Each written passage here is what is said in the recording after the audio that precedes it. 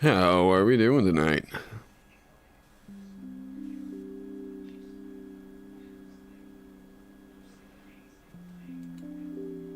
Oh wait, that's the wrong one. There we go. Yeah! Hey, Psychotech, what's going on? So, working with the new layout. Stick with me as I'm figuring this thing out. Hopefully, you all will actually be able to read what's going on over here. I think as long as the stream is like pretty steady in terms of like its bitrate and everything, we should be fine.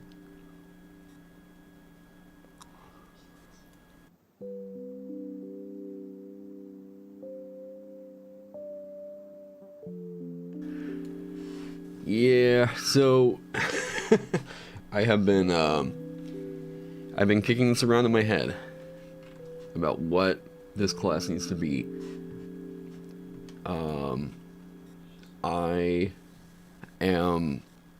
I'm finally to a point where everything feels pretty solid. Pretty solid. I've got to get runes figured out. I've got to get the subclasses figured out. I mean, establishing a through line with what all the different subclasses are going to be has happened. I would say that the subclasses feel like they definitely hit something cool with each of the different subclass identities. Again, it's like kind of going back to video games for some inspiration here, right? Like, all the Eocaric stuff, all the Supernal stuff, whatever. The last couple days, I've been kind of avoiding doing YouTube stuff to just grind out the layout work, getting some stuff on here knocked out. I think that this is looking very damn cool right now. There's been a few things. There's a few things I know I need to get to in the stream tonight. One of them in particular was Trek pointed out a few things on this that I know I'm going to have to reword, and possibly I possibly might have to make a reference to something in the base class for all the different subclasses. I was looking at, in previous editions, what rune priests were.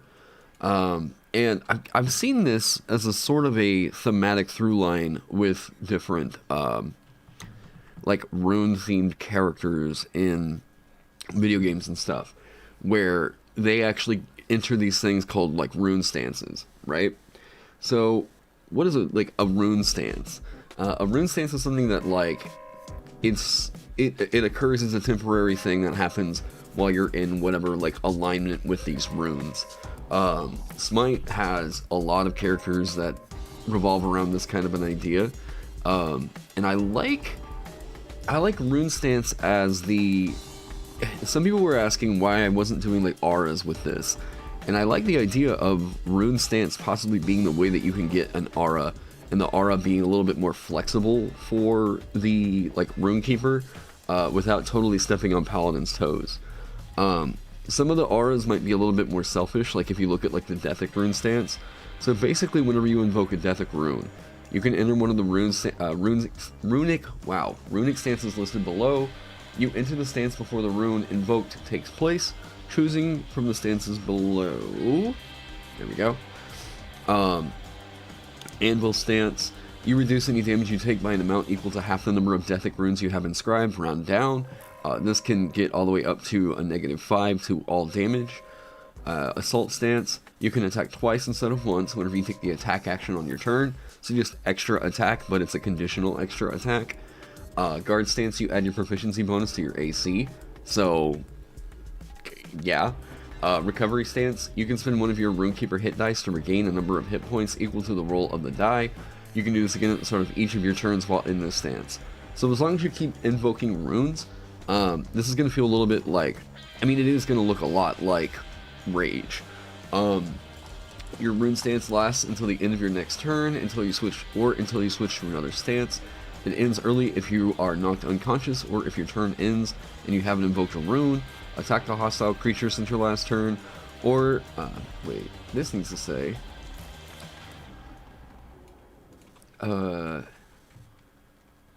or if your turn ends and you haven't invoked a rune or how does that need to work?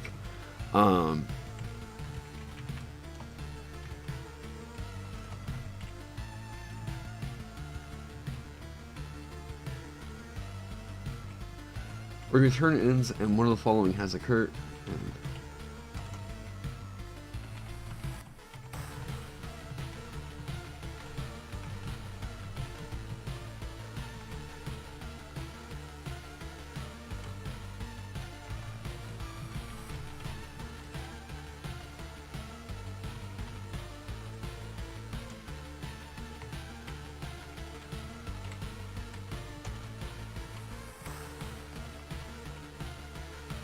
I don't know, some wording like that. I'm not sure what that needs to be. That wording is odd. Hey, thanks for all the... Yeah, I worked on the layout the last few days to kind of, just kind of get it... oh, the layout on the stream. Yeah, I've been working on the layout to just make it look a little bit more clean, a little bit easier to manage for stream and everything. I don't know how that last part needs to be worded, but it reads a lot like Rage. You know, it's supposed to be, you invoke it and then bam, it's a thing that you can keep switching through, right?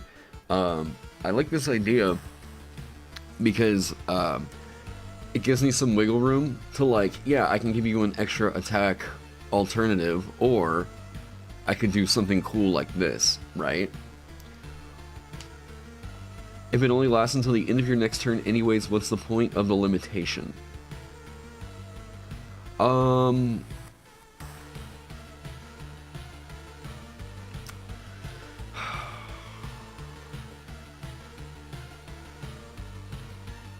mean, I guess that's fair.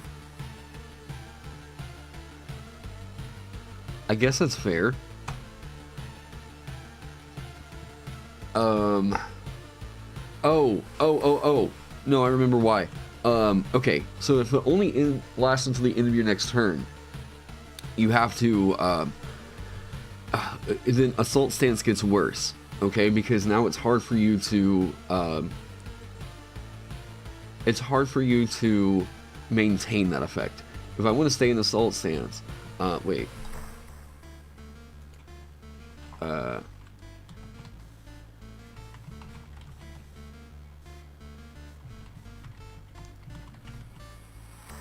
Wait,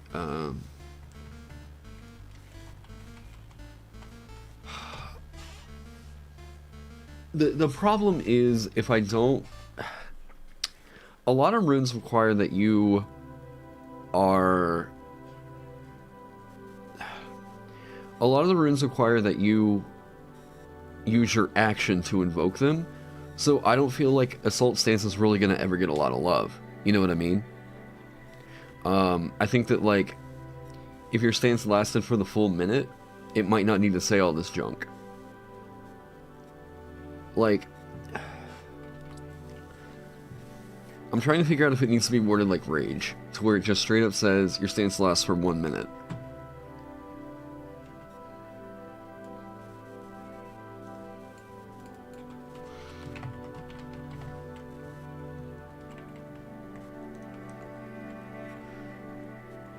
Like, if it just says this, that's very, very good.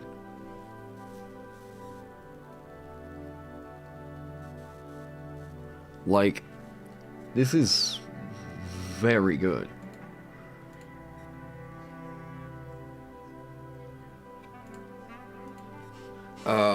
It lasts for 1 minute after invoking the rune. Like, I've been trying to think if it was too good. But I think the fact that you have to switch between these is actually pretty decent. If recovery stance is the problem, then I'd rather just take down recovery stance and figure something else out. like, that's fair. Yeah, that's fair. Yeah, JM said the quickest way to ruin an otherwise interesting feature is to layer too many restrictions on top of it. Yeah, it's fair, and I'm always pretty guilty about like thinking of an exciting idea and then just like toning the shit out of it down, like blunting it down to where it just doesn't seem like it's got the bite anymore. Yeah, they chafe at the limits, right? That makes it where it just doesn't seem exciting. The trick is, I always wonder if it's more interesting to make an option where like you just decide to throw everything at the wall and then like wait until somebody breaks it and then be like, oh, okay. But yeah, I like the idea of stances rather than the auras. Some of the different Rune Keepers, like the different dialects, could get auras. I was trying to, as you guys can see, like come up with something of a through line for like what Elvish is going to be. The idea of like dark, moon, sea, star, sun, wood, spring, summer, autumn, winter. They've got a lot of different options that I'm not, I'll probably clip down. The ones for Fiendish rune stance will be like all the edgelordy ones: betrayal, doom, pain. I can even go like, what, carnage. It's so like,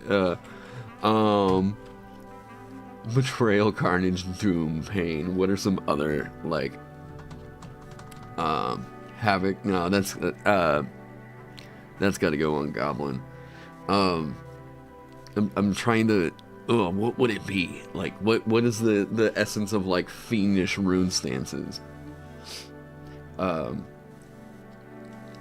oh man, disgust. Like, yeah, I thought about torment. Torment and pain felt like dread. I like dread.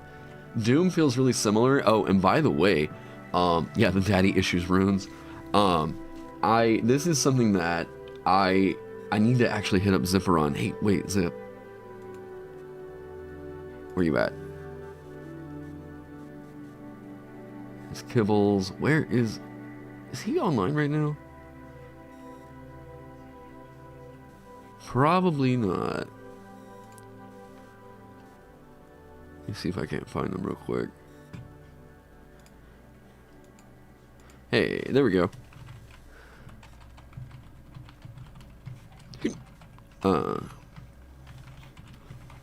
You mind if I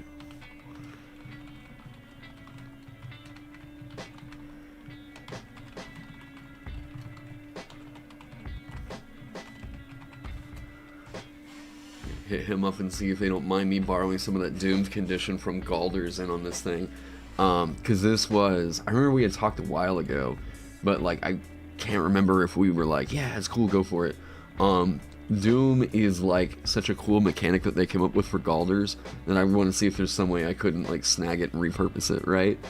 Decay makes more sense for, I think, Druidic. If you look at like what the Druidic rune stances are going to be, is it necessary for each subclass to have their own stance? I feel like it opens up some really cool territory to explore that I want to kind of stick with. Dream, Land, Moon, Shepherd, Spore, Star, Wildfire.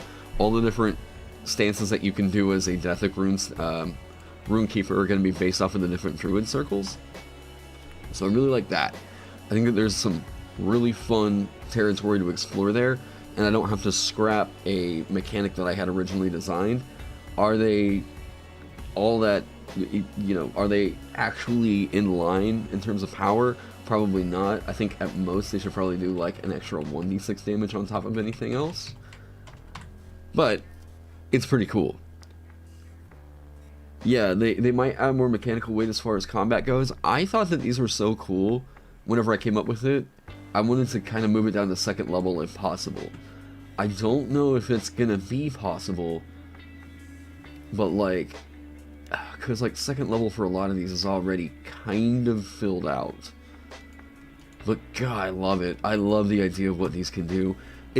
I do think it's almost a shame that, like, you do have to wait until 6th level to get this. But, actually, oh, wait. Oh, man, that would actually make way too much sense, because then I could give it extra attack and I don't have to do Assault Stance. Oh, wait. No! Am I really thinking about Oh, hang on. Hey, Spencer, glad to have you for the little bit you can be here, man. What are Giant Stances?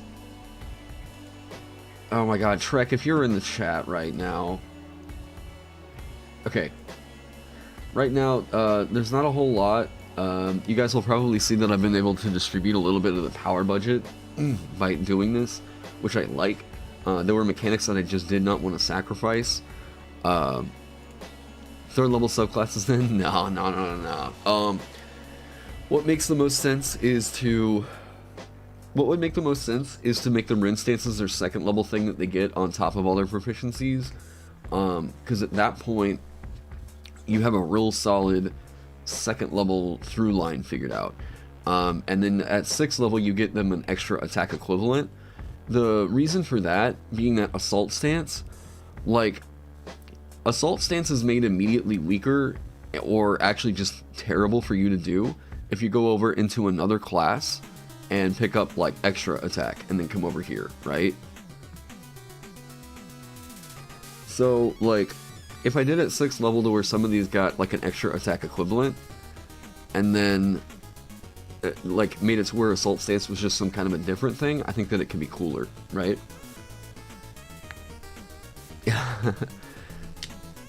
You're here to watch with a vengeance, and you're here to watch my stream. I can't get rid... I don't plan on getting rid of you, John.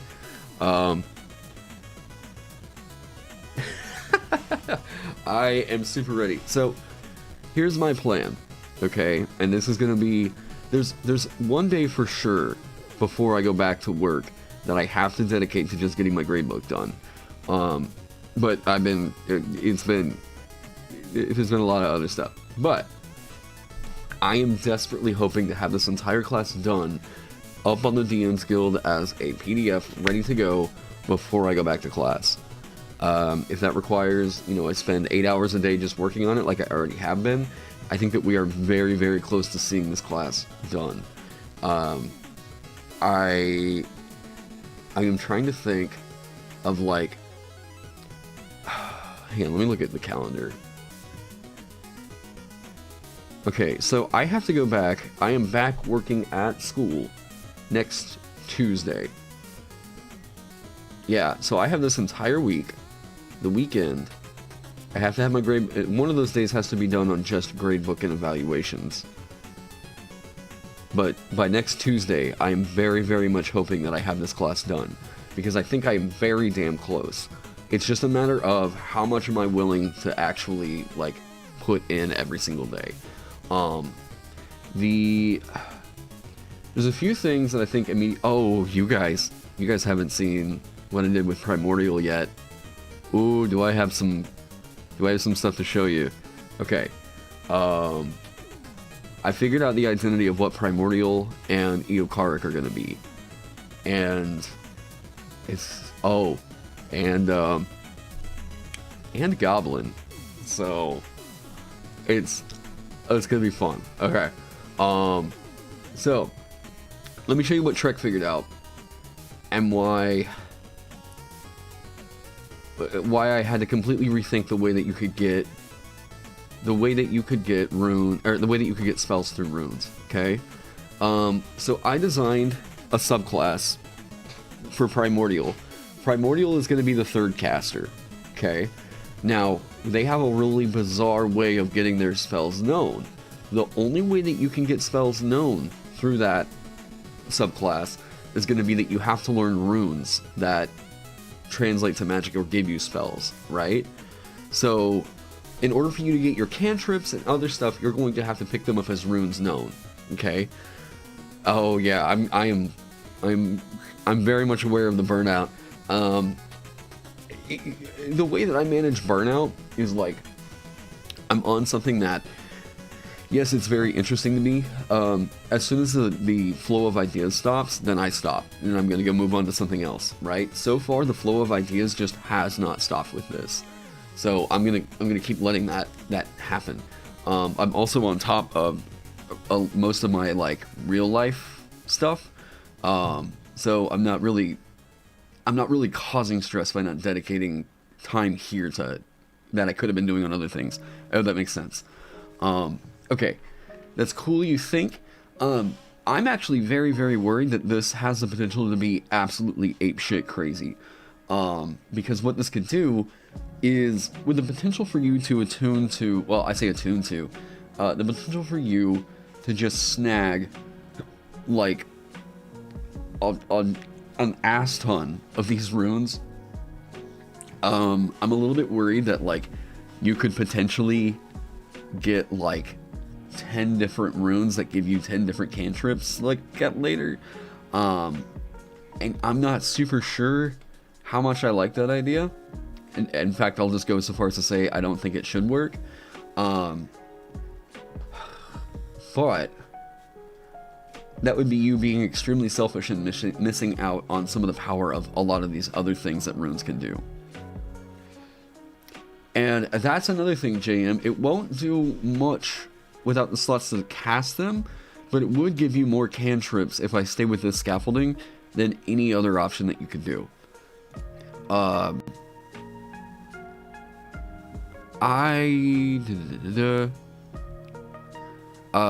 don't use Foundry VTT. I actually, Grim Press converts all my stuff over to Fantasy Grounds for me. I'm honestly just not a virtual tabletop guy. I'm not a big fan of playing D&D, like, over the internet. I think I talked about this on the stream in the past. It's never really worked. I need that physical presence to, like, DM, you know? But I want people to be able to, like, play with my stuff over, like, COVID. So that's why I was like, the guys in Grim Press hit me up and I was like, yeah, man, you guys totally convert my stuff. I'd be happy to let people play the merchant online, you know? You use Foundry? If I found one that might actually make it to where it does all the things I want it to do, then, like, you know. So let me show you guys what I'm thinking spellcasting is going to be for this, right? I did include a guide to make your own runes. Yes.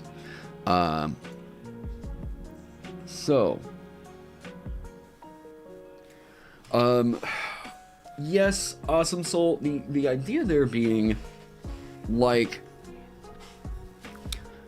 the problem I have with that is it's an arbitration that I am just not, like, oh my god, I banned all these bots. I don't know how to deal with this anymore. Actually, wait, that shows that the community tab, community security is not blocking it's not blocking messages. That drives me crazy. Okay. Anyways, sorry, a little distraction there. So what the spellcasting subclasses are going to be for this, they're all going to be third casters. They're going to get spell slots, not cantrips. Okay, because those are going to be things that you have to learn runes to get. So the power of this is that it's giving you spell slots. Oh, thank you so much, Awesome Soul. The power in this is that it's giving you spell slots that you can use to cast the spells from runes. You have to be attuned to the spell-giving runes. Okay, I don't know that I'm a fan of the idea of being attuned to runes.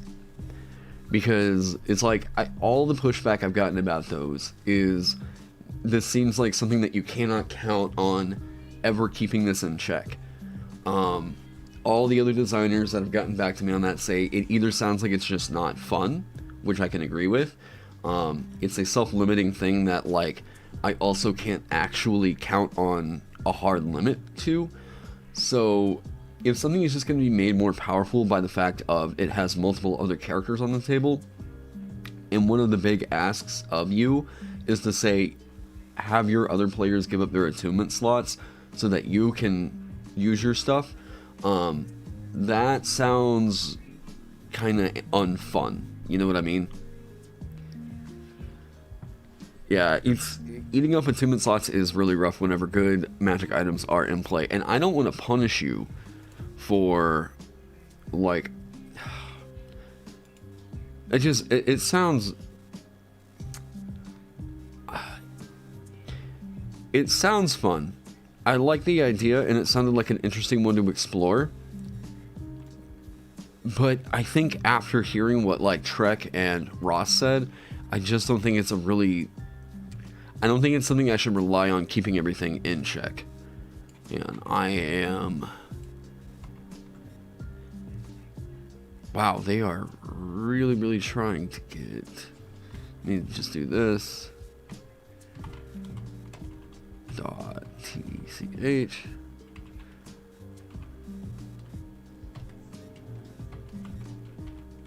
I'm trying to ban any, like, instance of this, like, tech I can see. Okay. Boom. Hopefully that cleans it up a little bit more.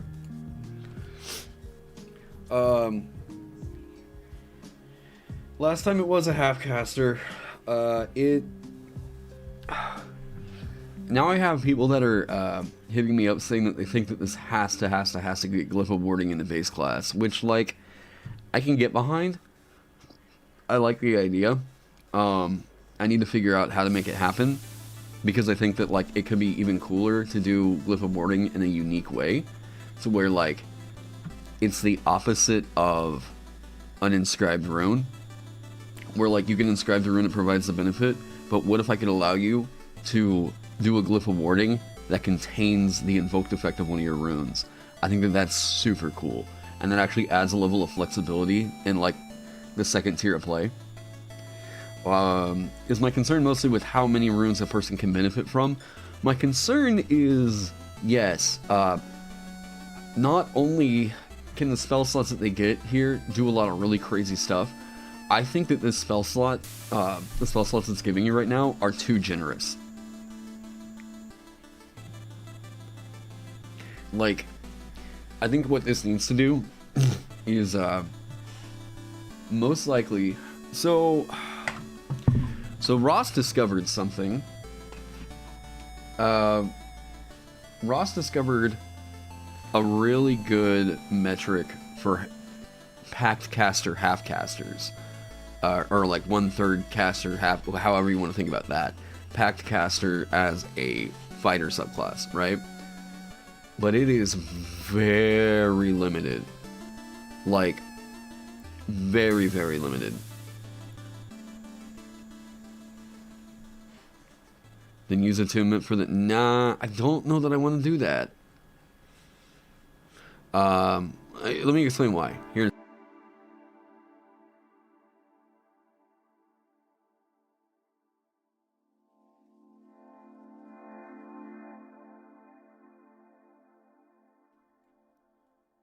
Alright, sorry, my allergies today. I don't know that I want to tie it up into attunement. I just don't think that that's going to be... Oh my god. I think that that's going to be a non-starter. Yeah, yeah, we have... Today is actually like one of the first warm days that we've had... Or, sorry, wow. One of the first real cold days that we've had here in Oklahoma. I'm trying to just ban all of those bots as soon as they come through.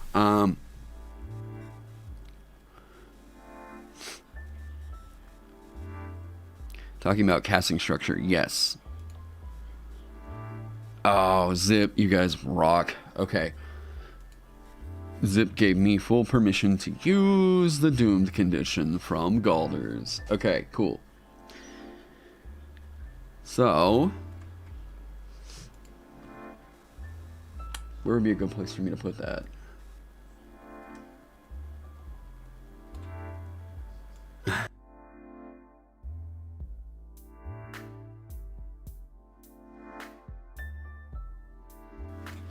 Because Doomed is a really interesting condition. They came up with this for Galders Gazetteer, and I saw that, and I was like, oh my dudes, this is everything I could have wanted out of this condition. It felt so Final Fantasy. How do I want to do this? New. It's not going to be a lot of new conditions. But there's definitely going to be one in here. I forget. It doesn't need to be a sidebar because it's going to be something that we're talking about really throwing in that many things are going to be referencing. You actually took inspiration from the Doom condition. Yeah, it's super good. It's super good. Let me... it might not be great in terms of players inflicting this a whole lot on the DM, but like... Oh, wait, not my Google Drive. In terms of what this means for your boss monsters, this is so cool. Like, they had a lot of really good ideas here. Here we go. Yes, I have purchased it. I have purchased it. How do I get it? Do I have to go to my library? Oh no. Please tell me.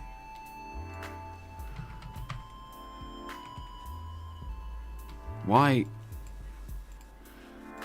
Hang on one sec, guys.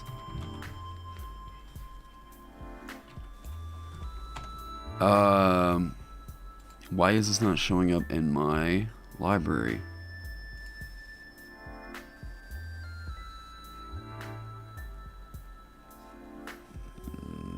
Why is this not showing up in my library? Hang on a sec, guys. I have this thing. Sort by title.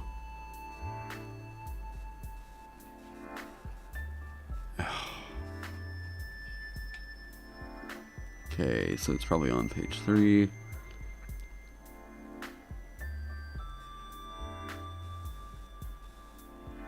G. Okay, why is this not showing up? I bought this book.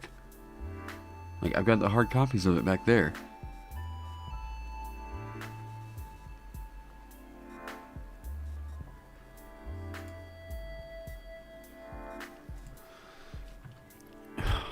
Okay, you know what? 100% of the money is going to kids' cancer research. I'm going to just buy it again. I don't know.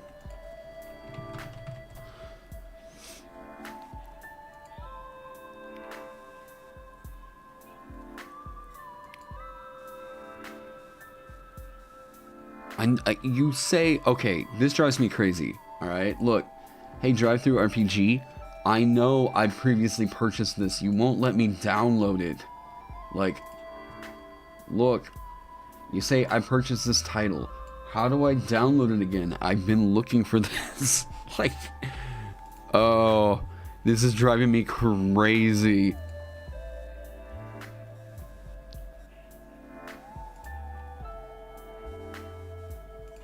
Yuke, are you in chat? Do you know, like, what's happening? Why can't I get this? Hang on. If I'm just trying to reference this one thing, can the full size preview, is it gonna get me to that 14? Come on. It's like up close, isn't it? Yes. Okay. Thank God. All right. I don't have to blow another. Okay. So Doomed. I went. Les, hey, how's it going? Good to see you. I did go to my account and I can't find it. It's like it's not showing up in my PDFs to download. So Doomed. A doomed creature has disadvantage on death saving throws, and when one or more dice are rolled to restore hit points to a doomed creature. Instead, the creature uses the lowest number rolled for each die. This is so good. This is such a great, simple, cool, very Final Fantasy mechanic right here. Now, get that out. Jesus. Hang on. Alright, I'm gonna just pull this over here. Doomed. You do that.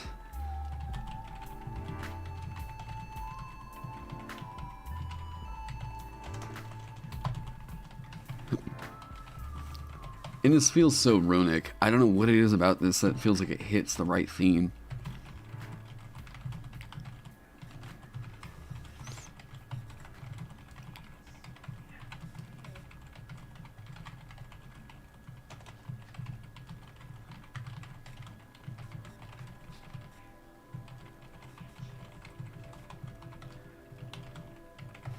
Alright, cool.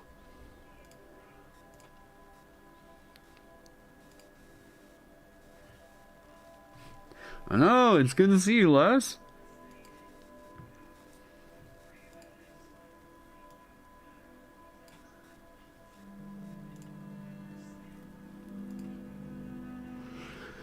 The lowest possible roll for all die, or the lowest result of any single die applied at all.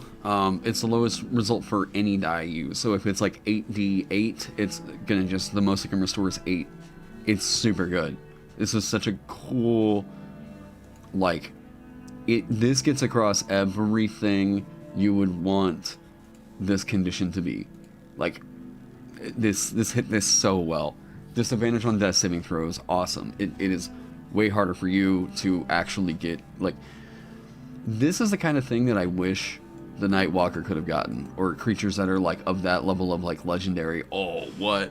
Now this thing right here, our creatures, like, our players gonna be able to use this a whole lot against your bosses? Not really, because like we just don't really roll death saving throws from enemies because it's gonna slow down the game like crazy. It might be worth it that, like, you're giving your characters the coup de grace moment of like, well, if you want to do non-lethal damage, maybe then you're gonna have to go up and finish the thing off after you like beat it to 0 hit points, you know? But like, ooh man, this second thing, I think that's real scary.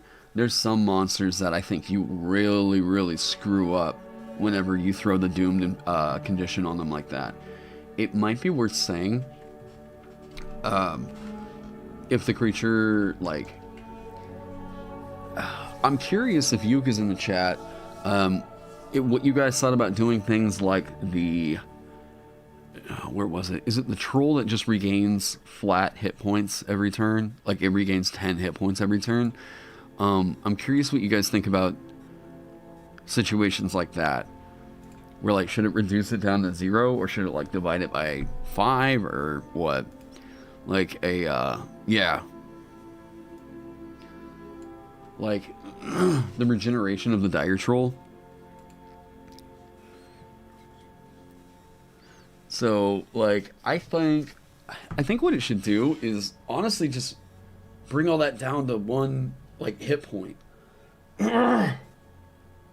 Woo! Oh, 10 hit points. Yeah, man. Like, if it regains 10 hit points at the start of its turn, I think that it should probably bring it down.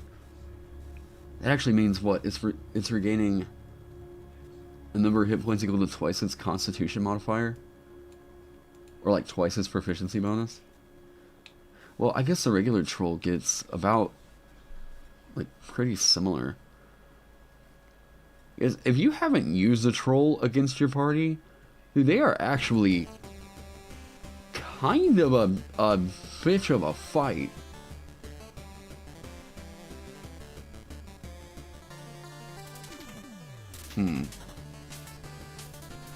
Because, like, the scary thing with trolls is your party's gonna... This might be the kind of thing where it would be worth it to, like, kind of roll death saves.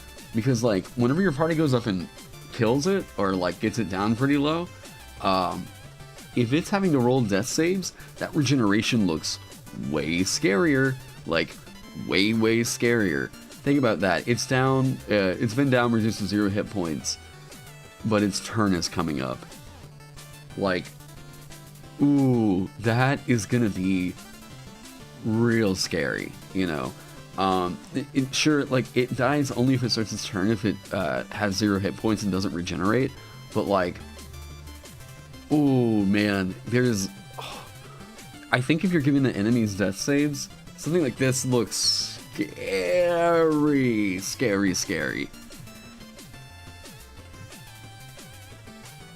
You're scared to bust out trolls on a new party, especially if, like, yeah, don't analyze it when it revives the first time.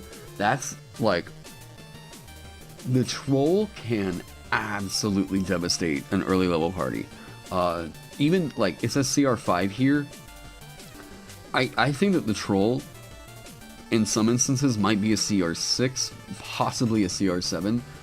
Going up against parties with certain, like, builds, like, acid or fire damage. Okay, I don't know of a ton of players I've really seen that specialize in dealing acid damage.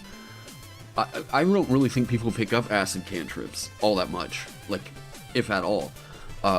Fire damage?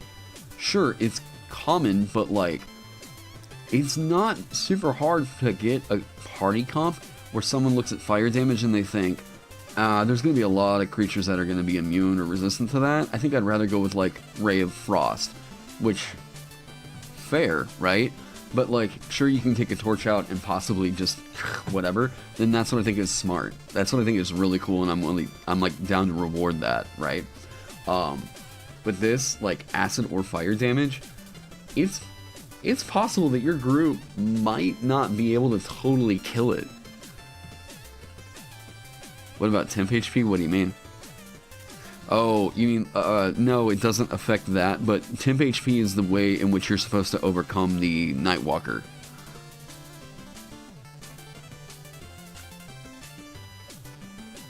Ooh, awesome. So if you're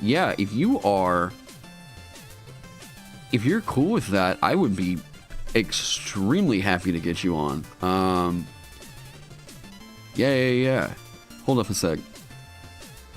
Sorry guys, I'm having to do something, but it's gonna be super helpful for the yes. This will be super helpful for the stream. You rock, man.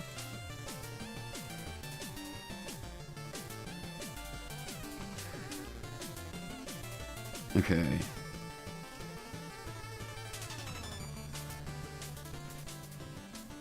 Boom. Enjoy, my dude. Thank you so much.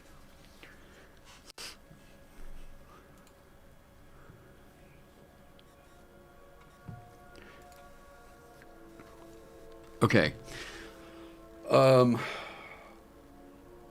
Yes. Enjoy that little blue wrench. Okay. So, what about temp HP? Does it affect that? No, because temp HP is supposed to be untouchable by undead, in a way. Temp HP is like... narratively, what is temp HP? In most instances that we see with spells, it's typically like a god has given you grace or something like that, right? Temp HP is just kind of a nice little shield. You know, your maximum life is like your overall reserves that you have, but temporary HP is something else, right? Maybe sometimes it's a ward or, yeah, the wrench over the panhammer.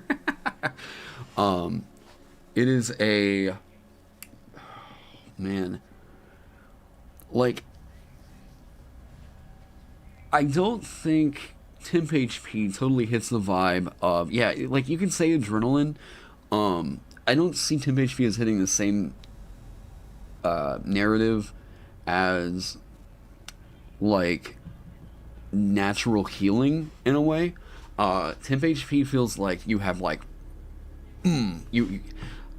like Les says, it's either like a shield or like adrenaline, right?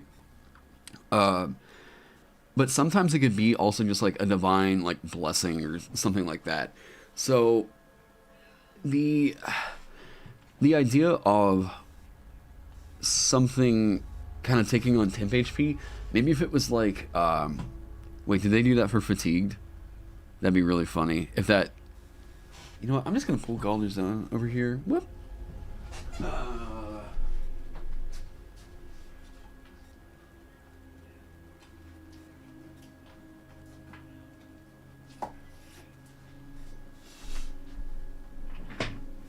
Because that would actually be super smart if that's what they did. Hey, McDaddy.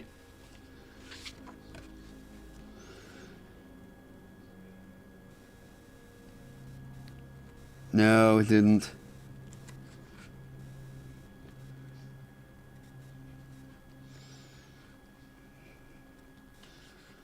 Where were we?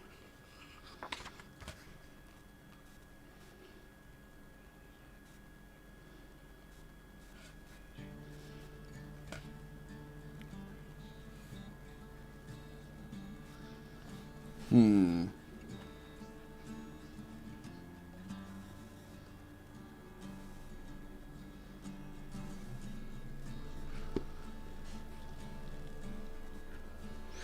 Yes, tin can, 100%. It would actually really improve the fighter if you did that. Give it temp HP through second wind instead of regular HP.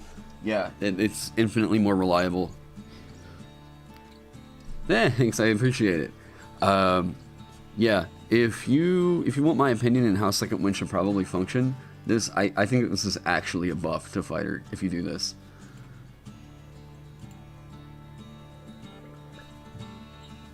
I'm not talking about that spell. Okay.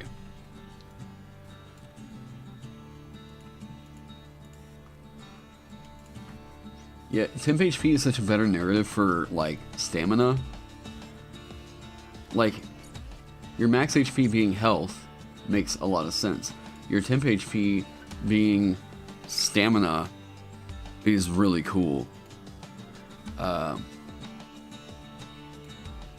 This is a much more interesting version of Second Wind.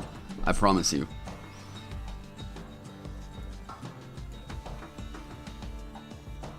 Yeah, heals and then gives over leftover. That's fair. Like you can totally do that, and it's totally fine. The thing I'm saying is, like, I think that this is gonna be the good. Like, I just think that this one's gonna have a little bit better narrative than the base fighter at the moment.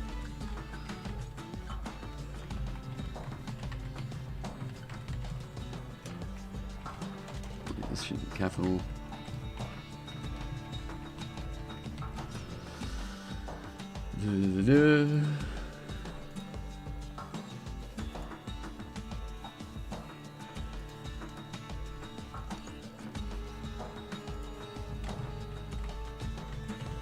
Boom. Like, I think that this is so much better. And, I think that this is a lot better. I think that this is a lot better in terms of what this does for narrative. It might be worth it to say that, like, if you do this, other fighters should probably get some kind of a thing that builds up. I mean, all fighters needed a cooler through line to build off a second wind. I think it was honestly the only fighter that I think really built off of second wind in a cool and interesting way was Purple Dragon Knight. Or Action Surge. So they had Action Surge, and then they have their... Yes, they also have the Rallying Cry. When you use your second wind feature, you can choose up to 3 creatures within 60 feet of you that are allied with you. Each one regains hit points equal to your fighter level. Like, yes, this is so good. Like, I love this. I absolutely love this. The issue with Purple Dragon Knight, they screwed this subclass up in a few ways, okay? Number one, like, this is in Skag, okay? A lot of the options that were in Skag are not fantastic, alright? Number two, this is tied a little bit into the Kingdom of Cormyr and very specific, like, campaign-specific stuff here. What they could have done, I'm serious, Wizards of the Coast, you could have done this, and you're missing out on... You're completely missing out on this, alright? Call this the Warlord, alright? Call this the Warlord, call this the Tactician, call this the Banneret if you want to call it that. Call this your Commander, okay? This is your Warlord for D&D 5e. It totally makes sense to do that. Give it another means of, like, possibly regenerating, like, some of the resources it's going to need in here. Maybe on an attack roll of 19 to 20, you can do your Rallying Cry again, you know? You can move down the proficiency down to 3rd level, come up with a different 7th level capstone, or a 7th level feature right here. You can even move this Inspiring Surge down to 7th level. When you use your Action Surge, you can choose one creature within 60 feet of you that is allied with you. That creature can make one melee or ranged weapon attack with its reaction, provided it can see or hear you. You can move this down to 7th level, maybe even down to 3rd, and this is going to be sick. But it could also be that, like, you give the Action Surge to somebody else, and it's gonna feel awesome. Awesome. It's what I did with my Dancer, okay? I think that this could be super, super cool. You can absolutely build a warlord using this right here in D&D 5e right now. It just needs a bit of restructuring. Yeah, we already have this. Another issue that this kind of suffers from is that Battlemaster can just kind of do it a little bit better because of Commander Strike.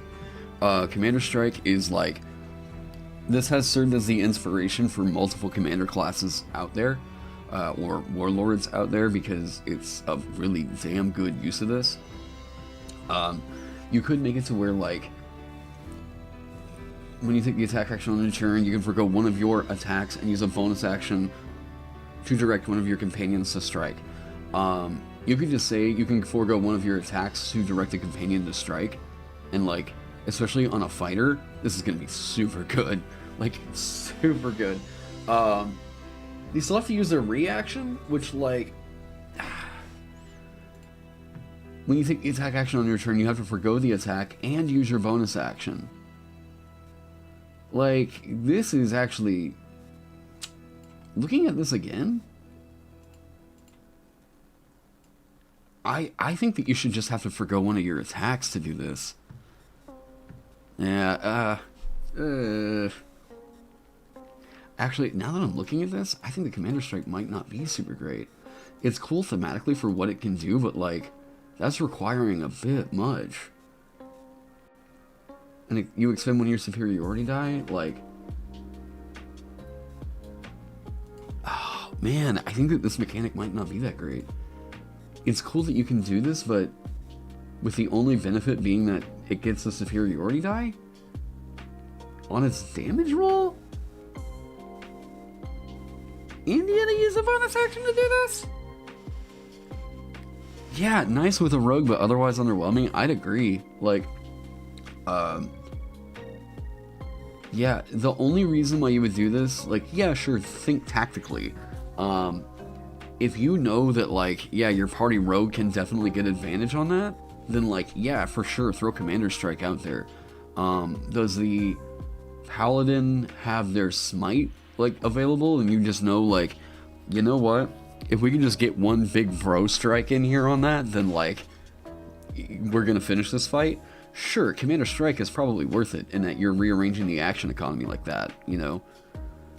Laser Llama actually renamed and reworked PDK into a commander. Oh, cool. Let me see. Okay, I have not... I know, I'm going to get back on the Runekeeper stuff. I have had enough people asking me about Laser Llama that it's probably worth it for me to just take a look. 10 martial archetypes.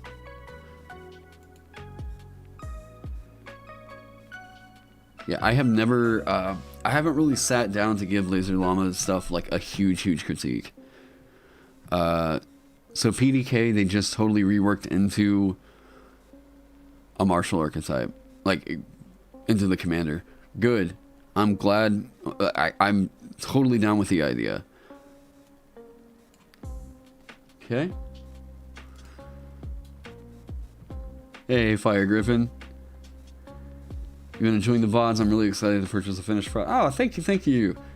Oh, I appreciate you. Thank you so much. Oh, wait, go back. No, I was happy with where I was. I thought that was a zoom up. Alright, we'll just do this. And that doesn't zoom. GM Binder being the amazing, awesome service it is. This is what... Oh, and we are frozen. Come on. There we go. Okay. Jeez, I don't know if that was on Google Chrome or GM Binder. Okay. So yeah, I've heard good stuff from people about Laser Llama. I just don't really... I don't really get on Reddit much to really give it my attention. I mean, you all have heard I bash Reddit enough on here. I'm also not a big fan of the way that GM Binder does their layout stuff, because what they're doing here isn't using the italic version of this font. They're skewing it, and it looks terrible. Like, Yeah, I know I can get it off of Reddit. Actually, can I just download this here? I can. Cool. Save. Save as PDF. Save as PDF. Save as PDF. Save as PDF. Anytime now. Alright. Nope. Okay, cool. It's just...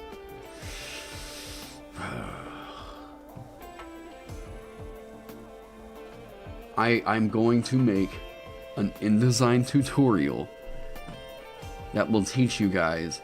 I need to do that this next year. I will do an InDesign tutorial to get you guys to stop using sites like GM Binder and Home Brewery, because there's so many good designers out there that could really... Oh man. Hey, how's it going, Tyler? Okay, I just want to take a look at this one though. Okay, so orders. Starting at 3rd level, whenever you take the attack action on your turn, you can replace one of your attacks with an order from the list below. I'm already a fan of that mechanic, okay? You can issue an order to any willing creature within 30 feet of you that can hear you. I think you could possibly extend that to 60, but we'll see. You can use this a number of orders equal to 1 plus your proficiency bonus, and you regain all extended uses when you finish a short or long rest, okay? You'll use Microsoft Word until you die. Attack order. The next time the target takes the attack action before the beginning of your next turn, they can make one additional weapon attack as a part of their attack action. Okay. The next time that they take the attack action before the beginning of your next turn, they can take one additional weapon attack as a part of their attack action. I really like this idea because it's doing, you are foregoing your own action to give them an action. This is the same kind of thing that I did, again, like with my dancer, being able to do that, like, extra action that they can get. I actually think that this is, I think that this is very good, and that it's the flexibility that you would want out of this with a commander-based fighter, or fighter-based commander, rather. Inspiring order. The target gains temporary hit points equal to your fighter level plus your proficiency bonus. That one is very strong.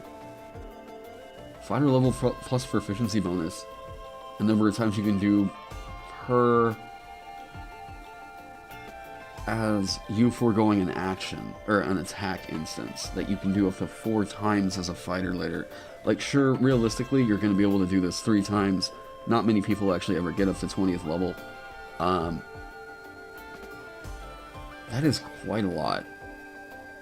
I would be kind of worried about Inspiring Order. I think that one might be a little too good, but I'm not thinking it does anything extremely busted here early on. Maneuvering Order, the target can use its reaction to move up to its feet without provoking opportunity attacks. That's great. That's great. All good stuff. All good right there. Yes, and there's a reason why I ban that subclass at my tables, Macarona. Macaro Ninja? Macaronaui, whatever, you know who I'm talking about. Yeah, I think that Eloquence Bard deserves a ban. The Art of War, you spent time studying not only the strategy of war, but that of politics. At 3rd level, you get your... Okay, cool. So far, I like everything that the 3rd level is throwing out. I like everything about this and would 100% be like, good to go. I do think Inspiring Order might be a little bit overtuned, but I think everything else is exactly like I was saying you should have done with a commander kind of concept. Strategic Insight. Starting at 7th level, you can gain bursts of battlefield insight in the midst of combat. Whenever you use your second win feature, you regain all extended uses of your orders? Okay, so that's a quick reset of not only your hit points, but also a number of your orders equal to 1 plus your proficiency bonus. So, like, at 7th level, you get 4 of these orders back that you can do something that's actually quite a bit better than Second Wind. Um, Maybe if this was half, and then later on it turned to full. I think that this is too much that this is giving you right here at 7th level. Because, I mean, you're able to dish out temporary hit points to other creatures. I don't think that this does something that is inherently busted by any means. I think it's that point of where it's like, I look at that and I think maybe once you got in the 7th level, maybe you can say it's okay for that kind of an investment that you're doing. I do think that this is the one order I'm worried about. The other ones, totally right on the point. With this scaling off of your fighter, like, maybe if it was just your fighter level, I might not be too worried, but, like, I don't know why I'm hung up on your proficiency bonus being an... I guess it's okay. I guess it's okay? Yeah, good, even great, but not degenerate. I think that this is a lot. It's very good, very strong. Yeah, hey, good to see you too, Les. Come by more often whenever you get the chance. Yeah, JM, that's... And again, fair. It's one of those things, right? We always have a bias, I think, against homebrew whenever we check it out, that we're like, well, you know, it's not... well, it's not an official book, so we can't really compare it. And like, no, I'm reserved and thinking that this is like probably all right. Yeah, I don't think that it's broken. That's my thing. That's good. I don't think that it's broken, but I think that that's. I wonder if that's giving you more than. What are you giving up? It's certainly better than Remarkable Athlete, which, like, that's not a hard thing to do. I mean, the entire strength of Champion comes down to this right here, and this gets made better by the fact that you got extra attack 2 levels earlier, and you're about to get it again here in 4 levels, so, yeah. Well, I mean, I'm not going to compare it to Echo Knight. What is Echo Knight getting at 7th level? A 2nd level spell slot. Okay. I can see that. Especially if the orders that you're... I'm thinking about this too much as... This is just extra uses of Inspiring Order. I think the real strength of this is that what you're doing is you are essentially doubling the amount of attacks that your party is throwing out there on the battlefield. This is awesome. I love this right here. I love this right here. Can use this reaction move. Yeah. I love that. But like attack order, you and like I guess you are forgoing one of your attacks to do the issuing of the order. They do also get war magic. I think that this might be okay. I might just be hesitant and like just kind of reserved on the general power I'm seeing out of that, but I'll say that right now this is probably alright. Heroic Surge, your action inspires your allies. Beginning at 10th level, when you use Action Surge, you can choose one creature within 30 feet of you that can hear you. As a reaction, that creature can move up to its full movement speed without provoking opportunity attacks. At the end of its movement, a creature can make a single weapon attack as a part of the same action. So we're seeing it's basically like you've doubled up on attack and maneuvering order as a part of this. You don't have to blow a use of your order in order to make this happen. It's just woof, that happens. An Action Surge, you only ever get 2 uses of it, right? Yeah, 2 uses. I think that that's actually 100% okay. Once per fight, you can do this. It just doubles up on both your... Yeah, I think that that's actually really, really good. I like the idea of it being like an Inspiring Surge. Yeah, oh, well, inspires your allies. Yeah, okay. Yeah, I'm pretty alright with that. That can hear you. I think if it had just been able to even see you, right? You get to choose that creature and be like, hey buddy, what's up, you know? Like, I think Heroic Surge is pretty good as a once per combat kind of a thing. You know, looking at what was the original Purple Dragon Knight? I forget. That is allied with you. Creature can make... Okay, so when you use your action search feature, you can choose one ally within 60 feet of you that is allied with you, provided it can see or hear you. I think if it would have gotten that, it would have been pretty cool. It has to be able to see or hear you. Because, like, I think if it was witness to, like, oh, yeah, awesome, boom, that would have been pretty sick. But yeah, the reduction in range for it, I'm curious about the reduction in range, why they felt like that was necessary. But I like this a lot. Especially because it just feels like it's an ultimate like combination of these two. I think this is actually pretty fantastic. Through hand signs.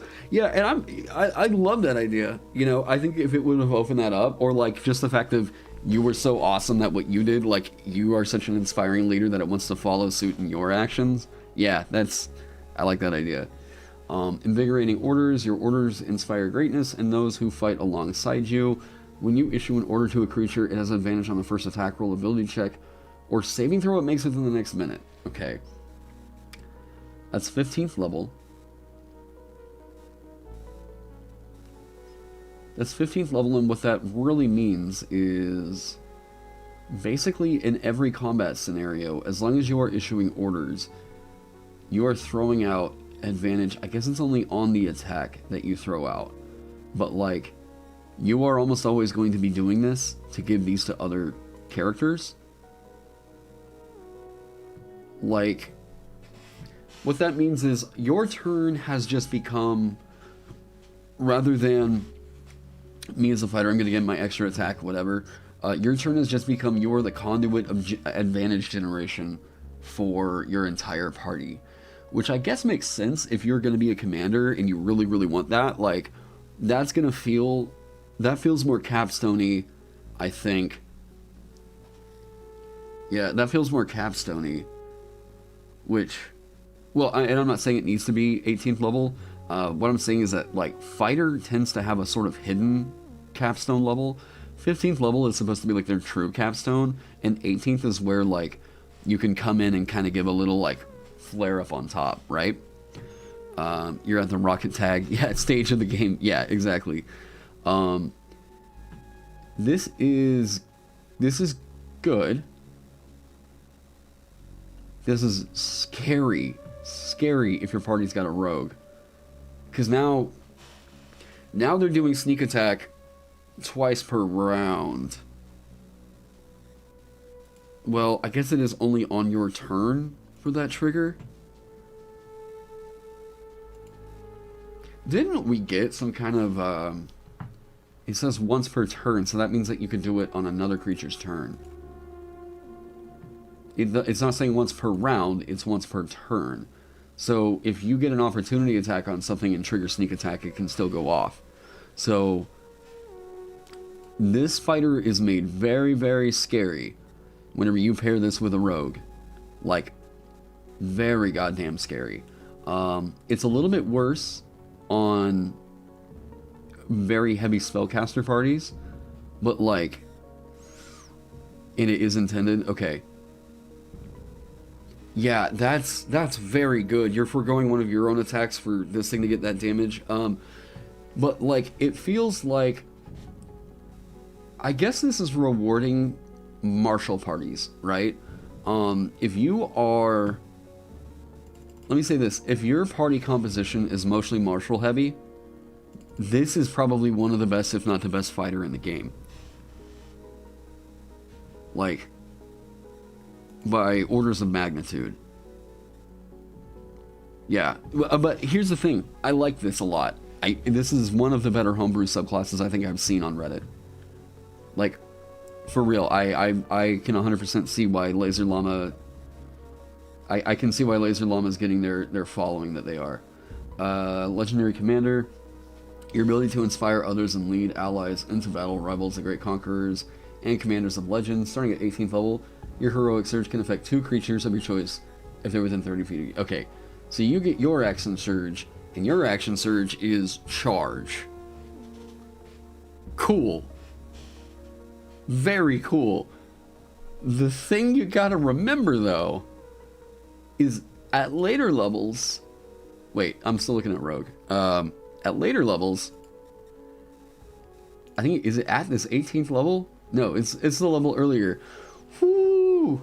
I mean, whoo, that is scary. Ooh, that means 2 times during combat, your entire party is going to effectively get... well, okay, I say your entire party. Basically, half your party is going to have 2 extra turns, in a way. Like, whew. This is throwing out a lot. But it's, number one, it leans really heavy into the support kind of idea, and not enough fighters do that. Not enough fighters do that. I actually really, really like what this one's throwing out.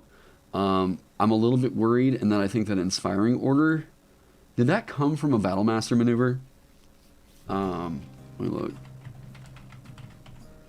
Superior hit points equal to a roll of your Charisma superiority die plus your Charisma modifier. Maybe if this was, like...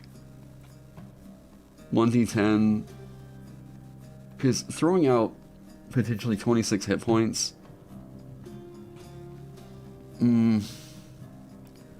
Yeah, I think that needed to be a die roll plus your proficiency bonus or something like that. And I don't mind that it's tied into proficiency bonus instead of an ability modifier. That's going to be a lot more smooth and predictable gradient as you go up. And it's not as if, like, all commanders are exactly, like, charismatic and all that stuff. Could be that they're more intellectual, wise, whatever. So rather than saying that you have to go with your choice of either intelligence, wisdom, or charisma, they're just opting to go for proficiency bonus because they can predict that scaling a lot more. I think that that's actually pretty alright. I do think that allowing it to be temporary hit points equal to your fighter level plus your proficiency bonus is probably too good. I think that if that was like a D10 plus your proficiency bonus, that might be pretty alright. But foregoing one of your attacks to do this, I think is just too good. I think that's probably too strong. But that's a small slight. Everything else I've seen here, awesome. This is sick nasty. I would 100% allow this at my table with maybe just the one change of it's a D10 roll plus your proficiency bonus. Yeah.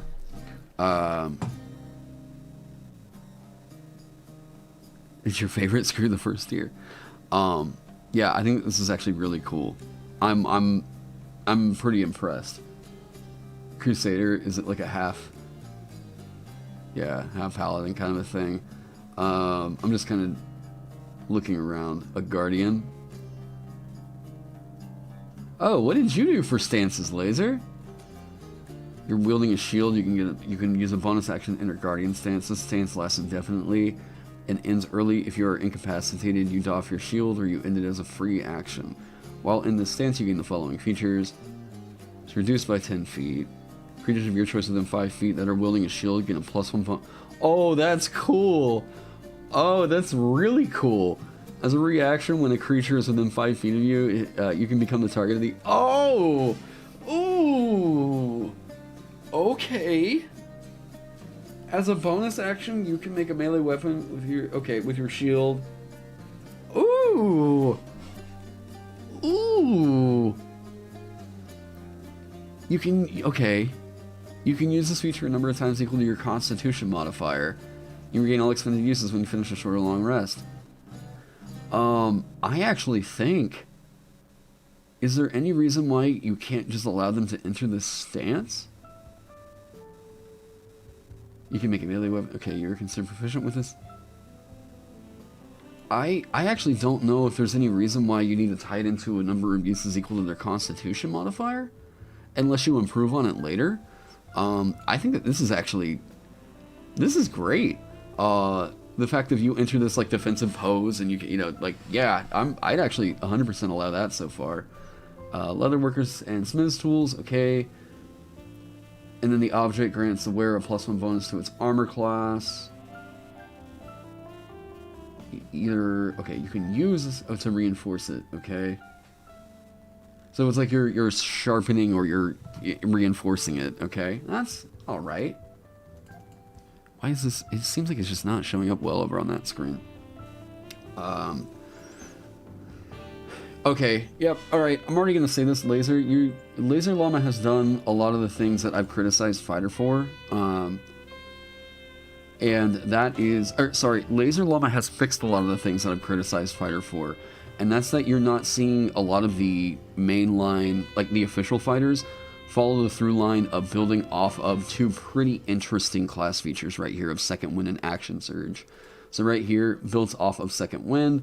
When you use Second Wind while in your Guardian stance, creatures of your choice gain temporary hit points equal to your fighter level. Okay, yes, like, awesome. Awesome. Good. I'm not going to go through the whole thing, but I thought that this was a really cool mechanic when I saw it. The gorilla. Survivalist. Okay, so we got like a scout kind of archetype here. Marksman. Okay. I always kind of worry about like what these can do with sharpshooter, but... Okay, cool. Master of Hounds. So you've got a companion class, Pact Warrior. What'd you do with Pact Magic? Okay. Ooh. Okay. So very good. Hang on, I'm curious. Very good. Let me see something real quick. And then we're gonna get back. I promise. Because Ross did a half caster. A half Pact Magic caster. Okay. Interesting. Is this supposed to... Yeah, it is a Pact Warrior. So... the trade-off being that this does not get cantrips. Oh, wait. You gain 2 cantrips with this. Ross felt like it should get 4 at 10th. And, I mean, here's what I'm seeing. The only reason I'm not bringing this up on screen is because it was an exclusive for Ross's patrons that I did the layout work for, and I don't want to deprive them of, you know, their sponsorship stuff. But Ross's scaling on this for doing a half-packed user is actually very different than what Laser Llama did. Ross's doesn't get its second spell slot until 5th level, and the spell slot level goes to 2nd at 7th level and never goes any higher. Its spells known, I mean, Ross's is actually more generous than Laser Llama's, but Laser Llama also offers less cantrips than what Ross does. Huh. Interesting. It's just cool to see what like other people decide to throw out for the same kind of concept. I will say that Matthew Mercer's Profane Soul was just generally offering a bit too much. Yeah, is Laser using Matt's? Let me see here. Boom. No. Is it the same? Spells known 3, spells known 3. Slot level 2nd at 7th, 2nd at 7th, 13th, 13th. Okay, so... yeah, Laser Llama's pulling from the Profane Soul for some of this stuff. Except the cantrips were... you learn 1 cantrip of your choice. Why more conservative on the cantrips? Bloodhunter Dissected Project? Oh, interesting. Okay. I will say, I think that fighter's already kind of the short rest class. Throwing something like pack magic up on top of that is you are begging for something to break. You are. I mean, like, go for it, go for it. Like, I am all for experimental design, absolutely. 2 spell slots that you get back on a short rest that are 4th level spell slots. I think that Ross is probably a little bit conservative on that. I think that Ross could have probably upped that to a 3rd level spell slot, and it would have been pretty okay. I really wonder, I don't think Ross is in the chat or anything, but I really do wonder why Ross only went up to 2nd level for that. Interesting. Okay. Let me look here. The Quartermaster. Value of teamwork, but then more. Okay. Quartermaster, how's it much different than the... Oh, rations. Okay, so we have a downtime focused one? Okay.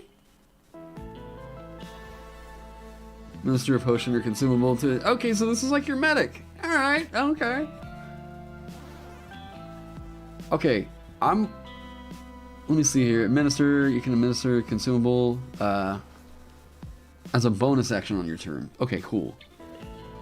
So you can administer a potion as a bonus action on your turn. Cool. You think the most homebrew class is probably the fighter?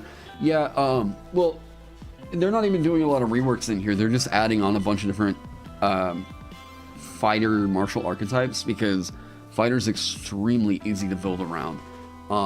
And I mean, yes, I highly recommend anybody that is looking at, I want to start learning how to homebrew stuff, check out homebrewing for fighter.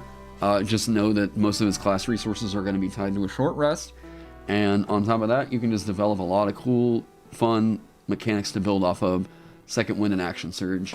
And I mean, the fact that they get extra attacks so many times on their turn, whew. Okay. Arm, you give a weapon, item, or any creature. Okay, cool. So you're just freeing up their bonus action on their turn. Yeah.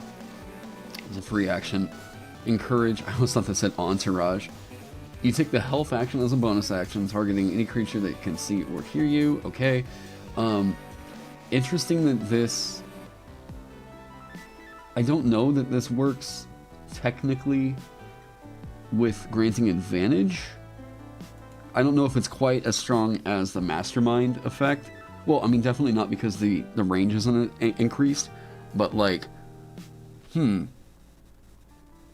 it's interesting. Okay. Rankle, you... Oh, that's cute. You make an animal handling check or a land vehicle check to control a mount or cart you're riding. That's adorable. That's a great little flavor pick right there. Improved rations.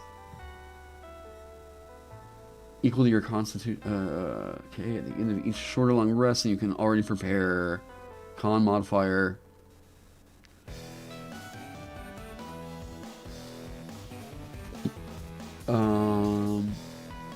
Short or long rest? Each long rest. So this is short or long rest. So, okay. So, this is part of the weird narrative that happens whenever you try to do the chef-based class, right? This is, like, your rations apparently improve, but you can do it at the end of each short or long rest. However, they now for some reason spoil at the end of your next short or long rest. And then here they were actually better because they could last until the end of a long rest. This is just part of the problem with tying in the narrative of like a cook with a feature or with a system that's so heavily dependent on short or long rest resource regeneration. This is just artistically a thing that I think creates an odd narrative.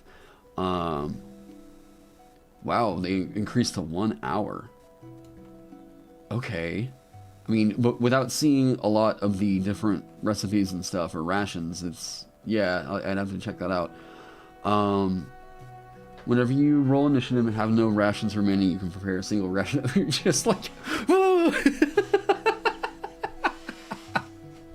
That's pretty funny. You just find some food hidden under your gut. Your work testing and experimenting with new wondrous ration formulas has toughened up your body and hardened your stomach.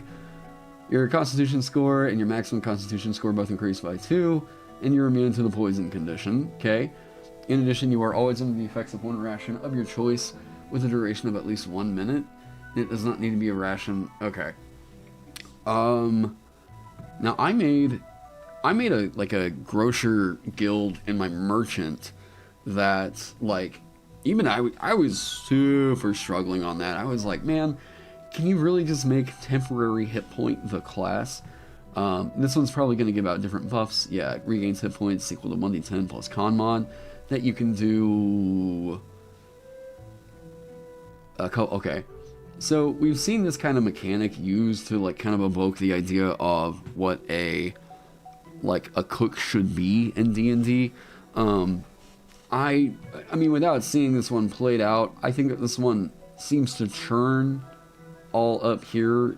I mean, there's an odd kind of narrative that happens with the improved rations suddenly working on a short rest. I'm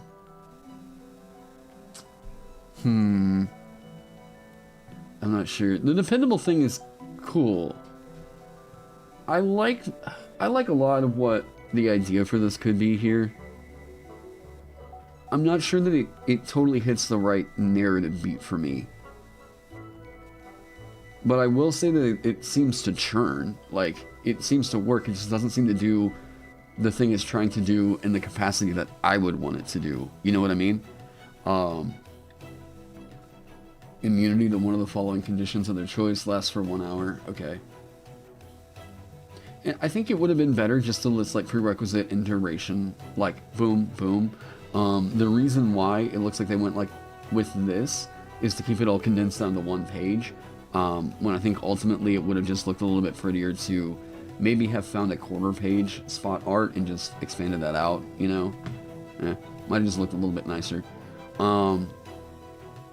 Yeah, these are all pretty harmless from what I've seen. And that's 1 point. The creature does not fall unconscious. Okay. Interesting. 15th level fighter? So it doesn't fall unconscious and it can still be up, kind of running around whenever it's got 0 hit points? That's scary. But at 15th level, I feel like that would be fine. It's kind of odd for what that means for, like, the narrative of food in your world. You can prepare a single ration of your choice. Are you usually going to be always preparing Berserker ration? Anyways. It's odd that I look at this one and think that, like, this one might be actually undertuned. It might be undertuned in the sense of I don't think that the mechanics are quite as...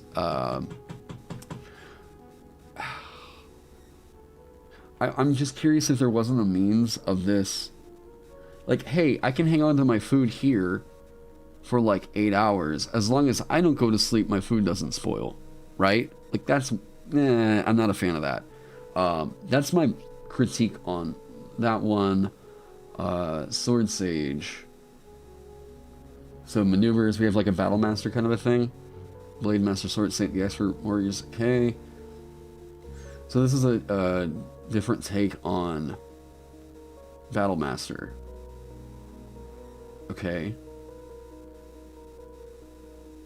Ooh, okay. So you get maneuvers of your choice. You learn 3 maneuvers? Is this...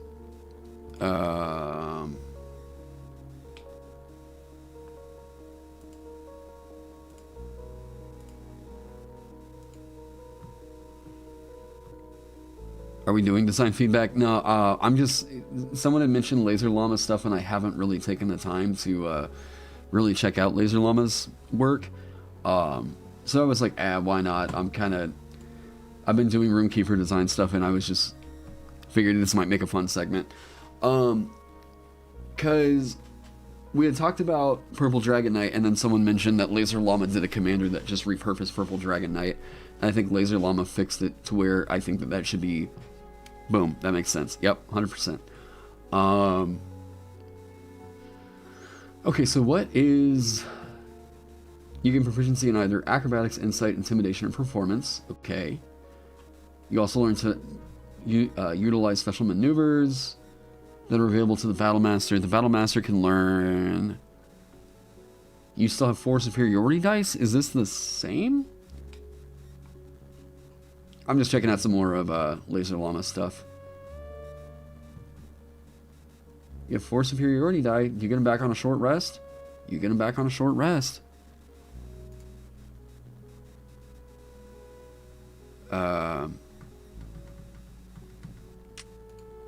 So why... Huh. You can expend a superiority die to enter this battle stance, granting you the following benefits. Okay. Is there anything preventing this from stacking with magical armor? Because that would... There's a chance that could break down bounded accuracy. I mean... Oof. Your movement speed increases by 10 feet. You get a bonus to your armor class equal to half your proficiency bonus rounded down. It might be alright because, I mean, some things like natural armor are in... Like, unarmored defense are in the game. Like... But, like, this is a flat bonus that you can get on top of going over into another class, like, let's say, Barbarian, right? You have advantage on strength athletics checks once per turn when you roll a superiority die for a roll. So it's like a blend of Blade Singer and Battle Master. It's a magic reflavored Battle Master that has a maneuver for each school of magic? Huh. Breaking down bounded accuracy is the most fun thing you can have with your clothes on. Okay, so... Wait. How is it tied into the different schools of magic?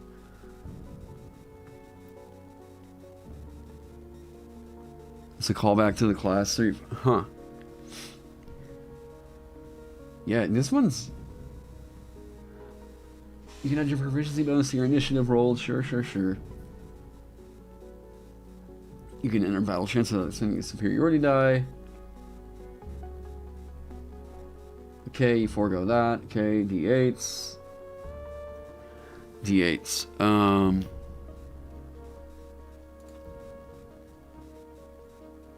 It's getting a lot more than the Battle Master's getting at 3rd level.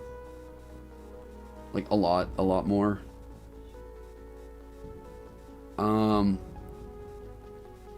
I would say that, like, this one seems to outclass the Battle Master, but the only thing that's keeping it held back is the fact of its superiority die doesn't scale as high.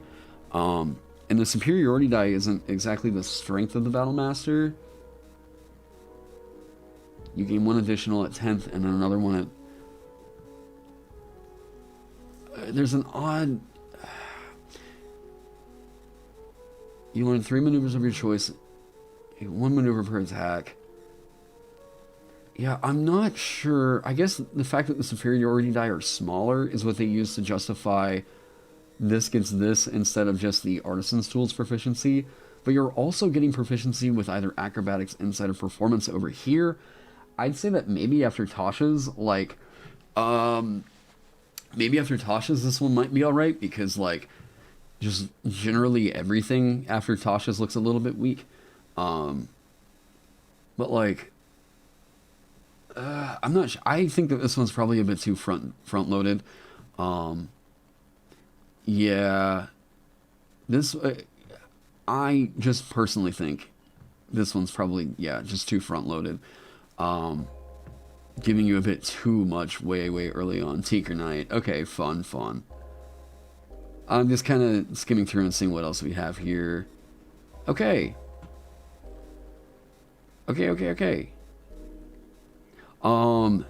Yes.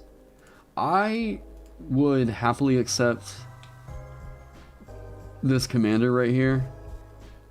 Where you at? I would happily accept this commander right here on the just my own personal worry, being that this needs to probably be a D10 plus, either a D10 plus your fighter level or a D10 plus your proficiency bonus. The dice roll is going to be important because, like, the flat modifier is extremely reliable, whereas doing a die roll makes it to where there's at least you can justify it's a bit weaker due to the unreliability there. Plus, like, I mean, granting it a flat temporary hit point bonus like that is super strong. I think probably more worth it to use than just the attack action on your turn. Sure, you have these limited orders that you can use. I think that the narrative of it, like, what my challenge would be to say, get rid of the uses of orders. Yeah, that's my thing. I would say, do this in a way in which you can say that you can get rid of the uses of orders. Don't make orders a resource. Just make it to where, like, bam, you can do this instead of an attack, right? Instead of taking the attack action on your turn, you can do one of these things. And, like, oh, I think this could be sick. I don't think orders need to be a resource. It's a little bit restrictive anyways, and the fact that the creature needs to be able to see or hear you, or, well, I guess hear you at least. Yes, I think that this could very, very easily get freed up. Oh, man. That's my thoughts. I think Laser Llama, from what I've seen, definitely knows the mechanics of the game. But I think, like, maybe this is kind of a problem with just Reddit-based, like, kind of growing up in that community, you know what I mean? This kind of looks like Reddit sanitized homebrew in a way. Like, a lot of the decisions here are a little bit too safe. Whenever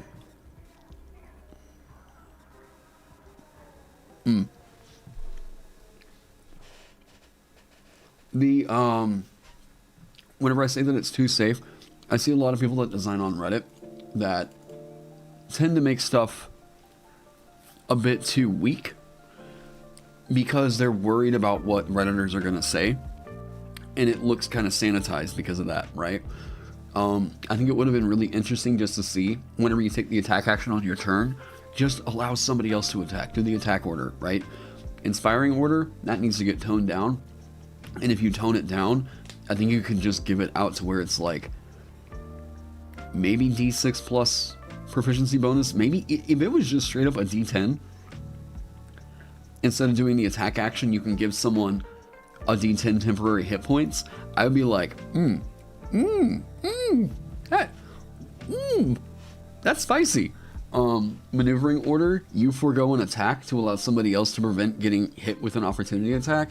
I think you could have easily done that. Yeah, orders I don't think needs to be a restricted use. I don't think this needs to be an additional resource you need to track. Just say you can do this instead of taking the attack action on your turn. This is going to naturally scale up with the fighter, and I think that would have been really cool. I would have probably praised this for how ballsy the design would have been. But as it is right now, like I said, this kind of reeks a lot of the, I say reeks, sorry, that sounds a little bit negative. It definitely has that twinge of, this is somebody that designs and gets their critique from Reddit. No problem here. I like so much of what this is throwing out. I think if this was something that somebody had submitted to me for, like, a big product, like a big collaboration or something, I'd be extremely excited to see the potential of it. But my challenge would be, like I said, find a way to make this an unlimited use resource. Like, the spicy thing would be to allow them to use the attack action on their turn to rather issue an order instead of you have to manage this other resource on top of it all. I think that could have been extremely interesting. What communities for homebrewers do I recommend then, aside from my own Discord? There's the Discord of many things that I've seen is pretty poppin'. There's also Wow. Yeah, the Discord of many things is super, super busy. Like, I mean, super, super busy. So, yeah, kind of, yeah. I don't recommend going onto a subreddit. I think that Laser Llama has... Okay, this is one thing that I hate about what Reddit will do to some designers. Laser Llama clearly has a grasp of the system, but they're designing things to be sanitized for Reddit from the way that I've seen it. There's a lot of things that are in here that I've seen that look like they're making safe decisions rather than... they're making safe decisions rather than... I don't want to say the correct one, because that makes it sound like I'm like some all-knowing sage or something like that. I'm not. Then the narratively pleasing ones, you know what I mean? It's like, rather than say what sounds cool and designed for that, it's more like, okay, this is the way that we can do this thing. How can I make it work to where I can point to a comparison and say this isn't busted because this other thing can do that, right? It's very safe because they're trying to avoid the criticism of some of the people over on Reddit, right? And that is a big issue. In the music world, we call this like Berkeley funk. All right, so in the music world, you can usually tell whenever someone graduated from the Berkeley College of Music, because they have a particular sound that is definitely coding the East Coast like music scene right now. Berkeley funk sounds like it's... Oh god, let me find a... Yeah, the Berkeley funk sound. Getting rid of Berkeley funk. Yeah, it's even being asked over on Reddit. People that are graduating from Berkeley seem to come out all with the same exact kind of a sound, the same exact playing style. Oh god, I'm trying to find like a good... What you don't learn in bass school. How to avoid Berkeley funk. I'm just not really seeing a whole lot of people actually writing about it. Hang on, I think Amanda might be cooking something. And the house smells hot. 1 second. Hang on.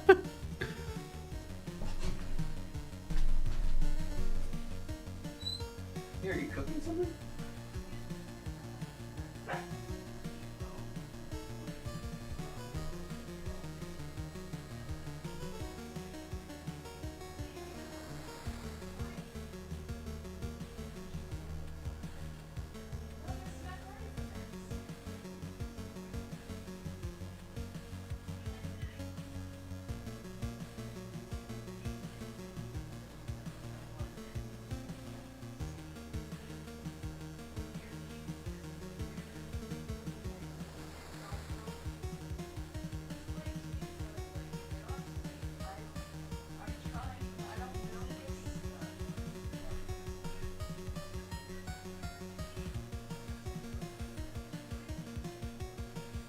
Love you. Okay. Alright. The stove was like cranked up. Okay. So there is a kind of funk that comes with, like, I think thinking that you're designing stuff for people that you know are going to be really critical on you. Like, and it's part of the reasons why I tell people try to get out of the Reddit sphere, right? Yet you'll also see spells on Reddit until yeah. No, the things that cause people to succeed on Reddit are going to be like, either you're designing something that's overpowered for memes, or like it's super, super sanitized, you know? There's plenty of stuff that I know if I would have printed it, or I would have posted it over on Reddit rather than, like, I don't know, talked about it with other, like, pro designers, it wouldn't have gotten to the level of like what I feel is interesting polish that it did finally get to. You know what I mean? Like, really, I think that the experimental designers out there are better because they broke out of the Reddit sphere. Oh yeah, Rasa Shaman is fantastic. Okay. Wait, go on, go on. Oh, Grace, what are you doing? Come on, come on.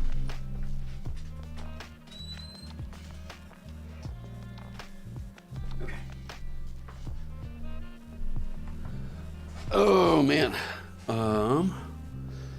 So yeah, I think that what I would say is like it's clearly wait, what? Most of Reddit design is just incoherent, not too good, not too strong, and the last thing's like, yeah, just lacking system mastery. It's clearly being made to adjudicate some weird hang up with the system rather than solve a problem. And I feel like what happens over on Reddit is if you introduce something that does something brand new, and I think you've basically said this, if you're designing and you've learned to design over on Reddit, what winds up happening is you become a little bit scared to step out and innovate on the system, because they inherently teach you that no matter how good you know the system, you can't design anything that can bend the rules of something that hasn't already bent those rules, right? Because 9 times out of 10, the thing that Reddit does, or at least I know the Unearthed Arcana or the D&D Next subreddits do, whenever they're critiquing like a different kind of mechanic or whatever, is they always point to one other situation in the game, or one other mechanic in the game, that does something kind of similar, or it does do something similar, but it's just not as good as the thing that you were doing, or whatever. Comparative balance is helpful. But there also comes a point where we're like, 5e is not the standard. The official books can't really be the standard for which we are, how do I put it? We can't use that as the only pot that we can grab from to get our mechanics. You know what I mean? Like, if we're just writing something that says, this is a ranged spell attack that deals a d10 of force damage, and you can do this an additional time when you reach 5th, 11th, and 17th levels. I mean, that's just Eldritch Blast, right? But like, if that's going to be the only thing that we decide, bam, that's the upper level of power, and we want everything. If you're not doing that, then it's not acceptable homebrew. Like, you know what I mean? Comparative balance is helpful when it's done to when it isn't done to an exhaustive length and refuses to ever evolve or innovate. Exactly. Yeah, the quintessential Reddit problem. Do we need another class that has the same exact 5th level feature? So, you know, I don't think that Reddit is really good at giving critique. I don't think that Reddit knows what they're talking about all the time. I mean, in fact, we know that they don't know what they're talking about. You also get a lot of people that are over there that are trying to start arguments and prove that they're like, I don't know, they're smarter than you because they know D&D more than you or something like that. They're not always really giving helpful critique, and that is, that's why I continue to tell people that are getting into homebrew design, don't deal with Reddit. Don't deal with Reddit. Don't grow up on Reddit, because it's going to ultimately hamper your skill as a designer if what you're trying to do is designed to please that hive mind over there.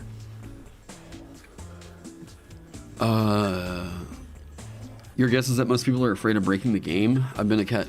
Well, the interesting thing is if you know how to break the game but not cause issues of play. This is like, I mean, what is... all right, let me show you. So, conventionally, the rule of D&D is like... okay, here we go. Like, and I'm not just trying to blow smoke up my own ass, but I'm just trying to give an example as to, like, maybe something that's pretty relevant here. Okay? Yeah, I can't be bothered to waste my... And it's another reason why, some people have asked me, you know, hey, would you review some stuff that's over on Reddit? And I'm going to say no. Because people that are coming from Reddit usually fall into a few categories, okay? They want to hear, one, that this thing that they saw on Reddit that already got about a bunch of upvotes that you think is cool, and then they're going to give you views, whatever. They don't really want to hear a meaningful, thoughtful critique that they could possibly learn from. If you call something out as like being overtuned, is that even really fun to make a video over? Like, not really. I can review a bunch of Reddit homebrew, and then if at the end of it I just say, but this thing is busted because of XYZ thing, that's not a fun video to make. I've tried to make those videos in the past. They're not fun. They never get the engagement that I would, you know, hope, and it's just not fun to... It's not fun to tell somebody the thing that they made is probably not acceptable for play. And then, you know, I don't really want to harvest the Unearthed Arcana subreddits commenters. I've seen a lot of what that subreddit pushes out into the architecture, and I am just... I don't really care to have that as a part of my community, in a way. People just straight up shitting on other people because they dared to make something that was creative, or like they're daring to try and learn to do a new thing. I'm not about that life. The second that anyone does that in my Discord server, I immediately throw the ban hammer down. People need to learn how to give productive critique. Part of getting critique isn't just that you're telling someone that their thing sucks. If you can't tell someone a reason why a thing might be a problem and then provide a solution, you're not actually doing critique, you're just being an asshole. So, like, yeah. Like, whenever you guys saw me critiquing Laser Llama's thing, you hear me saying that I worry about this, and here is my challenge. You know, I think that you could possibly do this to where the orders open up, or whenever I say that, like, I have a narrative hang up with this food here, and it spoils earlier, later, whatever. Learning how to give constructive critique is a skill, and it's one that not a lot of Redditors have, but that's why it's worth it to actually talk with somebody that knows, like, the design sphere, like someone like, you know, I say me, but, like, you know, I even go to Ross Leiser, Trekeros, Heavy Arms, Benjamin Huffman. Kibbles is a rare exception to the rule. Kibbles Tasty has somehow figured out, how do I put it? Kibbles Tasty has somehow figured out how to still introduce some pretty interesting ideas without, like, kind of bending down to the Reddit hive mind in a way. Kibbles stuff doesn't really stink of the, like, over sanitization that you see a lot of Reddit design stuff get. Kibbles still comes out with some pretty interesting stuff. But what I mean is, like, okay, I've seen this in play. I've gotten a ton of feedback on this. I've heard zero issues of anything that this base class feature does. Okay, and that's Step Up. This is an extremely strong feature. The only things that I've heard from playtests that caused issues with this were down in the flares. This Step Up feature right here is scary good. As an action, you can perform an invigorating dance that enlivens your audience. When you do, choose one creature that can see you within 30 feet of you.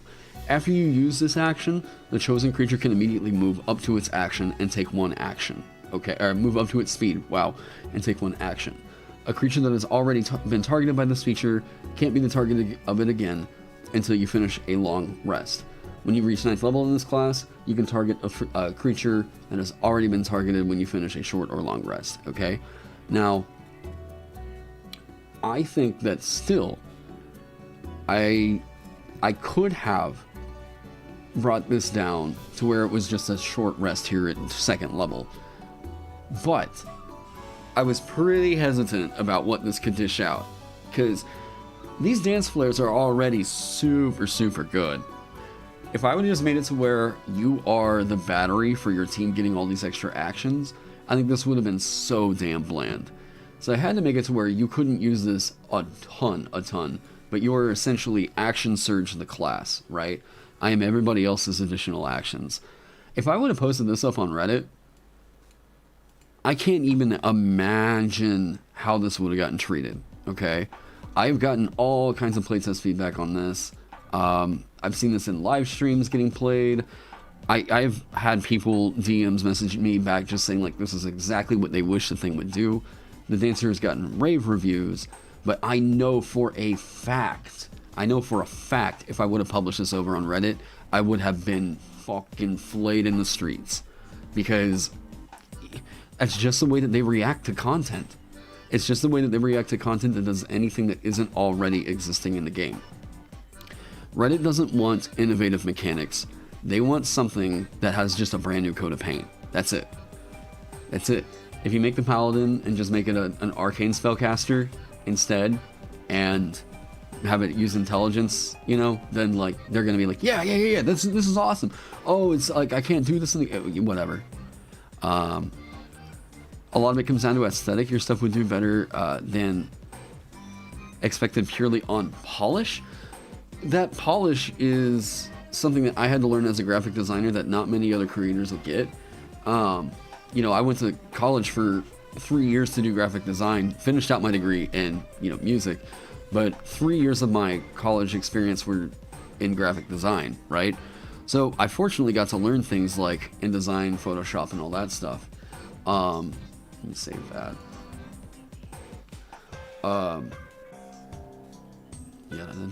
Now, this is also an issue with Laser Llama's work in that they were using GM Binder. You don't really see too many people actually still using GM Binder that have moved beyond Reddit for homebrew stuff. They've decided, yeah, it's time to go into InDesign because they need to develop an actual look. And GM Binder just does not look good, guys. It doesn't. Let me show you. So, here's one thing in particular, okay? What GM Binder does is it's using a version of Bookmania that is not... It's either a non-official version of Bookmania, so some kind of a rip, whatever, or what they're doing is this. Let's say this is...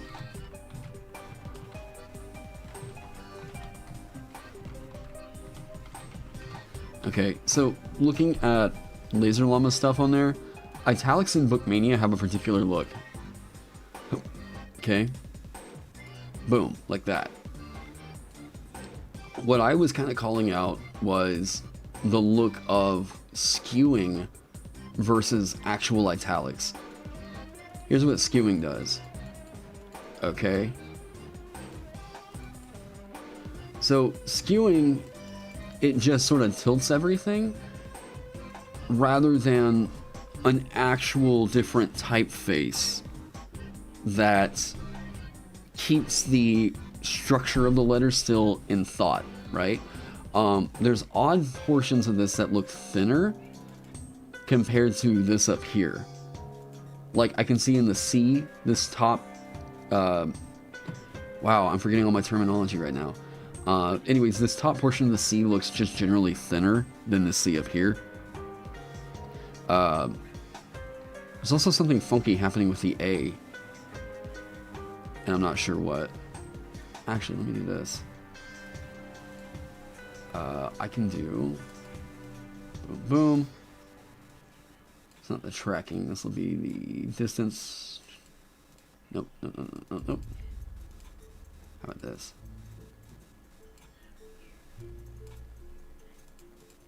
Oh, other way. Okay. Oh, jeez. Golly, it's ready whenever you want. Okay. Jesus. She's just like, fuck.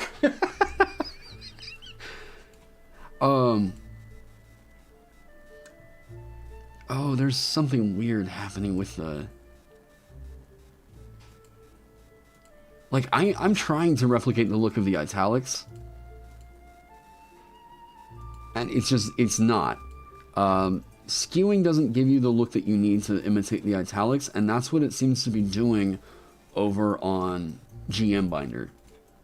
And it looks... odd to me, you know. If I want to imitate the 5e look, it's going to require me actually getting Bookmania, actually doing the program settings for the font, you know. GM Binders does a terrible job at actually imitating the 5e look. We should just actually use my cred. Is there any homebrew for weapons that I would recommend? And actually, this question's for everyone. I mean, it depends on what you want out of the weapon. Like, what do you just want more weapons? Actually, I'm gonna grab some mac and cheese. I'll be right back.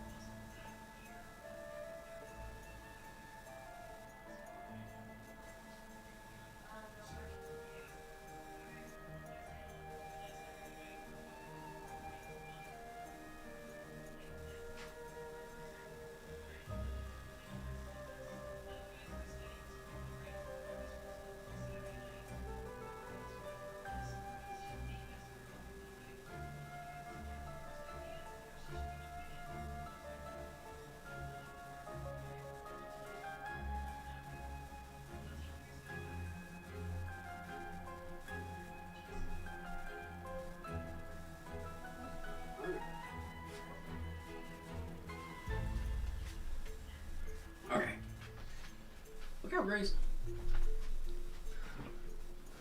Mac and cheese. Okay. You want to make them more interesting and make the decision of what you wield matter? I mean, why are weapons boring? Is it just that you think, like, here the game is giving me a stick to go hit things with, and that stick does this much stick damage? Or like, what's your thought? I mean, Heavy Arms has his Armorer's Handbook, but that's like, it's more about customization. And like, let me get down there. This feels like, yeah, sure, you can make weapons more interesting in terms of like, if the parties want to craft and do all that stuff, and I can just give them these weapons and whatnot. It is also a thing that, yeah. This is like Armorer's Handbook, right? So you can upgrade weapons, do all this stuff, do like, you know, yeah, Berserk Guard, yada yada yada. So you can get that far, and you know, get your special materials and whatnot like that. Am I feeling okay? Yeah, I'm feeling fine. My announcement on the Discord. Oh, are you talking about the Silvery Barbs announcement? The Cobalt Press did one in Midgard Heroes Handbook that was doing a lot of like alternative things for weapons and stuff like that. There's some supplements out there. I haven't seen revised martial equipment. The thing that I will say is, like, I tend to watch out for anything that is allowing a weapon to do something that is stronger than shove, grapple, or attack.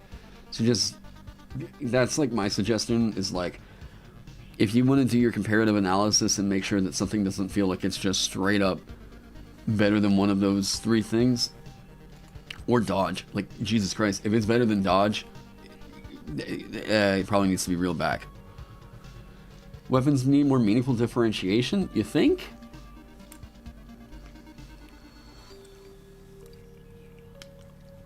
You've been working on your class all day and just need to stop for a while. Yes. If you're getting that feeling of I need to stop, then you should stop. Follow that. Yeah. The way to kill your passion is to keep working on a thing past the time that you thought, yeah, it's time for me to call it for the night. What is that? Weird.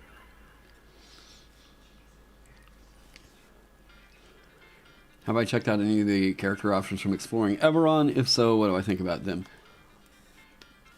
I don't really play Everon, or I haven't really played a lot of Everon, so it hasn't really... That book came out right before, I think right before the pandemic, so I haven't really had a need to get super into it. It's been worth it to check out Exploring Everon in terms of what they could really do with a campaign setting. Like, the depth in which they explored all the different regions and everything, I think has set the standard for what a campaign setting book could actually be. That's the one thing that I've, looked at for Exploring Everon, but no, I haven't really messed with the character options. I do think that there is a disconnect between what WotC thinks the Artificer should be and what Keith Baker thinks the Artificer should be. So what I'd be interested in seeing is what Keith Baker thinks the Artificer needs to be, like Keith Baker's design for what the Artificer should be.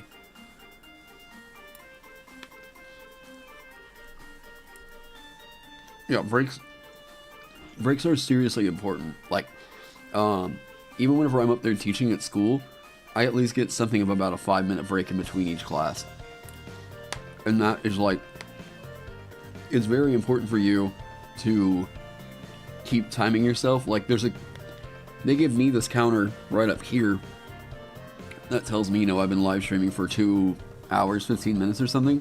Because it can be pretty easy to get lost, especially whenever it's night, can't see the sun, whatever.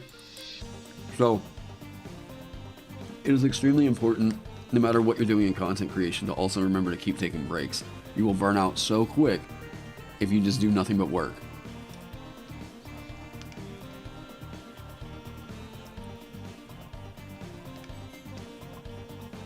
The Warrior's Codex by Fungal Brews.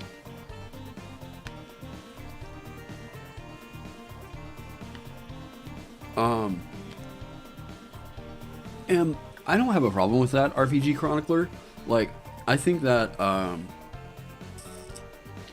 reflavoring can get you a long way, but I think people are wanting some kind of mechanical incentive out of, like, martial weapons in the same way that people are getting the cool narrative feedback that they're getting out of spells. Spells are real easy to call for that interesting narrative. Weapons, you gotta kind of work on it a little bit more, I don't think that martialists are really missing out. I do think, actually, let me say this, Treant Monk today came up with a video that I was incredibly impressed with his first opinion on.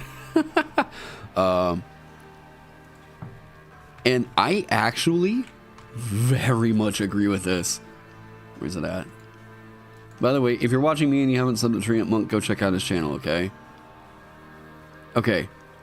His first house rule. Holy crap. I did not expect to hear this. Let me pause this. Okay. So. Whoop. Make sure.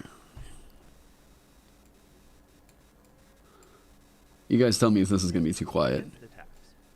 It's not uncommon for me at all to run games where every single player has the shield spell. And this is for good reason.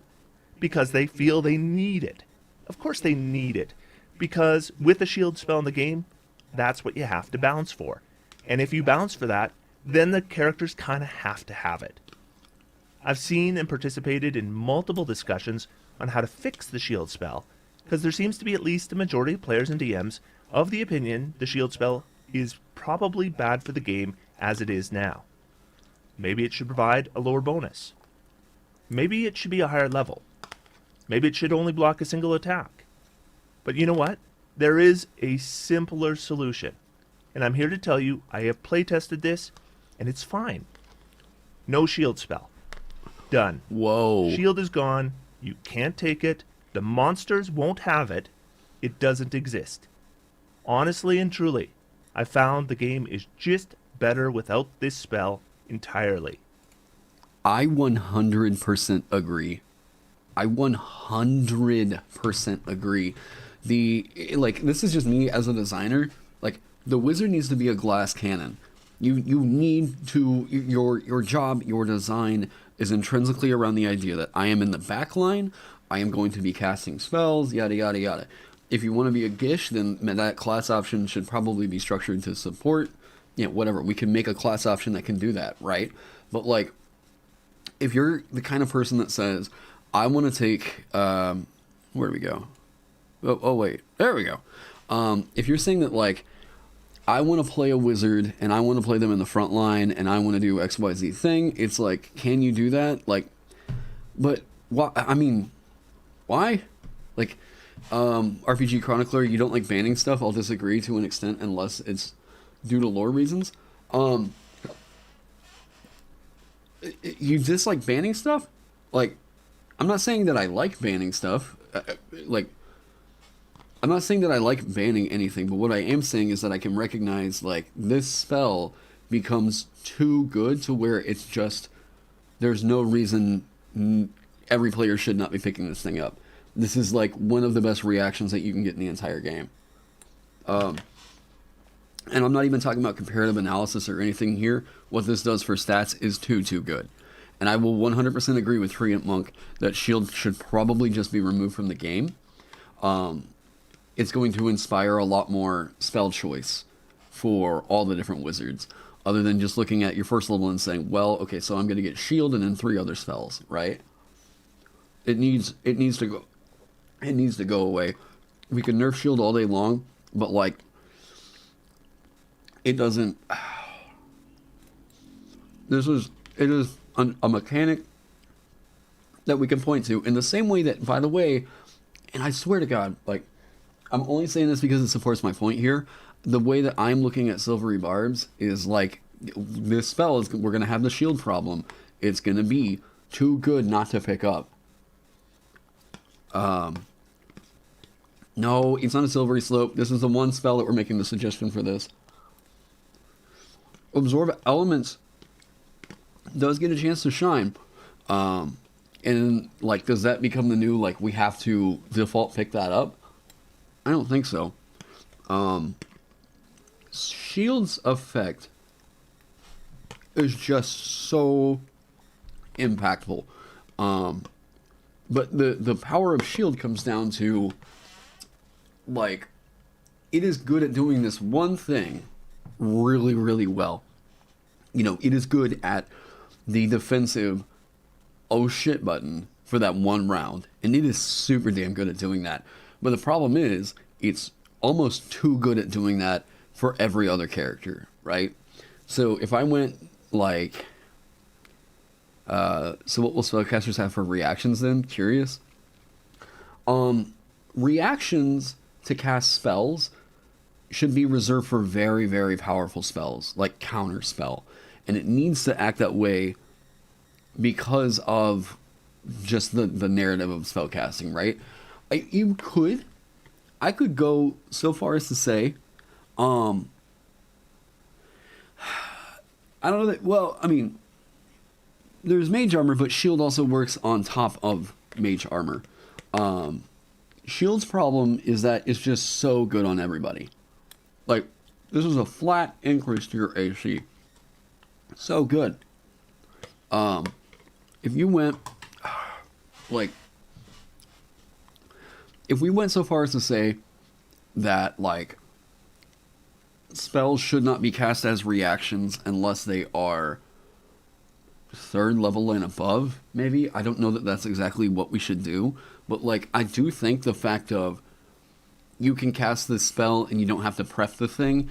Like, pref it as in, I don't have to cast it as a preventative measure rather than casting it as a reactive measure, adds a different echelon of power to it, Yeah, and okay, and again, like, you can totally do that, but what I think Treant Monk is saying here is, like, damn, like this is ballsy, but I think that he's got a point, and that if we recognize that something is just so good that like every character should probably pick it up, and they have a means of picking it up, and so they do pick it up, and this is literally a part of every single character build, this is something that winds up defining the meta in a very, very unhealthy way. You're running into like the Chase Belrin, or the Jace, whatever it is, Jace Belrin issue, right? Where like it just defines what it means to be a character in that, right? Well, of course not. Of course not, Draconic. What of first level then? They are supposed to be squishy. You're saying spellcasters are notorious for being squishy at first level. You're concerned that they'll be less willing to take risks. They are supposed to be squishy. They're supposed to take... Oh, wait. Wow. There we go. Let me move this one down, actually. Okay. Boom. Okay. They're supposed to be squishy. Spellcasters are trading off survivability for power. That is the intrinsic trade-off there, okay? If they're playing a wizard, that is part of what is known about being a spellcaster, is you are a carry, okay? You are supposed to have other characters that are supporting you so that you can deal out damage. You are supposed to be DPS, not tank.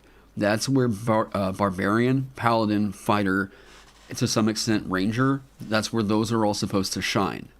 You can change out the build versatility. Like, as many people want to say that, like, well, I want to play my character this way and I want to be able to make this character yada yada yada. I'm like, oh my god, okay, but like, you have to realize that these classes all have a certain play style they're supposed to hit, right? Like, that's part of what makes the tactics of this game fun. If you decide that your fun is in breaking those tactics, you are welcome to try. You are certainly welcome to try. If you want to do the thing where, like, I want to break the meta and I want to do whatever with my wizard, I want to make a tank wizard, can you do that? Sure. Like, Abjuration Wizard, do the thing. I don't know, whatever, right? Like, if that's the way that you have fun, go for it. But if you are saying that, like, spellcasters need to be more tanky, then you're starting to infringe on the power of what, like, Barbarian can do. You know, part of Barbarian's power is the fact that they get a D12 hit die. They get unarmored defense. They get, I'm resistant to bludgeoning, piercing, and slashing damage whenever I rage. So if you impede on the fact of other classes are supposed to be the tanks, you're starting to remove their identity. And you don't want to do that. We found what feels really fun. We found what feels really, really fun is just these things have their play styles.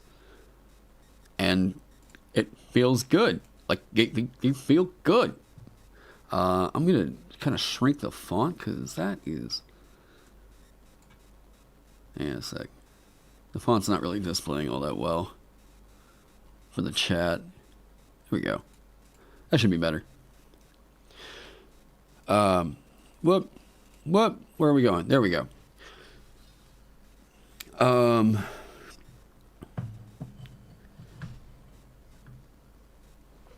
But okay, so are you saying that all players need to have all these different angles tied up? Like, everything needs to have an element of them being secure in order for them to be I'm not sure. Like, is the thing that's going to be satisfying for you the fact that all characters always have an answer to all problems? Because it's okay to have a problem. It's okay for a character to have a weakness in the game. Paladin does not have an easy time dealing with ranged characters, or ranged enemies, you know. That is part of the thing that allows Paladin to tank, to smite like crazy, is the fact of they don't have real easy access to ranged weapon attacks, ranged, spell attacks. It might be better if it reduced damage. Yeah. If it just reduced the damage, sure. Maybe if it was THP equal to like 10 that only lasts for the, whatever. If it's a reaction like that, I could see possibly, yeah. It comes from it being a bit uninteresting as far as spells go. Yeah, I can see that. It's also just like, oh, cool, here we go. Bam, here's my 5 AC. And the fact of a spell in the game sharing the same name as a piece of equipment, like it's literally just shield spell. Shield. I cast shield. I'm gonna add +5 to my AC. Like, oh god, yeah. I don't think that the spell is interesting. That's it. Where was that? Wow, we got like a lot of like people. Okay. The GM might be smart and target spellcasters. Mage armor doesn't protect spellcasters from saving throw spells. Yeah, then I mean, but why should the characters have an answer for absolutely every single issue? Like, you need to be able to challenge players. You need to be able to challenge players. Let me say that in case anyone from Wizards of the Coast is listening. You need to be able to challenge players. Okay. Like, for real, for real. Part of the limitations is that you cannot get an entire 20th level loadout at first level. You know what I mean? Like, you should not be able to. If at first level you are able to handle every situation that gets thrown at you, you will not grow. You do not grow. You don't have any character growth. Part of the fun that we experience in this storytelling game is that we see story-based leveling. We see story expression. We see this growth happen with a character from first to 20th level. So if everything is going to be reduced down to these are the, like, if there's no element of a problem in the character's playstyle, if they have literally everything shored up, then that character has a problem in its inherent design. This is a big issue that I have with Artificer. Artificer does not have a weak zone. Artificer is totally shored up all over the battlefield. They can get super tanky, and they're never going to run out of ammo. If you do track ammo, whatever, they have their cantrips so that they can deal with ranged enemies really easily. And you can even go into some subclasses that make you a really great frontliner, right? So Artificer has no weak spot on the battlefield at all, at all. Wizard, if you get into the front line, you're dead. Sorcerer, you get into the front line, you're dead. Warlock, you want to stay in the midline because that's just where you're more effective. Warlock also just has an issue with the way that Eldritch Blast is designed. It's a very experimental and interesting class, but it can't do all of the blaster things that Wizard wants to do, as well as, like, whatever. Warlock was so gonna be the Gish of 5e, but I think that Pact Magic was just infinitely more interesting for Wizards to try and experiment with, which I agree with. I agree. Pact Magic is an extremely interesting and innovative twist on the spellcasting mechanics, and I'm all here for it. But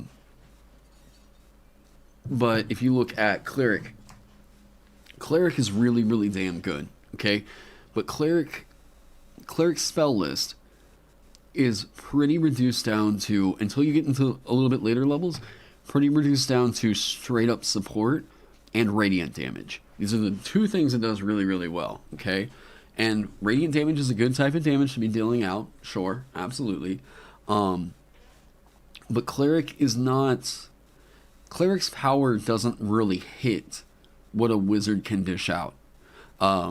Cleric has the ability to potentially hit something like 75%, maybe 60% of what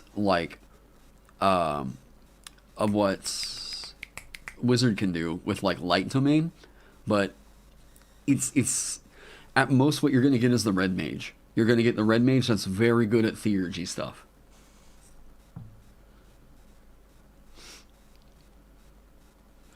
You're just not a fan of removing stuff for the sake of balance?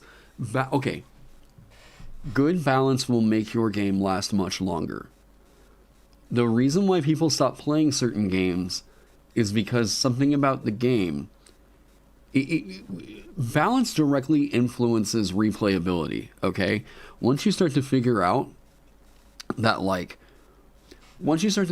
there's an issue with a game that you could call into question as like a balance issue, what you will wind up seeing is people will do nothing but play that one thing that develops the, like, what is the go-to default here? This is what's developing an unhealthy meta, right? People will play that one thing that is default because it's the way that they usually get wins or whatever. The difficult thing with this in D&D is that a lot of us really like the idea of we can play the character that we want to play. So whenever people say that, like, well, you're just going to do the meta thing, whatever, then we get offended by that. Optimizing doesn't always lead to this result, but you can say that it might be emblematic of or symptomatic, I guess you could say, of a potential balance issue going on. I don't think that optimization is a it's actually a good question. I don't think that optimization is a side effect, in a way, of poor balance, because people are going to try to optimize whatever they want, right? Like, if you find a game, people are going to try to crunch it out. But I do think that optimizing might ultimately be the thing. Oh God, how do I phrase this? You know, a lot of players who will knee-jerk react when options are removed. Then they need to chill. Like, I don't know what to say. Like, if people get upset, someone can get upset. If they don't want to play at my table, they don't have to play at my table. Like, I don't know how, like, I know that this sounds like maybe some kind of a, I don't mean for this to sound rude or snobbish or anything, but, like, it's not a blood oath that you and somebody have to play D&D together. Like, you as a DM aren't there to tailor suit everything to the players. You're there to have fun too. Like, oh my God. Wait, you tell me, Awesome Soul, are you able to add anything to my blocked list of words in the community tab? Where'd that go? Okay.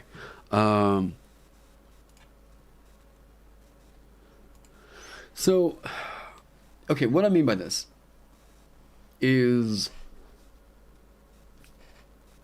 I will only ban a thing. I will only ban a thing at my tables if, number one, like, a player brings it to me and I'm like, I don't think this is going to fit with the lore of the world, or I can see that it's just kind of doing a thing that doesn't really click right, you know. What are they selling? Don't click any of the links. Do not click any of the links. That is a real easy way. We are trying to push back against a lot of these chat bots. If you click on that link, there's a chance that you could lose your channel. Okay, do not click on that stuff. Don't take the link wherever it wants you to go. Okay, so because they're not links, they're trying to get you to type that into your URL and hit enter. Don't do it. Don't do it.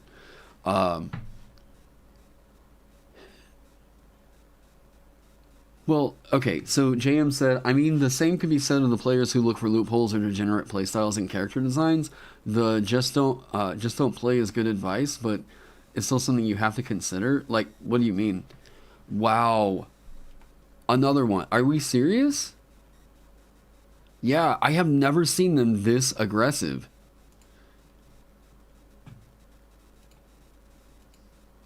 Thank you, everyone. By the way, go check out Awesome Soul's channel because Awesome Soul is helping to moderate tonight. Yeah, I'm adding them to my block list of stuff they can't type in chat, but it's, yeah. So, okay. Players who look for loopholes or degenerate playstyles and character designs. The just don't play is good advice, but it's still something you have to consider. That's why we try to make stuff that we try to make stuff that can't be exploited, and that we can. Oh, how do I put it? We always try to watch out for those exploits, but we can't.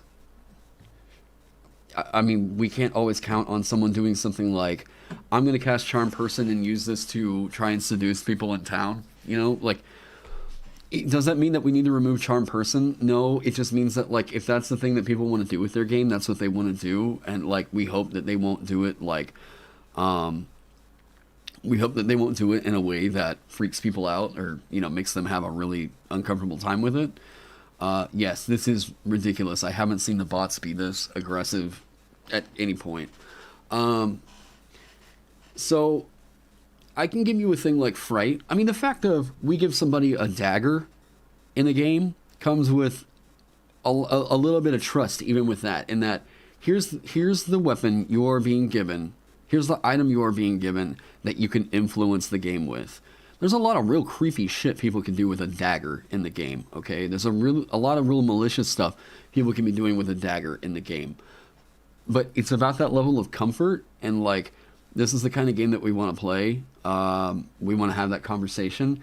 And, like, I swear as many people have this issue with the way that, like, degenerates might be in your game. Why are you all playing D&D with people you don't know, you don't trust? I don't get this. Like, well, the only way that I can go play it is on, like, Roll20, so I gotta deal with the creeps. No, you don't. No, you don't. There are so many other avenues for you to find a game that you feel comfortable in. Like, for real, for real. It's worth knowing that the kind of things that can generally cause problems, even if at the end of the day the solution is to just be social. I mean, sure. Like, yeah, we know those things that can be problems. But what I'm saying is, like, if you're too worried about the problems that could come up, rather than designing for the thing that we know will be fun, or if you're designing preventatively to address an issue that you haven't had yet, like, you know, like, while I it's hard to play with the people you know, sure. I still do not. I would rather play no D&D than bad D&D. I would rather not play D&D than be subjected to an experience of, like, wow, there's a story I'm going to remember for the rest of my life that makes me kind of not like this hobby as much anymore, you know? Yes, to anybody that's out there not playing, you listen to me, I promise you this, not playing any D&D is better than you getting your own RPG horror story, okay? You would much rather not play this game at all than play this game in a real bad way. I promise you that. Yeah, always thankful for my players that are a blast to DM for and play with. Yeah, I've gotten real lucky. I've only had... let's move over here. I've only had what I would probably call... there's only been, like, maybe 3 times I've had a, like, yep, I need to get this guy away from me, away from my table. He is going to... This person will do bad things, and I do not want them at my table. I'm gonna keep names. Whoa.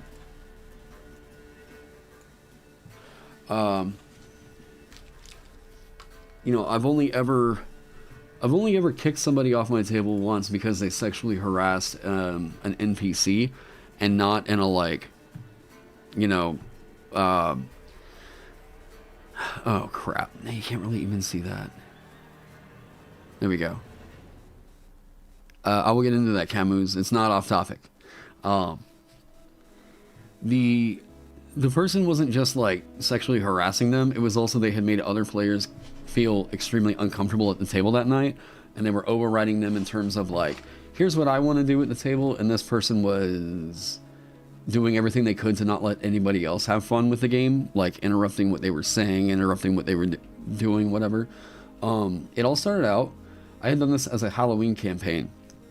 This is like 4 or 5 years ago. And I had a thing written up. It was me and a few buddies, and we were really struggling to find a last player. I really wanted to get 5, right? So I called this person in. Well, I put out on Facebook some feels for, like, hey, does anybody know? does anybody know I'm looking for another person to come in and sit on this, like, it'll be through October. We're playing a D&D horror story that I wrote. And I got suggested this person by some of my friends that are in the theater scene. They said that, like, you know, they had heard of them talking about D&D and whatever. So I'm like, okay, I'm gonna give them a shot. I'm gonna see what's up. We're gonna try it out. I mean, worst case scenario in my mind, I was still a little fresh on DMing. Worst case scenario in my mind was we're gonna have an awkward night, and with this person I don't get along. I had no idea how fucking awkward that night could get. I had no idea. So this person shows up. I told them, all right, hey, show up at this place at, you know, I think it was like 7 o'clock we were going to play. I showed up early at 5 o'clock to set up some stuff for the game, make sure that the place that we were playing at was all, like, thematically, it hit the right notes, you know? We had that cool prop atmosphere, Halloween shit. And I got there at 5 o'clock. I told everyone to get there at 7 for a 4-hour game. This person had been there since... They were already there. Number one, they were already there. Number two, this person had been there since 3 o'clock in the afternoon, waiting. 3, it was like 98 degrees outside, because Oklahoma Octobers are fucking hot. And this person had been waiting in a 3-piece suit. Okay? I'm talking a dress jacket, a vest, tied up with a bow tie, all right, button-down shirt, pants, all that stuff. Dress shoes, everything. Was sweaty, was, like, perforating, like, nasty in this, yeah. So I was like, okay, this is gonna be a weird thing. This is gonna be weird. I'm not sure what to do here, but we'll make it through this night, and then we'll figure out whatever. Yeah, 98 degree weather. So this person comes in, and they're like, oh yeah, I played D&D before, and I'm like, okay, cool, at least you know what's up. I'm really trying not to be like judgmental or anything. And they were like, yeah, cool, I played D&D, and I was like, all right, cool. And they said, well, so can you show me how to roll with a character? And I was like, wait, what? You said you played D&D. And they're like, yeah, but can you show me how to play, or how to roll with a character? And I'm like, oh, boy. Okay. All right, well, first we're going to need your dice, and you need a character sheet. I pulled out a character sheet out of my binder, and this person pulled out, this motherfucker pulled out Yahtzee dice, okay? Not polyhedral dice, Yahtzee dice. And the reason why I knew that they were Yahtzee dice, where's it at? Show me. The reason I knew that they were Yahtzee dice was because, oh, come on, where is it? Yes. They were from an old set of Yahtzee dice. My cosmos are clashing? Don't worry about it. We disagree. The reason why I knew that they were Yahtzee dice was because of this. He had them with the red cup. The red cup that comes with Yahtzee dice. I recognized that, and I was like, oh no. What dice do you think you're supposed to... You said you played D&D. What? So, yes. No, yep, see? So, he had 5 D6s. And I was like, okay, we're going to need more than just 5 D6s. So I pull out a couple... I'm trying to be very, very patient. I'm like, all right, I had already written this thing up. I spent some time on this to prep a, game for my friends. I want it to just be like, okay, we're going to have fun tonight. It's going to be Halloween. So I spent 2 hours trying to get... We were supposed to be 8th level characters. I spent basically wasting my prep time. Oh, hang on. Wasting my prep time trying to get this guy a character rolled up. And he's like, well, I want to play a bard. Okay, here's the thing, my people. All right, and this isn't just a meme, because the memes are kind of true. If you're playing with a stranger for the first time, and the dude says he wants to play a bard, that is a big red flag. Like, I'm just saying, if you're playing with somebody that you're already getting red flags from, and they're like, I want to play a bard. Whew. Okay, because here's the deal. If somebody that hasn't had a lot of experience with D&D decides that they want to play a bard, they want to play one fucking type of bard, and it's the bard that's going to try and roll to seduce everything, because they think that the memes are super funny, okay? They've seen the way that Sam plays Scanlan or whatever, and they're like, yep, that's what I want. I want to be that guy. The thing is, everybody that wants to play that bard doesn't have the charisma that Sam Riegel has, okay? So they don't know how to actually pull that off, but rather, they know how to be creepy, all right? And that's what they choose to do. So, yeah, at that point, you just tell them to leave. So, this guy wants to play a bard, an 8th level bard, which means that he is going to be a spellcaster, okay? So, one of the things that you got to do as a bard is prepare your spells, which he did not seem to know how to do at all. So I'm like, okay, here's the choice of spells. You can read them down, you know. And he's like, well, can you tell me what they do? And I'm like, my dude, do you want me to go through and tell you what each of these spells does? Like, dude, you have a feature called Magical Secrets that is literally, you can choose any 3 spells in the game. 2 or 3, I think it's 3. 3 spells in the game from any spell list. And you want me to go through and tell you what every 1st through 4th level spell in the fucking game does? Are you kidding me? No, this is on you. You pick this stuff out. I'm busy. I've got stuff to do. And that was the first time I got kind of short with the guy. Now, we had gotten into the campaign, and the players were supposed to be escorting she was basically, this NPC I came up with was basically like the pop diva of this area, of this world. So they were supposed to escort this singer named Lyria from one town to another, because they needed somebody. This other town was having a paranormal issue going on, and they felt like they needed somebody that was an expert in music to help address this issue, which made the players go like, wait, what? They have a ghost issue and they need a musician? Okay, weird. So I was like, all right, cool. This is going to be great. Now, this is a character that was going to be just like kind of snobby, but eventually over time you get the impression that like, okay, she's actually like capable and all that stuff. So what she wanted to do was like put off this air of maybe she couldn't really protect herself, and that's why she needed the adventurers, right? So she has this wagon that she gets into. Oh, wait. Oh, my God. Wait, Amanda.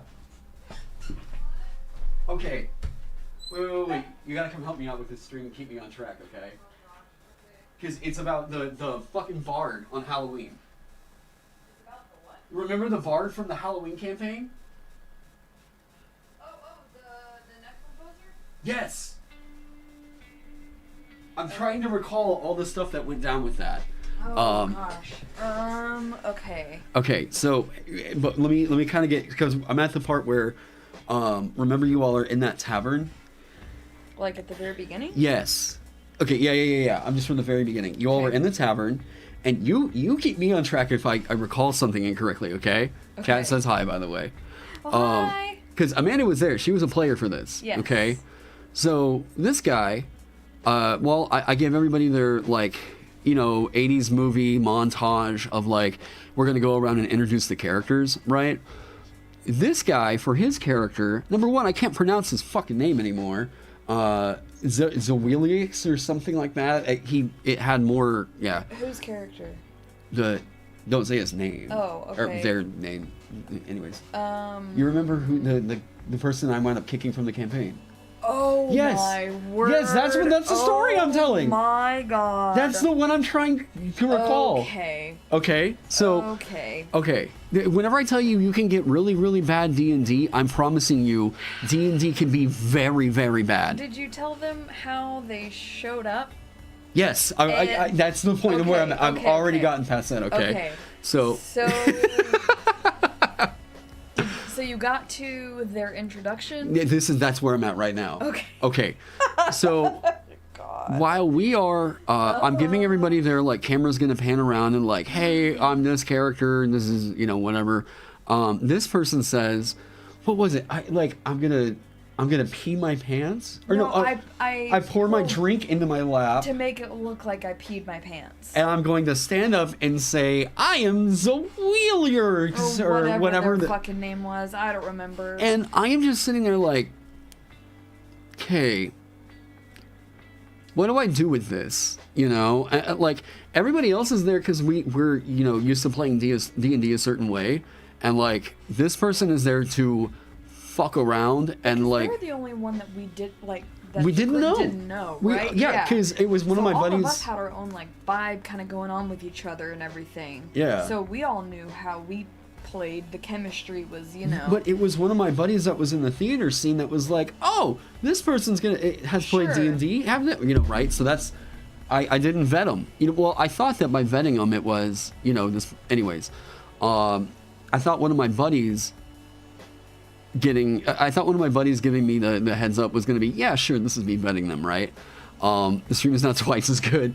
Okay, so after that, I was like, all right, we got to move on. I want to get this thing going. I had dropped major hints that, and guys, remember this far. I had dropped major hints that they probably needed to get their weapons silvered. Yes. Because there was an issue with like werewolf like murders and stuff in the area. After leaving the tavern, all of us made sure to silver our weapons. Yeah. So except for him, right? Yes. And it was like, dude, the guild that got you this is gonna pay for this, whatever. I mean, I don't know why I did this as a plot line, but whatever. Sure. And he was like, no. I want to keep my weapon iron. I'm like, all right, cool, whatever. So there were like a bunch of random encounters that I rolled up while they're on the way traveling and everything. And there was one encounter. It was after the exploding boars that the wagon took damage and the wheel needed to get repaired or something like that. And before then, when we were all getting in the caravan, or not getting in, but when we were getting the group together with your NPC, they made sure they commented about either slapping or pinching. No, getting there. Almost there. Oh, okay. This is, so while you all were fixing the wagon, and she was just kind of doing that like, I'm going to go sit inside or whatever. Right. As she gets into the wagon... Yeah, I'll tell you about that. This is an NPC, by the way, that Taryn is DMing. This isn't even another player. So, as the NPC is getting into the wagon, someone who has them hired, this guy says, I want to roll sleight of hand to grab her ass. That was it. And I was like, you, what? And like, everyone else at the table was like, super uncomfortable. Like, look, I get, oh yeah, this will end up on YouTube. Look, like, I know that there's some exploding boars. Yeah. Oh no, I'll talk about that. It was super cool.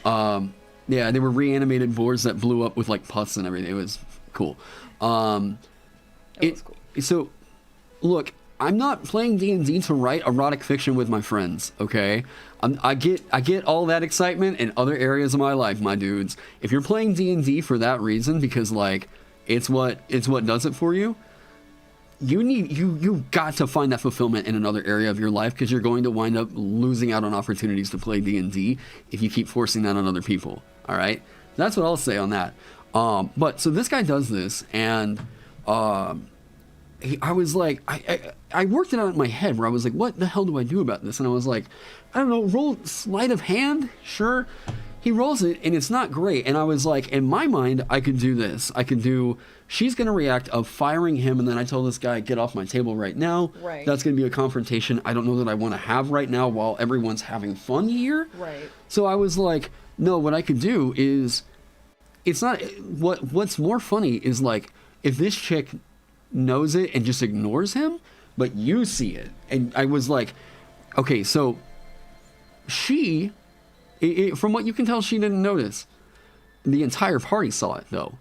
And that's whenever, I can't remember if it was you or Robert told me, I'm going to fake that I'm asleep tonight. Like, texted me. Robert. Okay, Robert so did. one of the other players said, I don't trust this guy.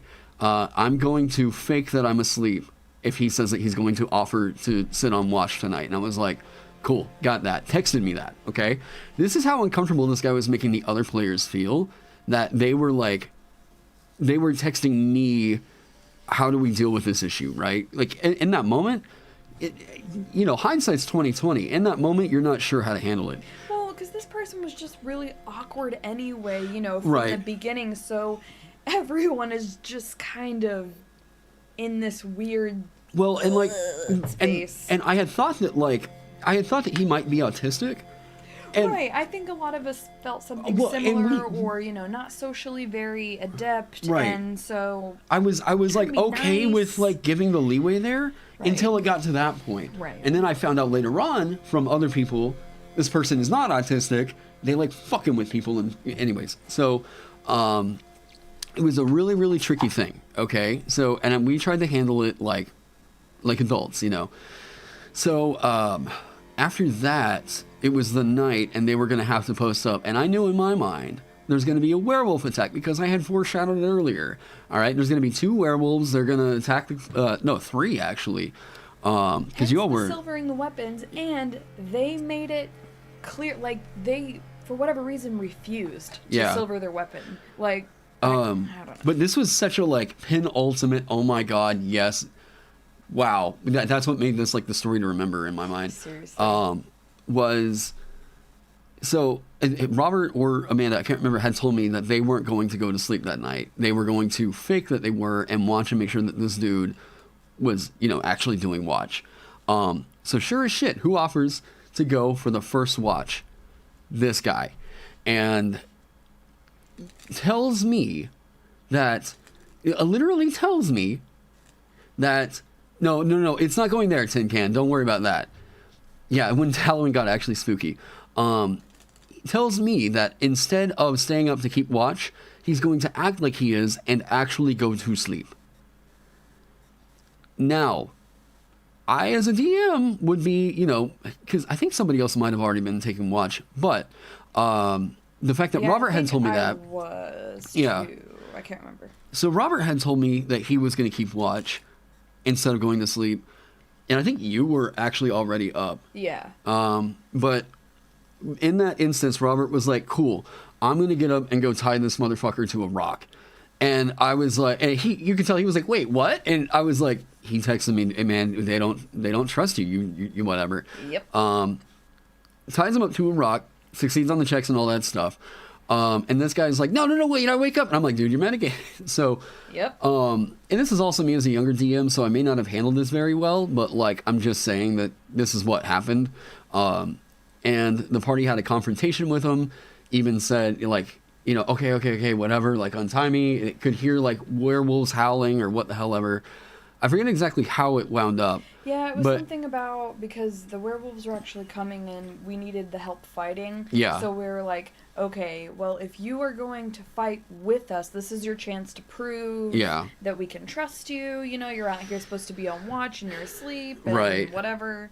So I'm like, all right, cool. Roll for initiative. All that stuff happens. They untie the person and immediately they go for their little shitty rapier. They're playing this halfling bard, and I'm like, okay. So they go for a tiny little rapier. And while these werewolves are attacking, they go up, and their first attack is they go up and they try to stab a werewolf. And what they said that they wanted to do was, I want to stab it and then fling it up over my shoulder and Yes. throw it 20 feet away. Oh yeah, to like skewer and then. And then, yeah. Hook it with- But yeah, first of all, you're this big, and it's not silvered, and Yeah. So I'm like, your strength isn't even. That's I- not more than one action. Whatever. I was like, what can I award you with this? Like, what do you want me to do with that? And I was like, all right, well, roll to hit. And the motherfucker rolls a nat 20. A nat 20! Oh, it was so And frustrating. I was like, what the hell happens here? So I was like, all right, I have to at least let you see this so that you understand why what's about to happen is going to happen. And I showed... Well, yeah, because I will say, though, that some people think nat 20 just means, like, the most magical thing ever can happen. For whatever reason, God decides, dude, let me right. stroke your cock. A nat Like, 20 just means the best possible outcome. A nat 1 just means the worst possible outcome. Possible being the operative word there. it's not, So a nat 20, not every character in D&D has a 5% chance of literally altering fate. That's not how a fucking nat 20 works, Right. okay? The rules have to exist. Otherwise, this game does not present challenge. Exactly, not equal or not instant success, just the best possible outcome. So this dude rolls a 20 to hit. The kebab eat, yeah. So this dude rolls a 20 to hit with a weapon that does no damage to it. And I am like, I have to do something though. I mean, like, I just wanted to make the nat 20 feel special. So I was like, here's what I'm going to do. You hit it so damn hard. You smacked it right across the face. You hit it in the gut or whatever. I had it roll a Constitution saving throw, whatever. It failed. And I was like, you knocked it prone. Yeah. And you knocked it back up 5 feet. Best That we is can do. that is more than a lot of DMs are going to give you, okay? And then he just fucking sat there for the rest of that fight and was just like, I like, know, upset. pouting. And I'm like, I don't know what are you upset that you didn't, whatever. So, I like after that we kind of wrapped up for that session, and I had, cause like anyways, and he was even like, after the session, in my mind I was like, maybe I can have a talk with him and see, like, can we work this out? Maybe he'll understand that, like, hey, we play a different kind of D&D here. Right. Yeah, cast a spell. You're a fucking bard, right? These things aren't immune. They're not immune to psychic damage. Vicious mockery is a thing, you know? So I figured, hey, I'm going to have a talk real quick with this guy and just say, you know, hey, we play D&D a different way. We're not here to, like... I don't know, we're not here to get our jollies or whatever out of, like, sexually harassing NPCs. Right. We're here to, like, have fun and tell, like, a fun fantasy story and fight monsters and stuff. And he's like, oh, no, but I'm a derailer. Yeah, literally. Literally told me, no, I want to derail the campaign. And I was like, So infuriating. okay. That's not gonna work with us. So I privately messaged everyone that was playing other than him. And I was just like, cool, can we kick this dude already? Yes. Because yes, please. there's a certain level of, like, dickishness I'm willing to put up with, but if someone is trying to actively make everyone else's time less fun, that is my go-to. You are yeeted the fuck off my table. Yes. And I banned him, and he remember he threw back up. Yeah, I was gonna say, we were at Shuffle when we were doing the. Oh my god! Oh my gosh, the. Oh my god! What's it called? Adventurers League. Adventurers League. Yes. Okay, I almost said. He showed up because it was like, no, in his mind, I'm sure it was like, he can't kick me off of this table. Well, but then he told people that we had requested him to be in our group, and we're like, absolutely not. No. That did not happen. No. Nobody requested you to be at this table. And he even walked up to the table and we're like, literally, there's 10 I was like, people dude, here. We're full. It's not happening, man. Because, like, it was during a time in AL whenever, like, my name had gotten out around Tulsa that, like, hey, this guy's a good DM. Like, let's go, whatever. And I had a group of, like, 8 people that were following me everywhere I was DMing, and my table was set anywhere that we went and did Adventurers League. And this guy shows up, And I was like, yeah, I can't remember totally right, but I think some of the rules of AL said you can't have more than a certain number of players at one point. Well, plus the table in general was literally full. We were Yeah. at that back table, and... But I mean, I'm not trying to sneak around anything. I didn't want the No. fucker on my table. Well, no, you know? I'm just saying, yeah, in general, like... Yeah. So so stupid. that was a weird, yeah. So yeah, accepting an invite by a random DM, yeah. But yeah, so that was but yeah, I don't even remember sending the guy an invite or anything like that. Like, Didn't wait, no names. Right, I know. Didn't we find them on a Facebook group or something? Well, no. No, that was one of my theater buddies. That's that right. was, Never mind. Yeah. That's right. No, it was one of my theater buddies that hit me up and was like, No, yeah. I don't even remember their name, to be honest. I remember their face, but... I feel like I kind of... Anyways. Yeah, so that was... Oh, no, I remember now. Okay, yeah, no, I remember now. Anyways, yeah, that is the... Whenever I'm telling you that, like, no D&D is better than bad D&D, that's what I mean. Like, the other people had a great time, but it was mostly because we stuck with that group. Yeah. Like, our group of friends kind of realized, like, crap, we're having a real hard time keeping this table on track. Remember when we did Adventures League at... Top Deck? Koi Boys? Yes! Oh, no, okay, the that DM kept feels like, I don't want to bully. Oh, I That- mean, if it was a speech impediment, then that's fair. I don't think it was a speech impediment, I just think that this guy was just not... Just didn't know how to pronounce it, I guess. Yeah, it was... That was an interesting It was a group, cringy too. time, but I feel like if I was... No, that's fair. You know, that's yeah. I don't think that this person was doing anything that I was like... No. They weren't making other people sweet. uncomfortable. No. They didn't really know how to run the game, and they were trying their best. Yeah. But it was just a rough... It was a rough go at it. I had in Owasso that asked me to not join their next campaign because they couldn't control themselves.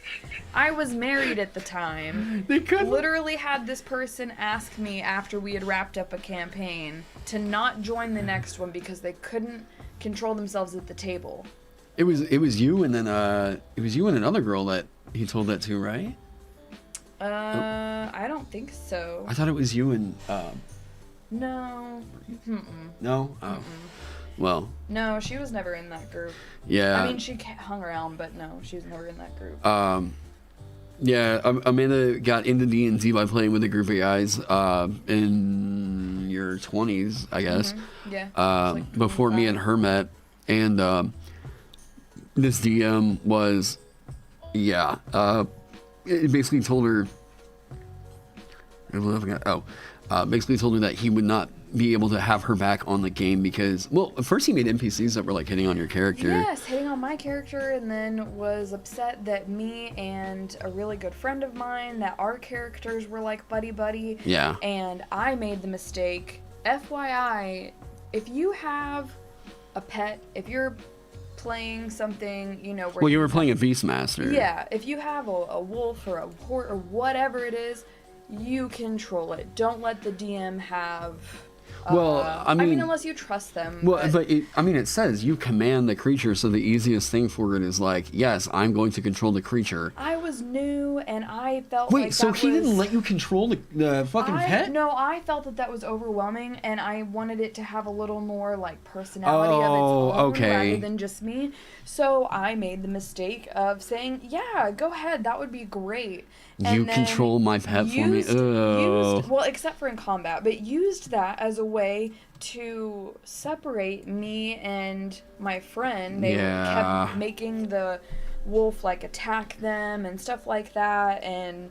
well, because, like, you guys were, like, kind of developing, like, a romance between the two characters. Yeah. And this DM was like, no. Jealous about that. And the NPC that they created, apparently, he let it be known that was suddenly half-sisters with my character. Yeah. But then also hit on me and talked about, like, getting together and being like, well, we're, only half or whatever. Oh. And I'm like, no, I am not into that.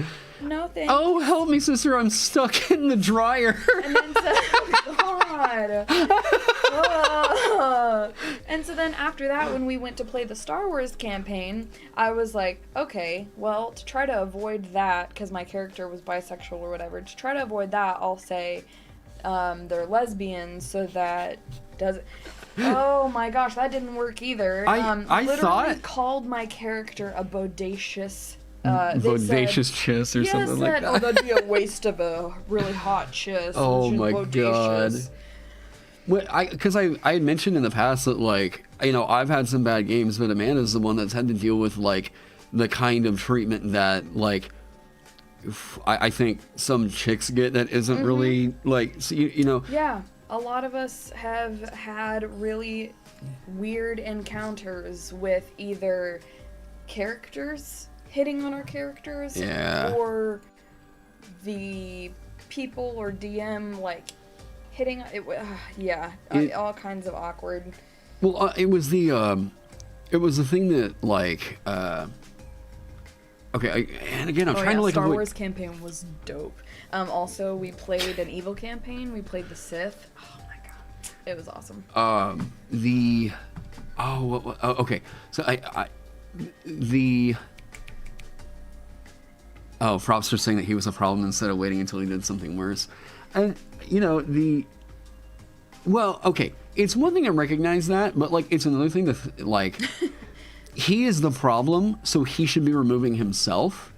And I think that it's also just kind of on, because you all were, like, what, early 20s? I mean, I was like 25, 26. Now, they were probably 21, 20 or yeah, I also give it a little bit of leeway to guys that are like, look, in their early 20s, they're gonna say and do some shit that is like, well, no, that's true. I do agree that at least he asked me not to be, because he couldn't. It was still awkward and weird. But like, could have maybe given me a different explanation. I don't know, but yeah, at least. Yeah, and I'm not trying to make an excuse for the guy, but I am definitely saying that, like, I think everyone's kind of learning how to socialize at that point in their life, or like how to be an adult in a way, and it doesn't give this guy an excuse. But, like, I will say that you treat people differently whenever you're, like, in your early 20s than whenever you're in your 30s. Absolutely. I'm a completely different human than who I was then, but it's still, this guy still was gross and weird. Yeah.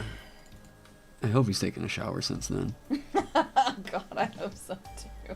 Yeah, that's really all I have in terms of D&D horror stories. Wait,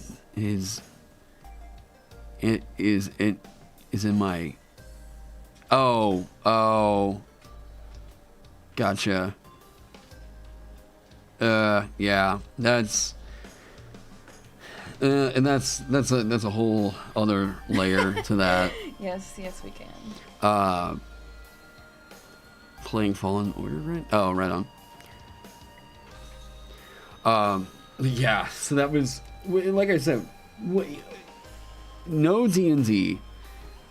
It is better for you to not play D&D than for you to subject yourself or open yourself up to bad D&D. Absolutely. Because bad D&D can be real goddamn bad. And I don't mean in, like... Yeah, have you ever told them about the guy who basically roofied his players and they were LARPing out in the middle of nowhere? That's a famous Reddit story.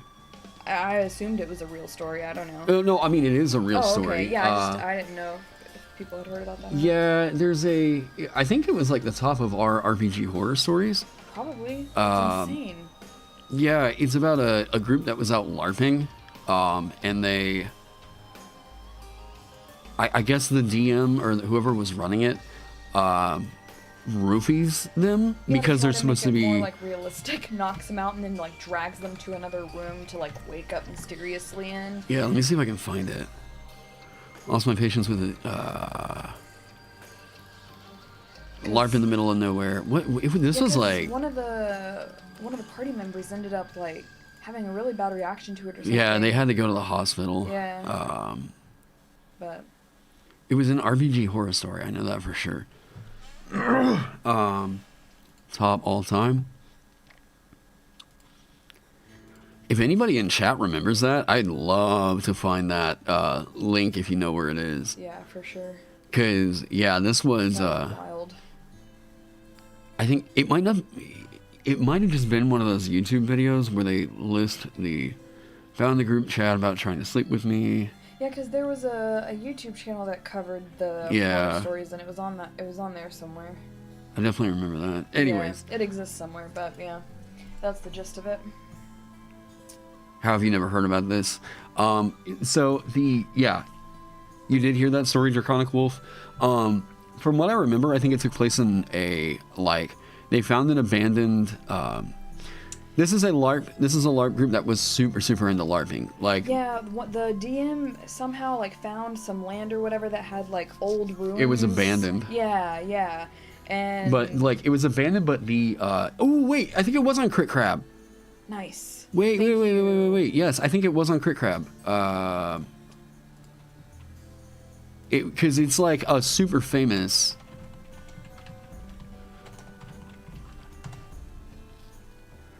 The LARPer from Hell. Because this was 2 years ago? Wait. This might be it, because I think I remember this game. I think I remember him telling the story over this game right here. Mm. Okay, good luck. Yeah. I'm Anyways, gonna go continue. You do. Yeah. Building things in Minecraft.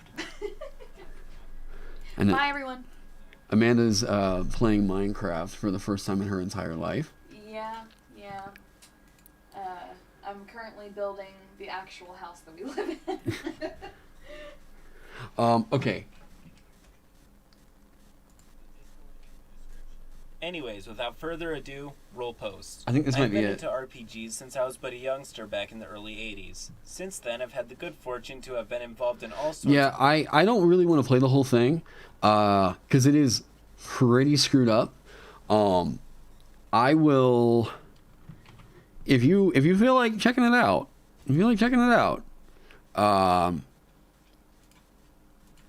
here, I'll just thank you, Awesome Soul, for all your hard work. Yeah, I will. The source isn't in the description from what I can tell. It may have been taken down, but yes, this is that is probably the worst of any of the RPG horror stories I've really ever heard. 07. That is... Whew.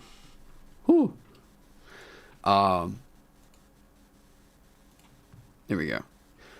So, anyways, Crit Crab, go watch Crit Crab's video on that. If you're interested in that kind of a thing, that is, if you're interested in some bad RPG experiences, man, is that one of them. That might be the worst I've personally ever heard of.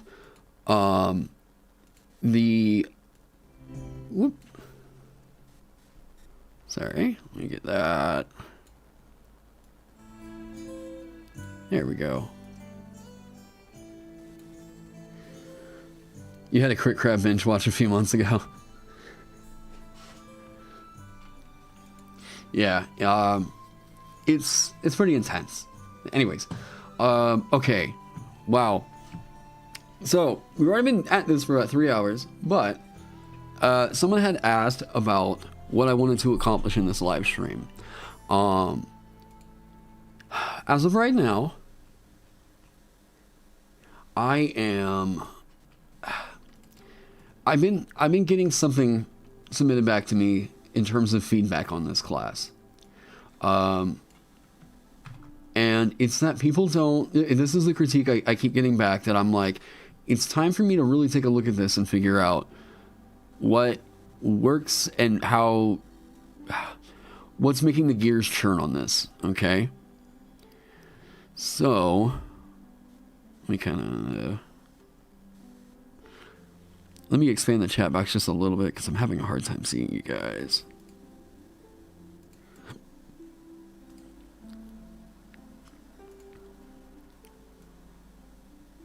Just a little bit larger. Boom. Okay, chat should refresh. Okay. So, one of the pieces of feedback I keep getting back is that people don't really understand what this thing is supposed to be doing at first level. So,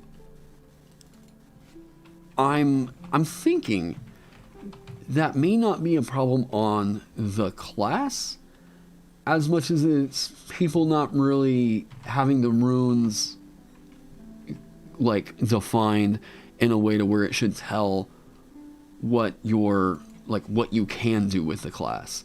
Because I think that this right now offers about as much diversity and choice as like Druid does. It is very possible for you to make a Druid that just doesn't really do anything in combat. You can pick a lineup of cantrips that just don't have any combat relevance. You can, you know what I mean? Like, does the Rune Keeper give you, does the Rune Keeper give you stuff to just do all the time? Like, whenever you're in combat as a Rune Keeper, do you know what you're going to do? It's different builds, right? From the Druidic.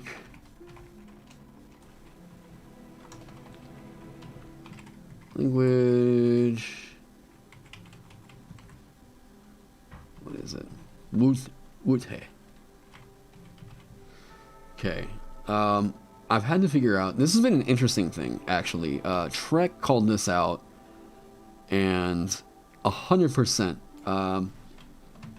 I've got to get Trek on anything I write here in the future because Trek fixed my spellcasting for me in a way that I was like, I can't figure out why these spell runes are not making sense to me.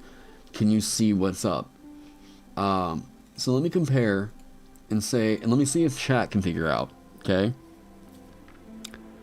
Let me get that. Boom, boom, boom. Okay.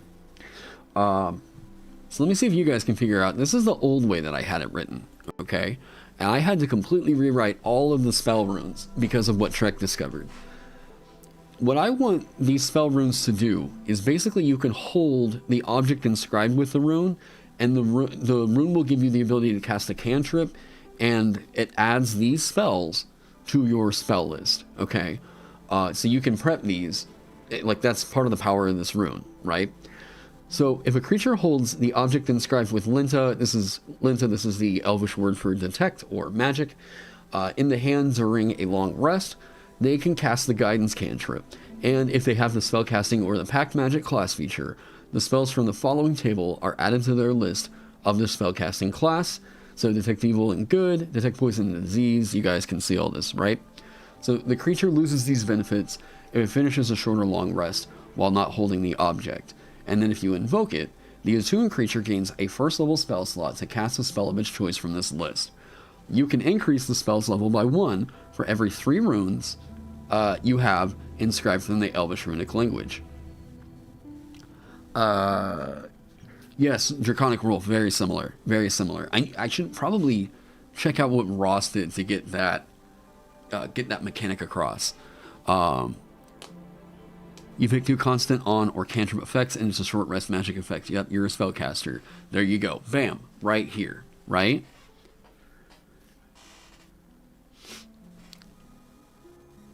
Polishing tango, but you like the funny words? Okay. So, I'd like to hear if anybody can figure out what Trek figured out that made me completely rethink what it means to be a spellcaster here for a runecaster, because what he figured out made it to where I had to completely restructure this thing because it just made 0 sense for narrative. Gives you more of a starting base class? What? This is like... This made me... And it's not a problem... Well, it is a problem with this. But I will say it's nothing in the Rune Keeper. Oh, and the invoking time, you can invoke it. The creature that's attuned to it gets a first level spell slot to cast a spell. This rune is a charm.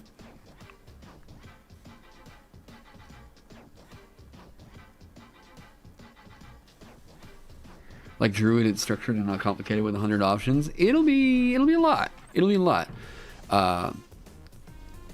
Because they don't have a base spell list, you're getting kind of close. Not really. The Runekeeper doesn't, sure, but that's not the point. That has the spells, not you. The reason why I completely rewrote this is because it just doesn't work for Sorcerer. Sorcerer gets their spells when they level up, not whenever they get a spell. Like, Sorcerer is a learned caster. Whenever they only get their spells whenever they're getting a level. So would a Sorcerer just have to hang on to this whenever they level up? And I'm like, oh my god, you're right. This sucks. This sucks so hard. Like, this is only going to be a thing that's ever going to benefit Sorcerer or Wizard and Warlock simply because of the way that this is structured. The fact that it's a rune and not what I pulled this from, this kind of idea was from Dragon Marks, right? This is so... I was like, god damn it, I've got to completely rewrite every spell rune because I want this to be that flexible. But as a result of doing that, he also pointed out, because sorcerers, if they get this first level spell slot, this is what made me take this away. All of this away. What happens? Yeah, there's certain characters that can never prepare these, and that's bad design. All right, so I had to fix that. Good on Trek for finding that. So, invoking. Okay, the problem with this is that this, as it's currently written, would allow Sorcerer to become a short rest spellcaster, and I don't want that to be a thing. I don't want you to be able to convert the spell slot that this gives you over in the sorcery points and use it for other things. Oh, I haven't shown what's changed yet. Let me show you what's changed. Okay. Here is the new wording for what these will be, and it is so much simpler. I took away, this will only be a thing that you can do. This will only be a thing that you can do. Only you're going to get the spell slot, number one. And yes, this one gets True Strike. I realize that, okay? It fits. Whatever. So, Utha is this can be inscribed on any object that can be held in the hand. Note that these do not require attunement. I am very yes, it's the coffee luck issue, right? It would exacerbate the coffee luck issue. So, actually, I think it might make the coffee luck issue way quicker and easier to use. Okay, so what does this do now? When a creature spends a short or long rest holding the object inscribed with Wutha, so this rune, they can cast a True Strike cantrip. And if they have the Spellcasting or Pact Magic class feature, the spells on the following table are added to their spells known. To their spells known, okay? So, this will add these to the spells that you know. Bam, you have these, they're good to go. Easy, easy, easy. It's not going to consume. It should probably say it doesn't count against.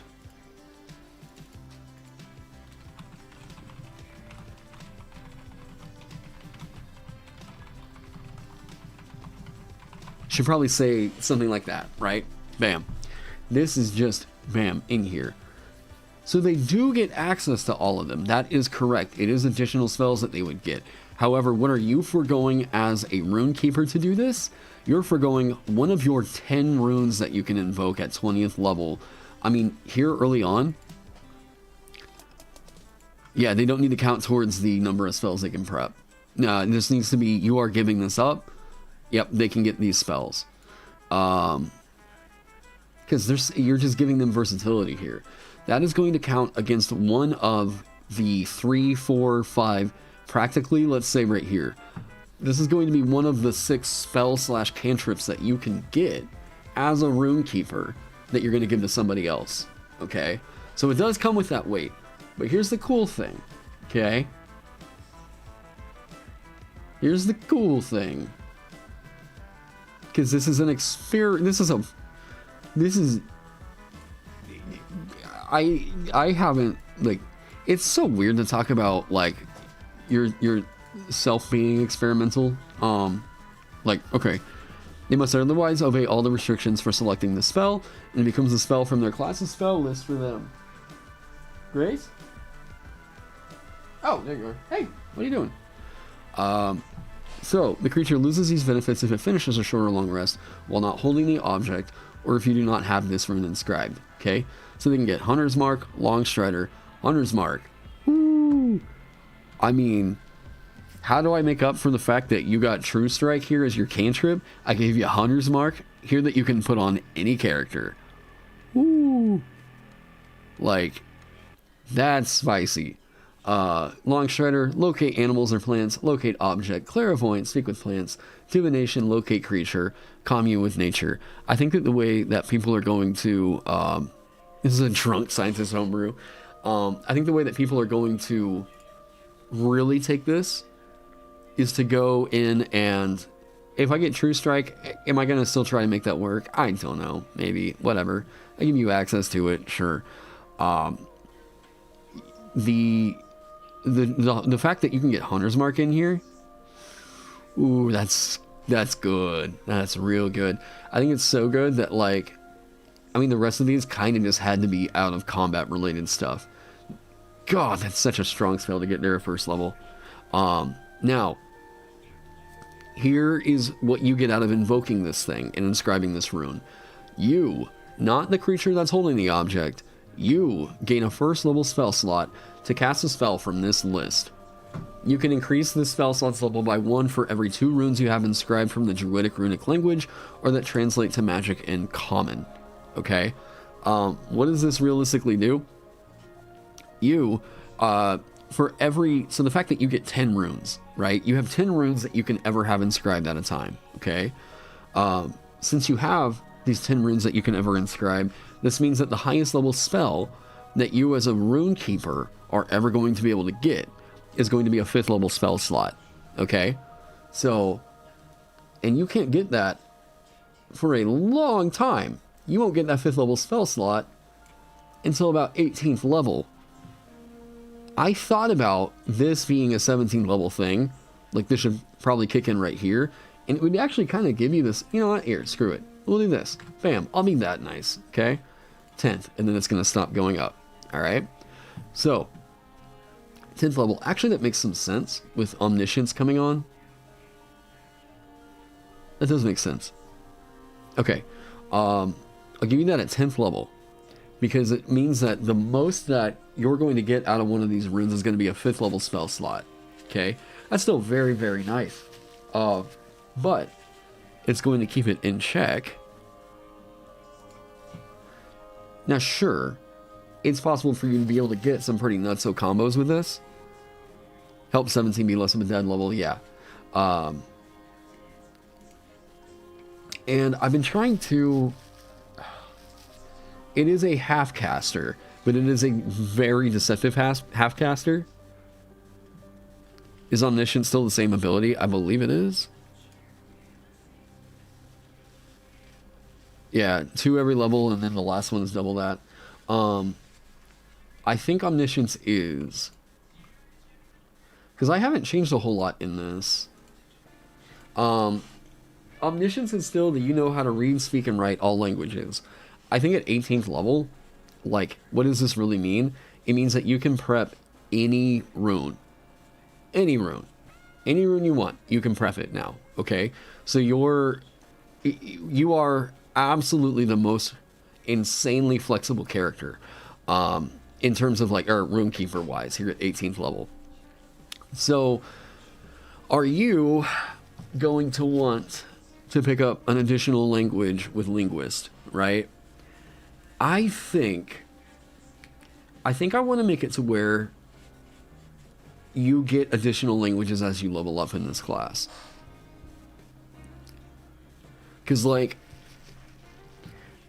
I don't want people to just be picking up these languages. Like, if you want to get that early burst to where, bam, I can get a bunch of these new runes on my list, like, Hyper Polyglot. If you want to get a bunch of these runes on your list, and you just know, like, yeah, we're not going to play up to 18th level, sure, whatever, go grab Linguist, that's all good. I think I would rather have you being able to eventually crawl up to getting that, right?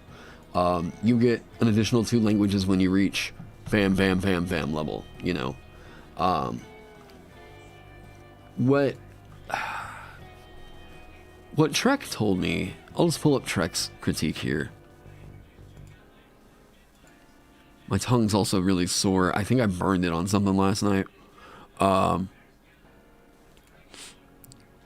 me pull up Trek's stuff.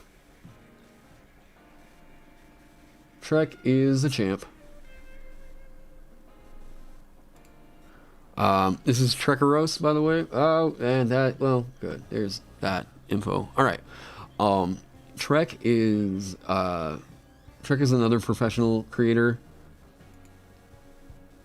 Boom, boom. Okay. So we've been trying to solidify a few different things in here. Our runes, magic items, yada yada yada. There's a few suggestions in here that you'll probably see if you pause it. Like I sometimes push back against the critique because I think it's gonna introduce a layer of complexity into a thing or whatever. Eyes of the Runekeeper. This is very, very valid critique here. For what it's worth, I don't know if you have to have Eyes of the Runekeeper at first level. The whole idea of Warlock invocations is that they are shortcuts. Sure, you can attain those same powers on your own, but maybe they're not that easy. So I don't think it would break the lore if you decided to move that ribbon to higher levels. Not that you need to unless you want to, since you moved subclass choice to 2nd level. First level is not as crammed as it used to be. Okay? I just wanted to put the option on the table. Can you counterspell runes? Yes, they are susceptible to anything. If the action of invoking a rune could trigger counterspell, yes, you can counter the rune. Because runes are magical effects. So, he has a really good point here. Okay? Eyes of the Runekeeper is a ribbon. What it should do is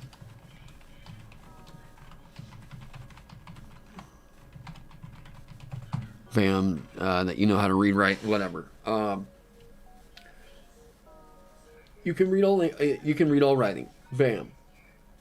And then on top of that, what is wrong? Why are you what? What is wrong? Do you all hear her grumbling in here? There's other stuff you can do. Okay. No. You were. And I actually meant to respond to you, JM. I just show dog. Right. Yeah, I meant to respond to you, JM. But I've been doing Christmas stuff with my family the last couple days. Hey, Grace, come here. Come here. Hey, ready? Oh, there you go. Hey. Hey, how are you? She is. Say hi to stream. Hey, wait, up here, Grace. Look. Up here, Grace. Oh, okay. Whoa, you're freaking out. Okay. Good girl. Yeah, that is my mom's dog, Grace. She's staying with us while she's in the hospital right now. Runes are prepared at the end of a short rest. You can swap them out very, very easy. Because runes are... you can reinscribe runes at the end of a short rest. From what I... you're from the forum era of the internet. Oh, man, I actually really, really like what Discord can do. I think it's a great service. I like the software overall, but yeah, it. I can definitely tell everyone wants stuff instantly, you know. Yeah. So like, I'm trying to think of like making Eyes of the Runekeeper feel like that is a thing that Warlock can pull. Warlock can totally go over and snag it. But my reason for getting this was that it helps to sort of establish this thing's purpose for being in the game, right? What if you could change one language in a short rest? Meh. That sounds like another thing to track. Grace, what's the problem? You want to go outside? Do you want to go outside? Yeah? What? Do you want to go outside? It's not comfy up here. I'm sitting in the computer chair. You were just freaking out because you were up here. Do you want to go outside? Okay, hang on. Let me let her out real quick. Come on, let's go outside. Okay, go outside.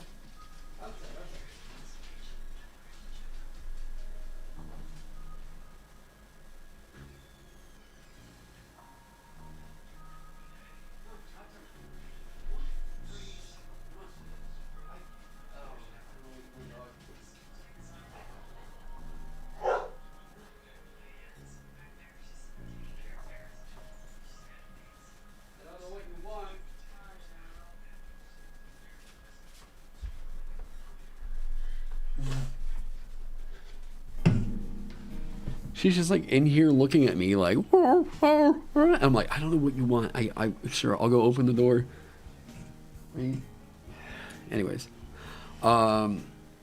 okay. Please go on, go, go on, you.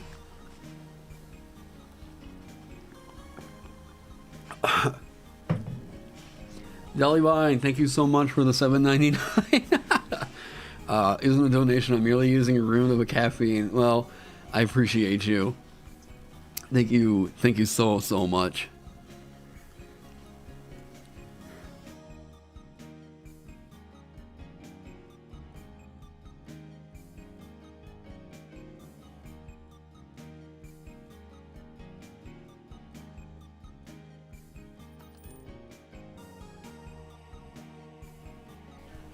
It's all good.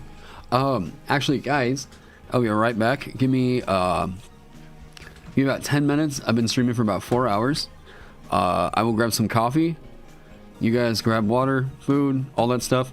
A room to talk to animals. It already exists. I promise you, it's in the game. Well, it's in here. I didn't take care of it. Anyways, guys, yes, I will be right back. BRB. LOL. Okay.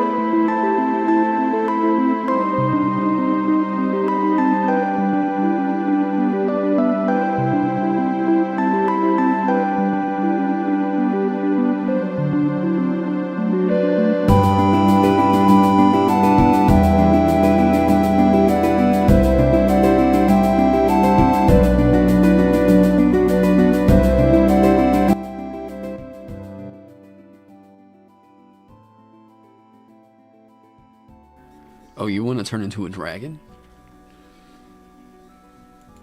You want to become a dragon? We can make that happen. Now, if you're trying to talk to your own runes, that might be a problem. But we can make you a dragon. Like I said, or like I have said in previous... Why is this not... Oh, are you... Who doesn't want to become a dragon? That's the right question. I don't know why that was slowing down like that. Okay. Let me tell you guys what I want as an idea for this dude. Okay? It's actually kind of appropriate that this is the song that's playing right now. There are all kinds of different ideas I can do for Dethic, right? This is gonna be a pretty straight up Gish, right? I'm gonna have my runes. I can enhance armor and weapons with them. Great, awesome, super fun and fantastic. If I go Jotun, I know what I'm getting. I'm gonna get big and I'm gonna whack stuff hard with an axe. Yes, this is gonna be really scary, right? I have based a lot of stuff in the past off of different kind of classes or archetypes I've seen in video games. And I think that that's something that kind of helps out with people's kind of buy-in whenever they see an option and they're like, how is this supposed to play? And then if you can make it play like what they saw in the video game, they're like, oh, cool, yeah. And I was like, what the hell can I do for Eocharic? I know exactly what this is going to be now. And the good thing is, there's been some little lore for this. If you have ever seen in Final Fantasy, there is a certain class or a character type called the Dragoon. I think this would be so sick if I could make the Eocharic Runic Runekeeper, whatever, the Dragoon for D&D. Let me show you what runes do, or what Dragoons do.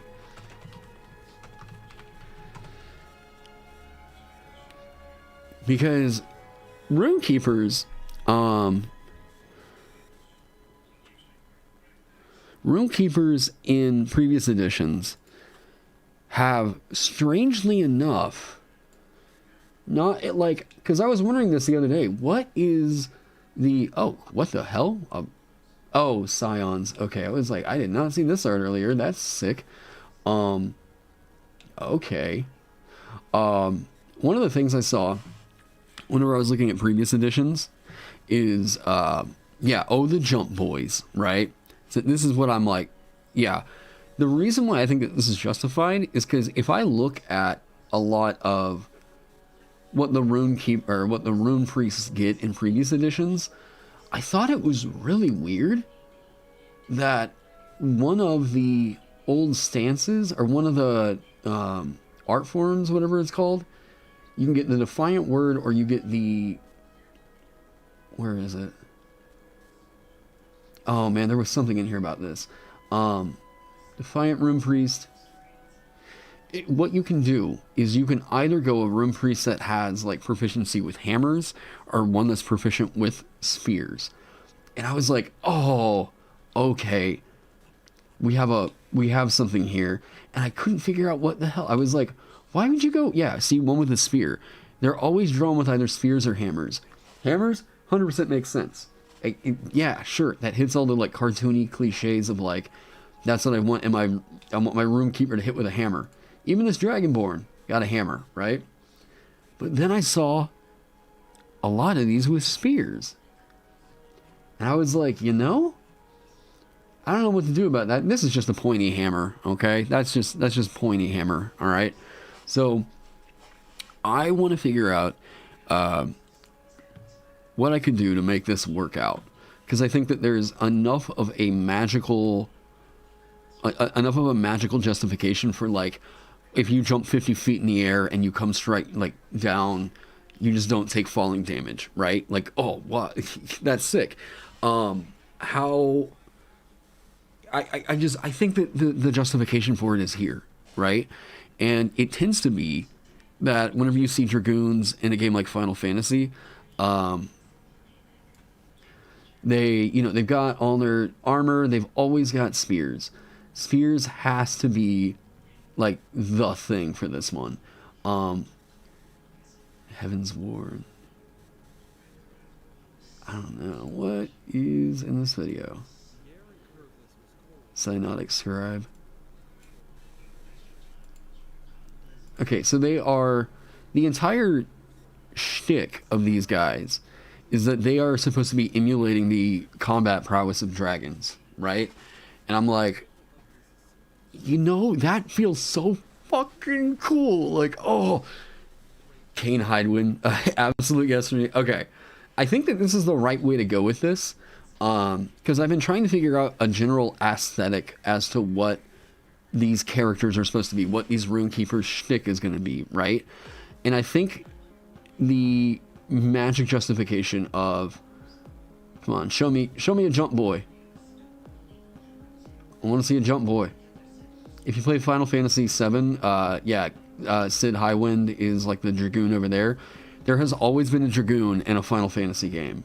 As far back as I can remember, there's been a Dragoon whose main shtick is, I'm going to jump super, super high, and then, bam, hit something with a lance.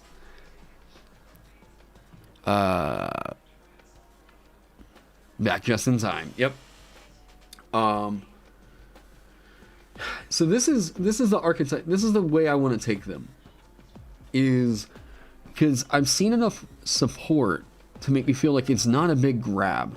We're not really having to really stretch to make this comparison, right? They've been in since Final Fantasy 2, yeah.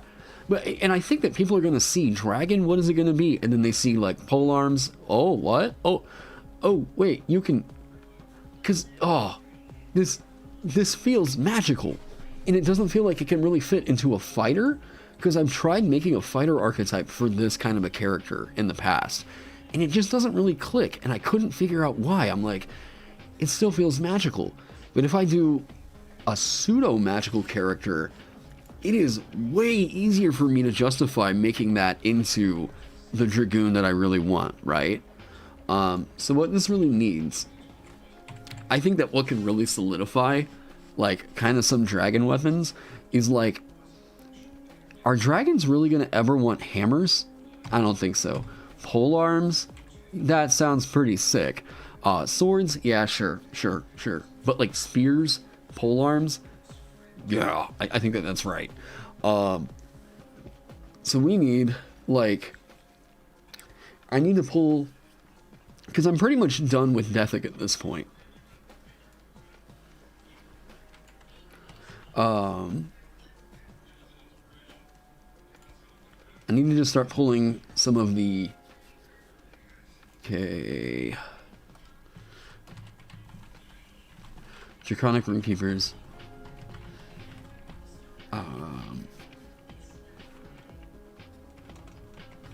Emulate the Terror and...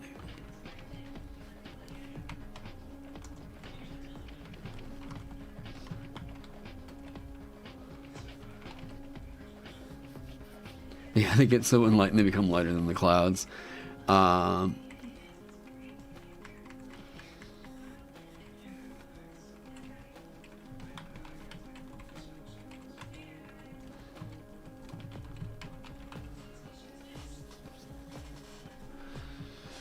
Would it be balanced if instead of negating fall damage to yourself, you would you add the fall damage you normally take?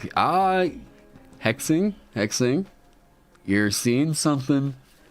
So that is a thing that I had originally designed. Yeah, like right into here.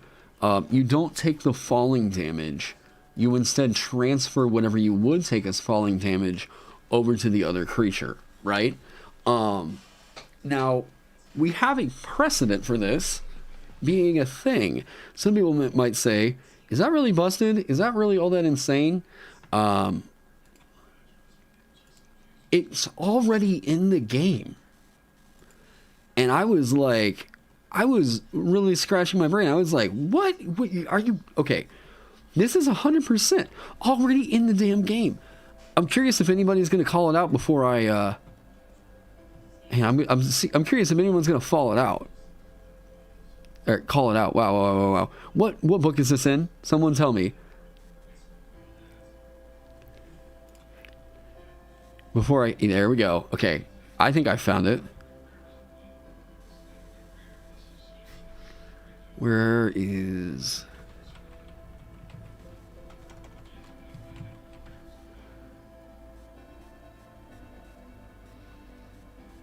Falling.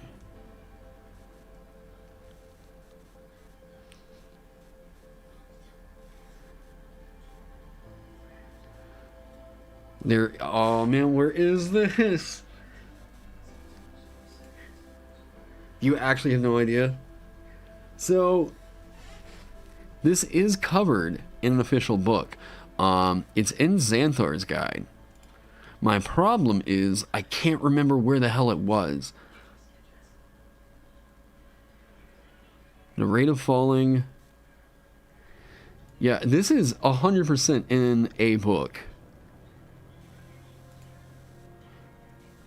It's in Xanthar's Guide, but I can't remember where the hell it is.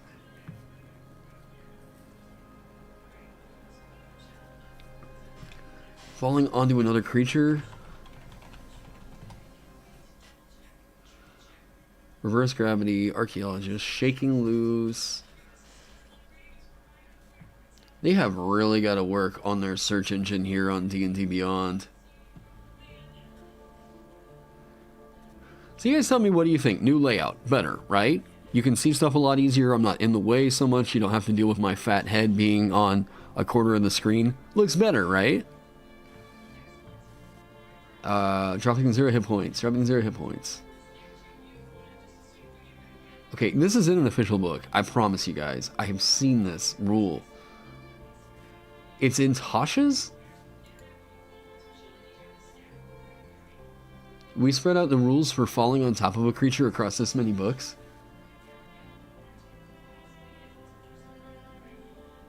It's floofy. Dungeon Master's Tools is where I would guess it would be. Page 77. Well, I can't...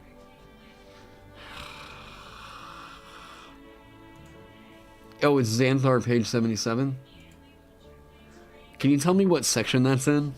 Because I can't really... Because there's falling simultaneous effects? Yeah, if someone can tell me what chapter it's in and in what book, that'd be awesome.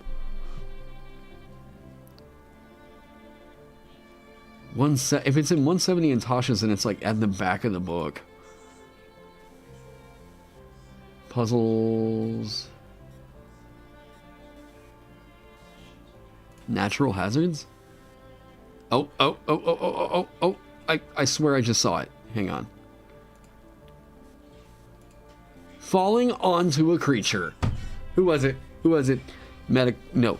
Draconic Wolf. There we go. Okay. So, this already exists, okay? Now, if a creature falls into the space of a second creature and neither of them is tiny, the second creature must succeed on a DC 15 dexterity saving throw or be impacted by the falling creature, and any damage resulting by the fall is divided evenly between them. The impacted creature is also knocked prone unless it is 2 or more sizes larger than the falling creature. This is so sick. This is everything we need and more to build out an entire fighting archetype, okay? But this only recently got delivered to us. Okay, and I'm gonna need to... What page was this on in Tasha's?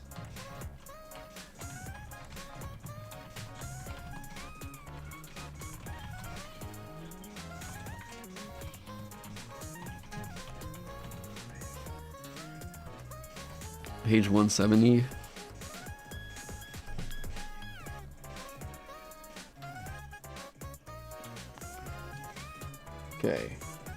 Saying a lot of 170.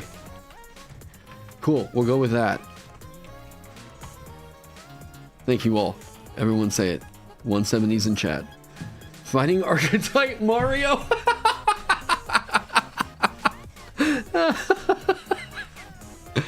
Okay, that's actually really good. Yes, you could build that technically with what we're trying to make. But I swear I am so excited that this is the option that we're gonna go with on this. I'm like, I have wanted this to be a thing, but I haven't really felt what the call for it is. You know what I mean?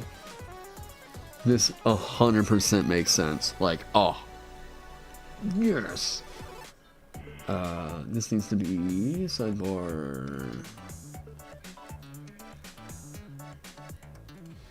What's gonna look better for this? Because I don't think this is a...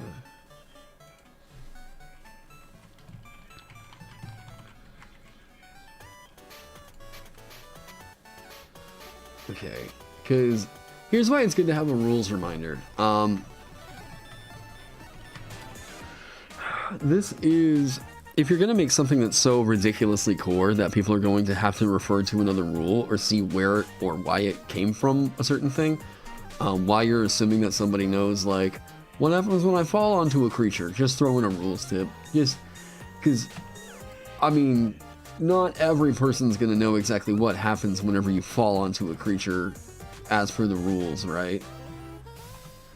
Not everyone's like us rules pros in here. A dwarf with giant boots. If you can just make like any video game character you want with this, I'm be pretty happy.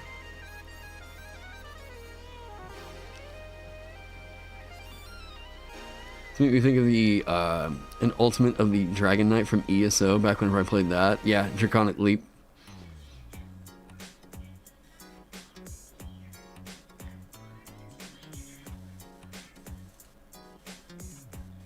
There we go. Boom.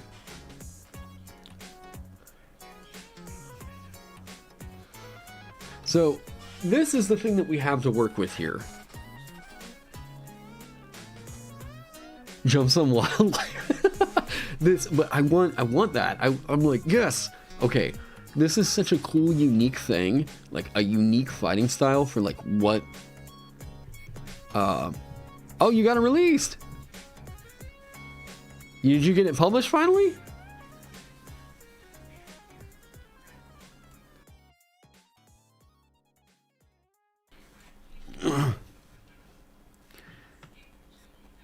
A pair of Timberlands and curb stomps on people from the sky. Where's the link at? Where's that link at? Awesome Soul. Where's it at so I can throw it up in the chat? Did you just get it published? Because it should be on the new...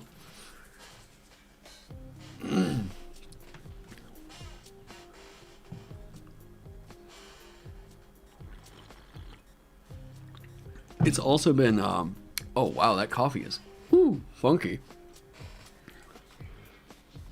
It's up on there for purchase. The DM's Guild's website's running so damn slow. Hey, there you go.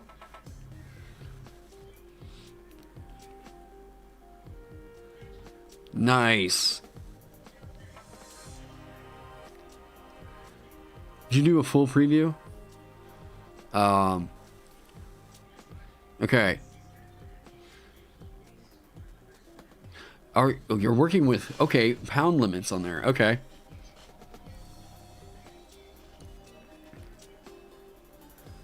Succulent charge food points. Nice. Okay. I haven't. Let me see. I can get Galders out of there finally. Let me do that.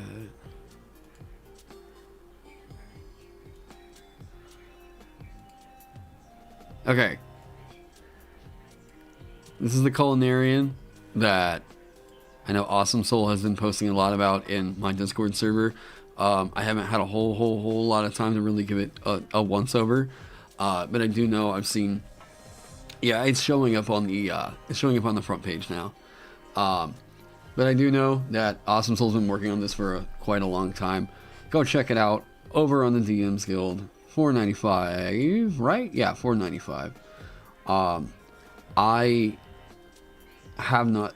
Oh, what did I do? What did I do?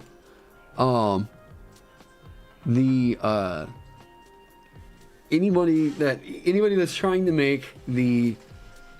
Oh, they're allowed if I post them. Here you go. Anybody that's just been trying to make that chef archetype work out.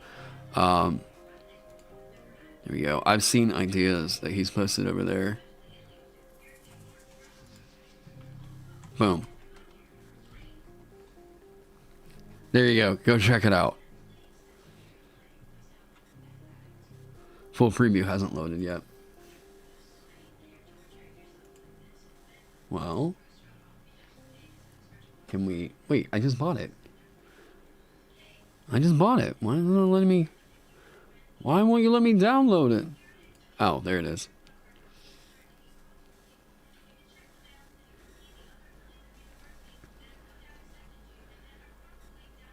Legend Hunter, Kindler, Grove, Tinder, Spiritual Heroes, Witchcraft. Okay.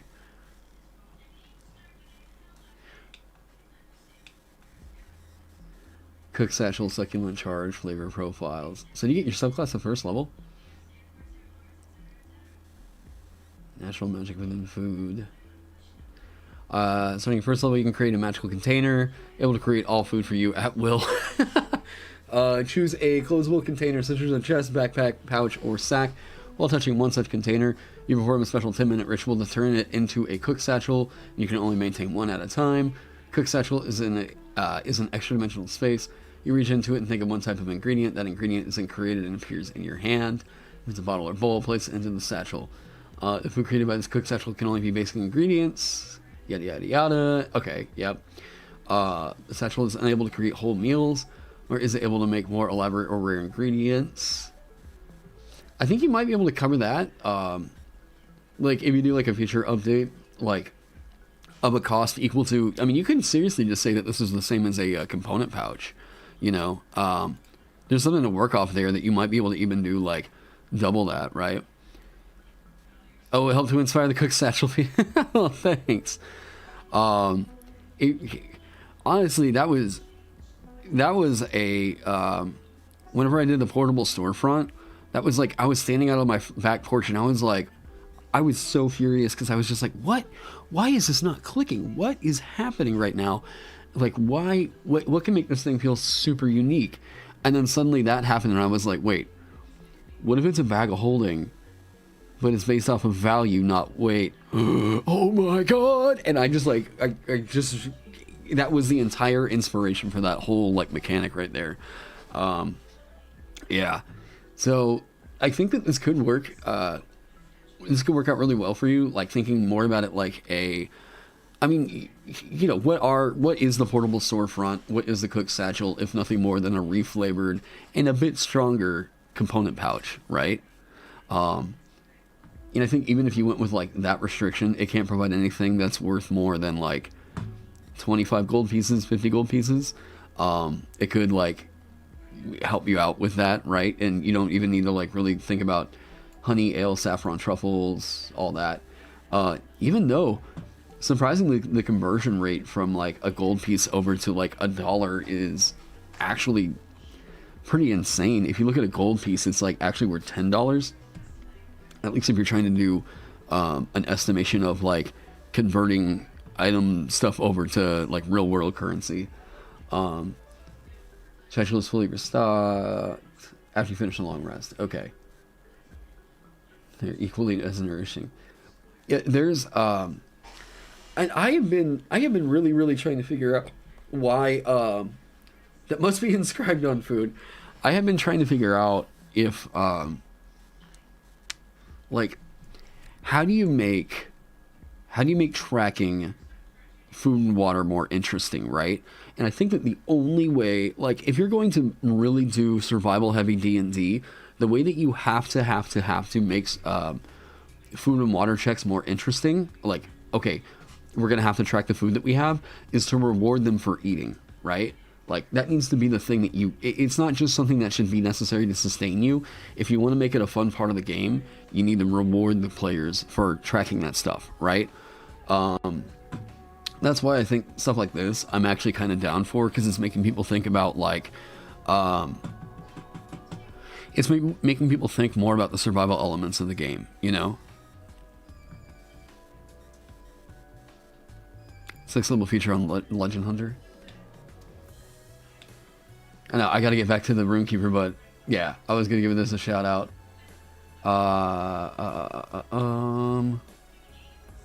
Legend Hunter 6th level. You are what you eat. Your knowledge of creature physiology lets you carve off meat from creatures in a location that is perfect for you to hold. Okay, your infusions during a short or long rest. You can prepare a magical infused side dish for yourself. Okay, when you do so, add at least 1 ounce of meat from a creature to this dish and spend 1 surge point. The meat must be from the creature that has died no more than 7 days ago and cannot be from a humanoid, undead, or construct. You may also turn... Okay. Oh, you're granting a benefit. Alright. Cause your body here to thicken. Okay. You can only benefit from 1 creature type at a time. So is it... Oh, the chart found on the recipe book, page 21. You are what you eat. Aberration. You are immune to any effects that would read your mind. Active effect. When you take the attack action on your turn, you can choose to replace one of your attacks with a blast of psychic power. Boom, boom. That'll work.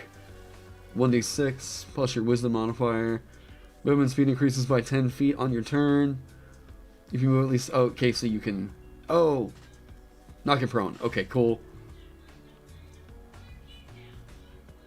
This is all fun stuff. It's goofy and fun. I like it. Advantage on saving throws made to frighten you. Well, yeah, congratulations, man. Ooh, that elemental one is... How long does that last? Wait, where's it at? Oh, and look at you putting bookmarks and everything.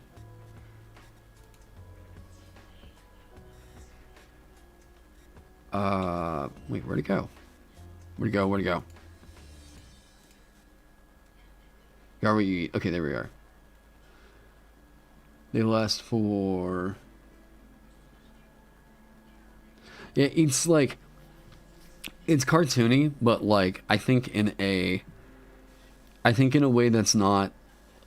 One of the problems I had with another cook class that was out there was, like, the cartoonishness was to be expected. Like, it could... the cartoonishness was something that was hardcore baked in the class in order for the features to make sense, which is something that I thought was, like... rather than be able to make a cook that feels... Like, yeah, this would be a reasonable adventuring hero, it felt so video gamey that it just... It felt really difficult to come up with, like, narratives that actually made sense for it. With something like this, is it video gamey? Yeah, but in a good way. Where, like, yeah, you can get this special feature, sure.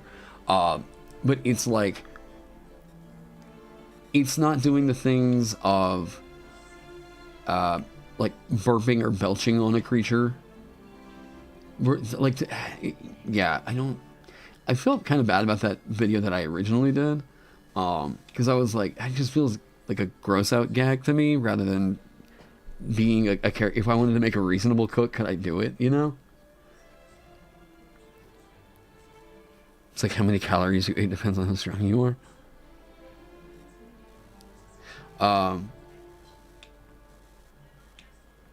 But yeah, congrats on the release. I'll check it out more once I'm on this Runekeeper. Like, oh man. Okay. Yes. So, falling onto a creature. If this is gonna be the core thing,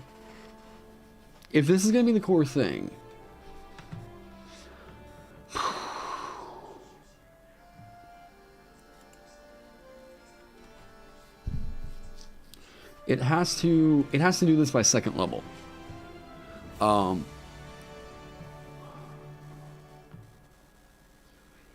gotta love the distractions though, kind of. Okay.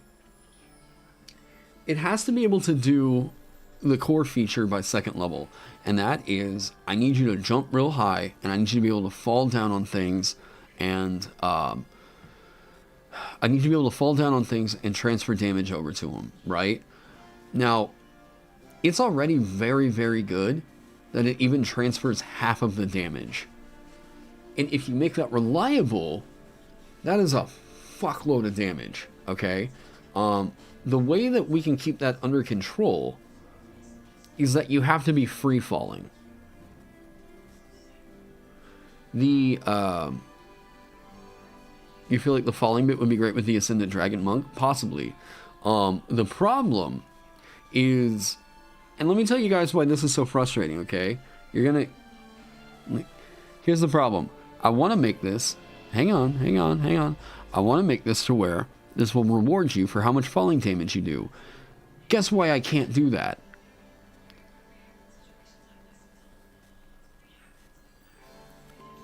Guess why I can't do that?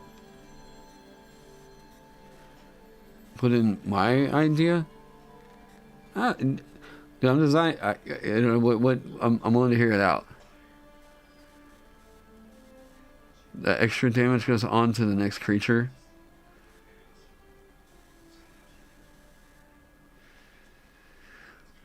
It's not a problem if it can get into the air. In fact, the problem is that some races have way too easy of a fucking time doing that. Ceilings aren't a big deal because you can long jump at them. Fly up 5,000 feet, then win. Exactly. The problem is that races like Aarakocra or Winged Tiefling or whatever you want to... Yeah, Aarakocra would be so insanely strong at that. The thing you can do, okay, here's the cool thing. Here's why I think this might be okay, alright? You do reach terminal velocity. You will reach terminal velocity, okay? Falling onto a creature. Because eventually you hit a point where you can't fall any further. Or, sorry, you can't fall any faster, and it's 20d6, right? Yeah, jump spell, fly spell, wings, Aarakocra. If you are making it to where, like, we want this to embrace the system. We want this to embrace growth rather than bucket, right? We don't want to write an arbitration that says when you fall, unless it's through flying distance, unless you get XYZ thing. What we really want it to be is if you fall 20 feet onto a creature, it takes 2d6 extra damage or something like that. That is sick. That is sick. That's what we want, right? It's a shockwave that goes outward.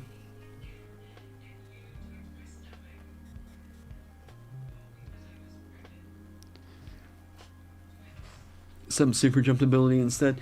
I think that it's very cool to, how do I put it? I think that it should be, we can't have it scale with Smite. It can't scale with Smite.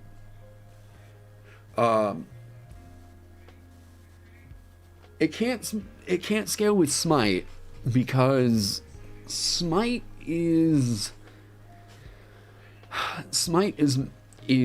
Paladin's main wheelhouse. Like, that entire class is structured around that.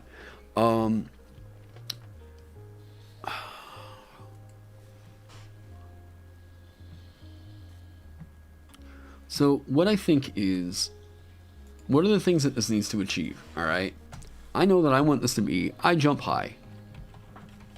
Let's just do goals. Okay. What are our goals? This is like, if I'm thinking purely from concept, okay, what am I going to do?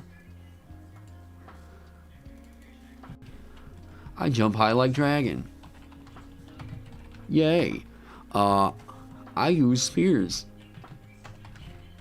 Like dragon claws. Okay. I fall hard on things. Yay. What else? What else are like the big expectations, right?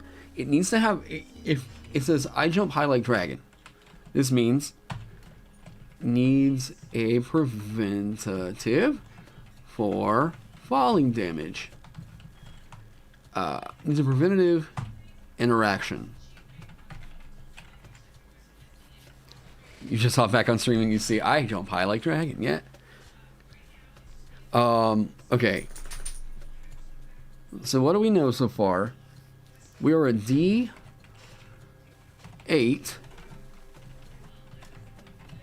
Okay. We're already kind of squish. However, we do get armor, and that can make up Dragoon. Boom, boom. Dragoon's gonna be fine. Whatever. You're gonna get your heavy armor. Great. Awesome. You need your pole arm. Unless, did I already cover that? Actually, you guys tell me this, because I have had to...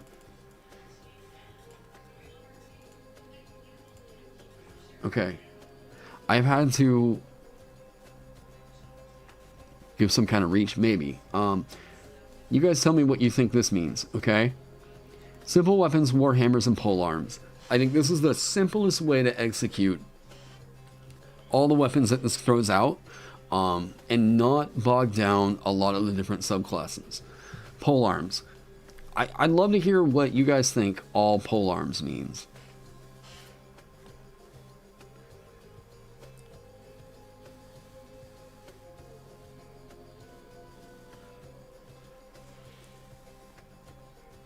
Temp HP after the fall.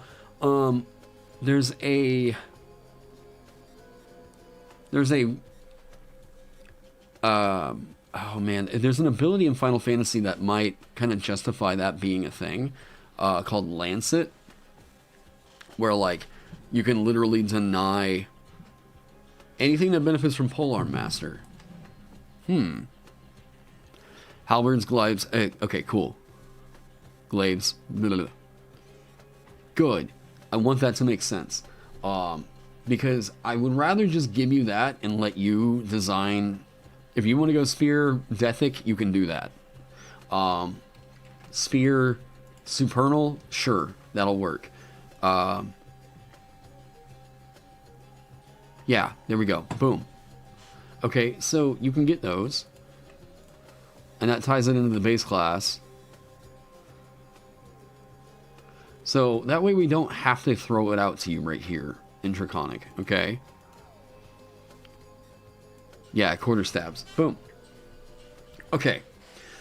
So, it's funny that a stick can fall into the same family as a glaive. So,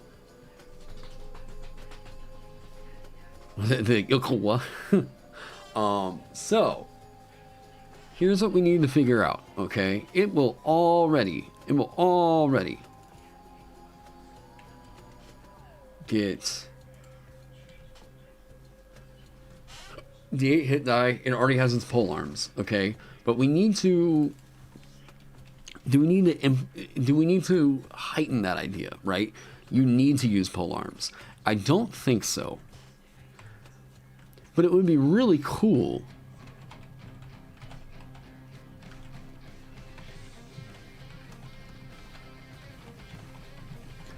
I don't know, maybe. If it incentivizes you to use polearms, great. But, like, I want you to be able to use this class and still play with, like, a sword, right? If you wanted to. Fang Claw. Maybe, like, Fang Claw and Tail, or... Fang, Claw, and Tail. Fang is you're using swords. Claw is you're using polearms. Tail is you're using... Tail does bludgeoning, so Tail is hammer, I guess? I don't know. But I should toy around with the reach property. Here's the thing that's weird about that. Jotun does it. So, like, you could make a Jotun or a Jotun Dragoon basically right now. And what's kind of terrifying about that is if you jump up into the air and you turn into a huge-sized creature and just decide to fall on something like like, that's just such a doofy playstyle, but it sounds so funny. Tail also sweeps and so do hammers.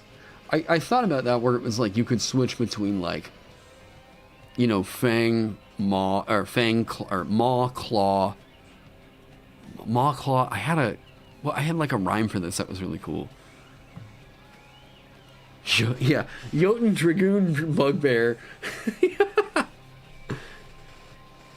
Flails, yes.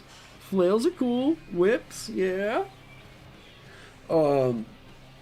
Like, if we just said... Is the thing that bothers me is the fact that others are getting pole arms for some reason. It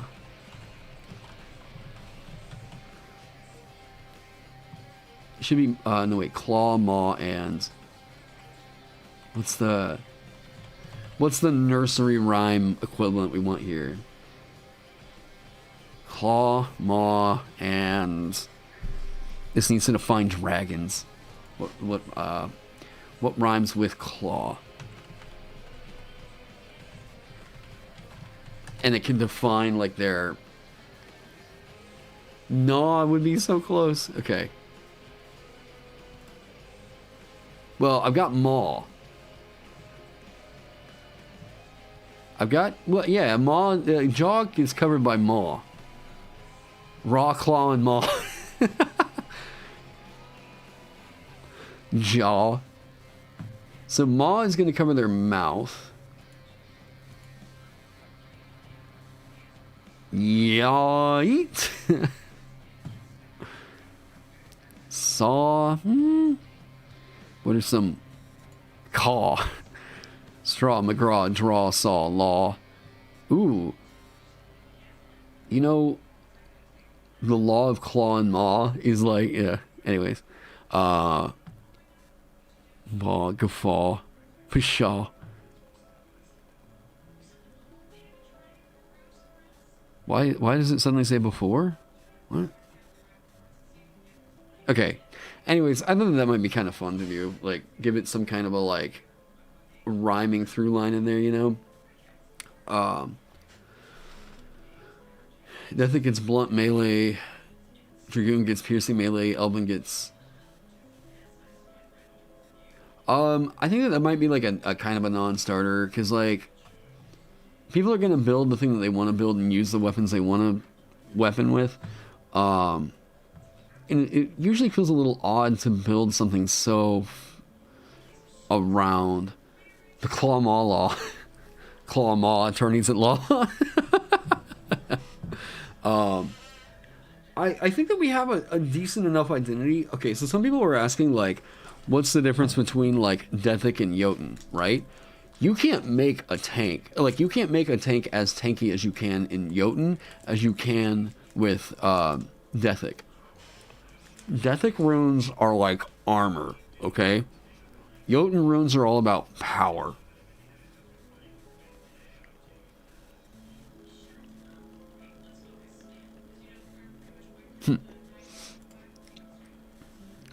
So I don't know what... Actually...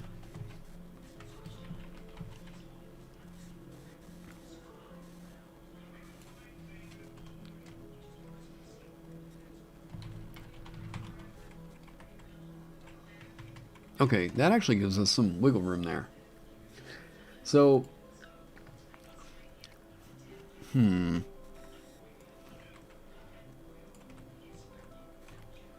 Boom, boom, boom. Okay, so that gives us everything we would want. This is everything we want out of what Eokark is going to be in terms of our equipment loadout, okay?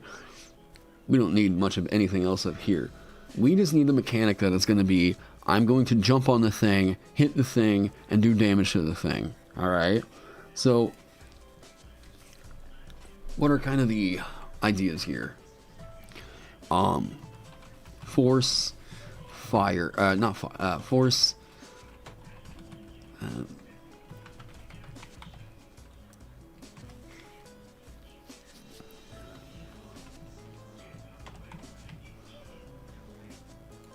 We have a few different like thematics that we can go with for our Dragoon archetype, okay? So you got forceful, like this idea of they are like literal laws of nature in a way. Dragons exert their power on nature, right? Like that's what there's like an interesting dynamic that kind of happens whenever you look at like what the different creature types do. If you look at like elementals, what is their thing? We are nature, but we're like all-consuming destruction in a way. They are still chaos. They are pure entropy, right? Primordials are like just beings that don't know how to do anything other than break shit, right? Or eat and like kill, right? If you look at like demons, it is in their essence to like want to like torture and all this stuff. Angels are supposed to embody beauty, life, whatever, goodness. If you look at dragons are just like the embodiment of like myth, terror, like intimidation, like oh man, there's such a cool like what is the idea that isn't just I gain resistance to a damage type and I deal this damage type? Because that's a thematic turn on dragons, is they might be really good at dealing that damage out. Like the interesting thing with them is like usually the damage type that they're going to deal out in D&D 5e isn't really a great damage type to have resistance to. Like if this is a strong damage type for me to be dealing to another creature, it's not that great for me to be like resistant to that damage because I'm not going to take it that often. There's just an interesting paradigm with how that works out. I do need to check out cunning, curiosity, and presence. Yeah, I like the idea of presence just as a concept, right? Presence is a very just like there's a cool idea with that. I do like the idea. Cunning. There are some dragons that are just kind of like, I'm a not dumb idiot, but like they don't always seem like they are charismatic in a way. I do think that the wings unfurled might be worth taking a look at.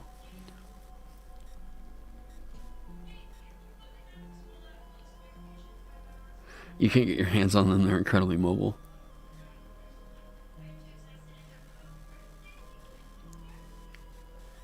Yeah, bad dragon fights are all the same, where they stay on the ground and spray breath weapons until they get poked to death.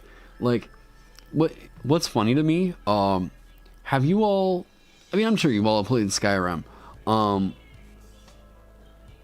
Everyone probably thought it was so cool, and I'd still run up Skyrim today, about how, like, dragons, it was like, yeah, we get to play with dragons, right? We get to fight dragons. But have you recently played Skyrim and, like, paid note of the rhythm of a fight with a dragon? Especially in, like, the last about, 20% of their health bar? Bethesda could not program... dragons in Skyrim have two modes. They have I am in the sky, and they have I am on the ground. Dragons in Skyrim do not know how to die while they are in the air. They did not program that in. So what's really funny, did this person mod one in? Like, Bethesda just didn't know how to program dragons to actually die in the air. So they always land hoping that you'll end the fight while, like, it's on the ground, and they will not take back off again.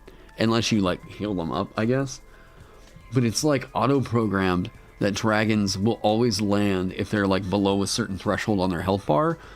Because Bethesda, instead of trying to make a dragon die in the air... Yeah, watch. See, here, like, it's dying. And... They don't know. Yeah.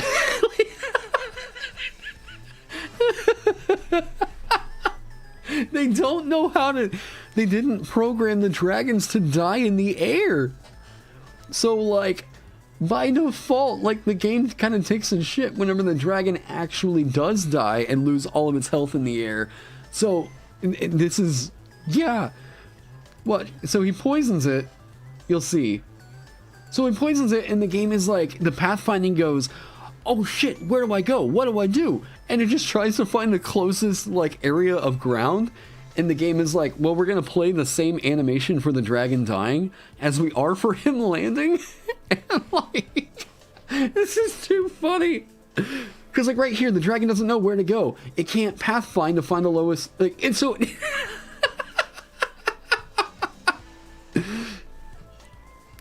I don't know if you guys, if you haven't played Skyrim lately, it's worth it to go and watch, because, like, I think this was kind of a little bit of sleight of hand, where, like, Bethesda was like, well, hopefully whenever they encounter a dragon, they're not going to be able to deal enough damage to just straight up kill it while it's still in the air like this.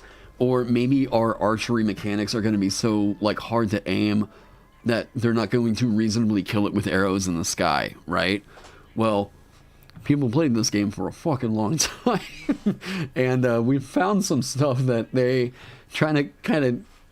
they wanted to keep hidden behind the curtain, right? Yeah, I must find my final resting place. But it's worth, like, I just thought that was really interesting. Like, there's a weird thing in studying what dragon fights do in, like, Skyrim and then in D&D, right? In D&D, if your dragon's at that low health and you landed it on the ground and it wasn't due to a condition or anything like that, you just decided, I need to put this dragon on the ground right now, you are running that dragon wrong, my friend. You need to make that thing take off. Like, you need to make it go away. Dragons... If a dragon gets reduced to anything below half of its health, that is a very unusual situation. Dragons are usually like... dragons are not used to being challenged by anything. So especially if a dragon starts getting reduced that low, you need to be considering, like, if you're going to roleplay it out, right, this is what I want to do with my dragon. I've got this 80 feet of fly speed. The next stage of this fight needs to be the characters are chasing this thing down. Right, or they need to come up with a way of bringing it down. Ideally, I think a dragon fight should take the course over, like, 2 or 3 encounters. Right, the first was the one where they just, like, straight up, bam, they get it down to about half of its hit points, maybe, and then this thing GTFOs, you know, and then maybe in, like, 2 or 3 levels they get to fight it again, and then they're better prepared for this motherfucker is going to try and run, you know, like. There's some cool things about the psychology of it, right? But my clan and honor and oath for interjection is a solemn expression of what's most important to a dragonborn. Maybe to a dragonborn. Maybe to a dragonborn. You know? But to a dragon? I'm usually the most important thing around here. Ancient crystal dragon?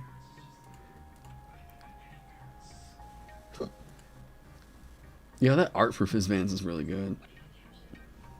Although, it's weird to me, because, like, I'm looking at this, and I'm like, oh, these look like fingernails. Like, they don't look like spikes, right? They look like actual long fingernails, and this just looks really upsetting to me. I am not a fan of that.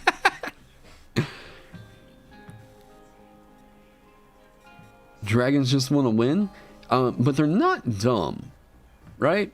Like, well, I say that, and this ancient white dragon has 10 intelligence? Well, I guess it's one of the evil dragons, so... Yeah, finger wings, that's so weird. Yeah, see, I mean, even like an ancient bronze dragon has like an intelligence of 18. Did I just pick like the dumbest dragon?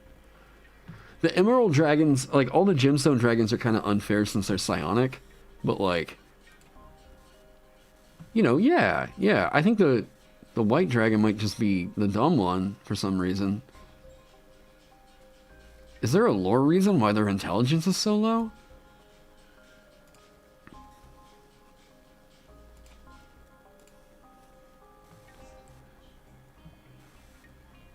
You're liking Mr. Goon? We haven't really worked on it yet. Okay, well... More ferocious?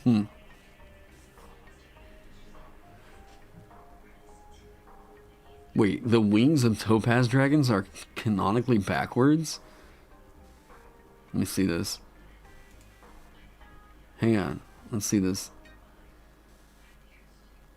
Oh, weird. Oh, weird. But, like, kind of cool? Wait, so how the... Wait, what? Have they... Was there, like, a reason... Well, I guess they're just psionic, so it doesn't have to flap its wings. It just kind of floats if it wants to. Yeah, it teleports.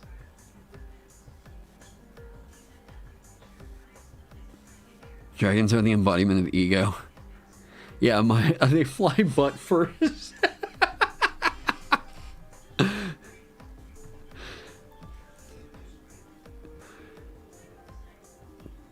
Kind of looks like it. Yeah, it does, right? Like, but well, no, it's not a perspective thing. It's definitely backwards. There's no way it could be holding it like. How weird. It's such a small note, but like it makes you think like, what the hell?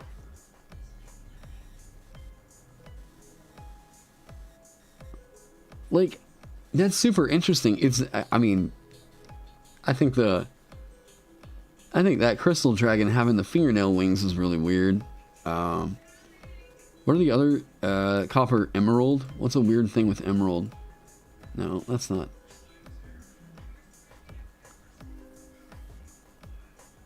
Because emerald dragons are also psionic.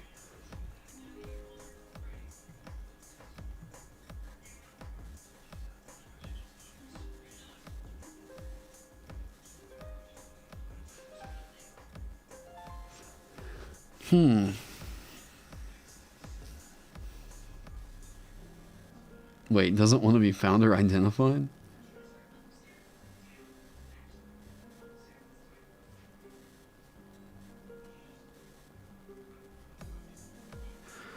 Oh, that's kind of funny.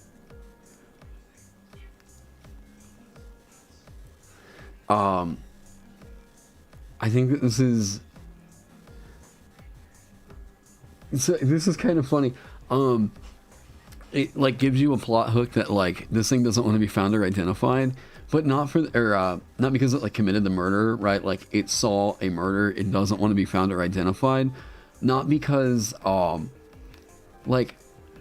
it's trying to help out the murderer or anything, but because they literally treasure knowledge and secrets, and they feel like they're just like really good secret keepers. That's too funny. Like, oh man, it's like, yeah, no, I saw this bad thing happen, but I don't want to. It's not a matter of like I don't want you to find the murderer.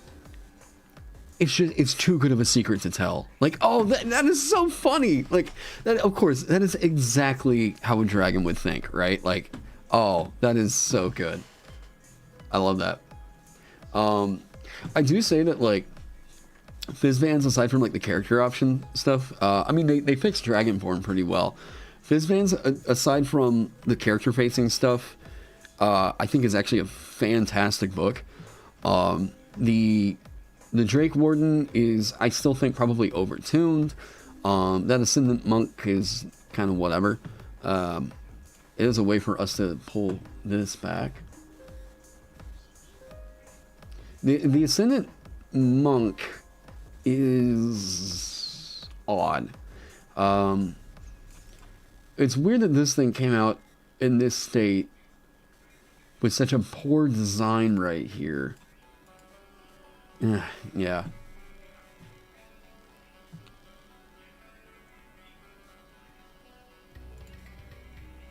Yeah, the secret is mine. I think that's so funny. Yeah, I've heard a lot of people say that have been actually running a lot more D&D here lately that they've actually found fist bands to be very useful.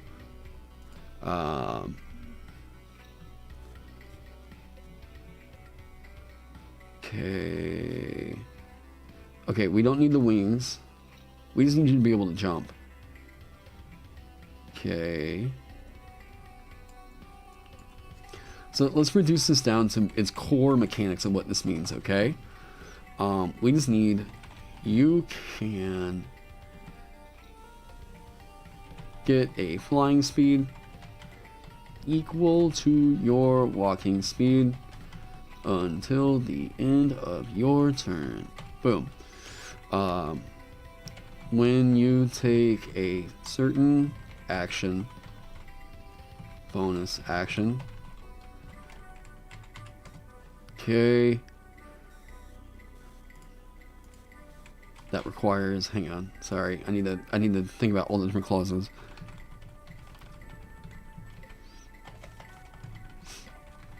Of a short rest.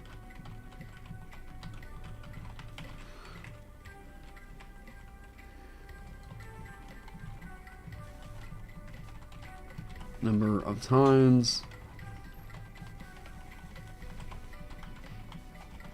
This and gain all expended uses.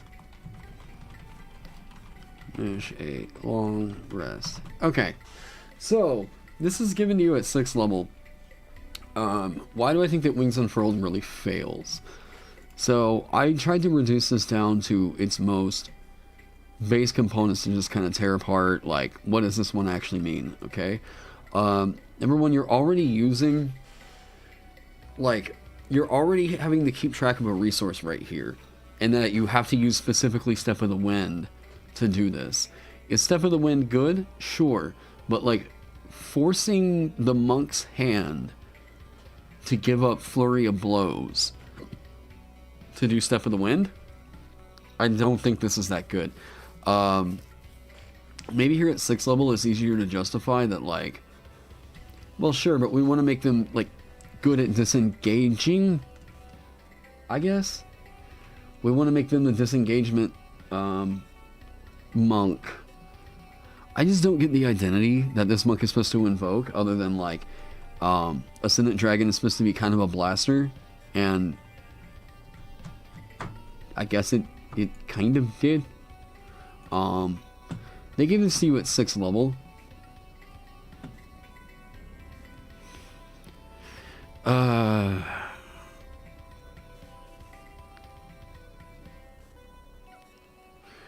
I don't know that people are going to... I don't know that people want to fly. That's my thing. I don't think that people want to fly with this. I think that people want to jump on stuff. If you're making a dragon... Woo! If you're making a dragoon, people don't want to fly. They want to fucking leap. And that's the cool thing, right?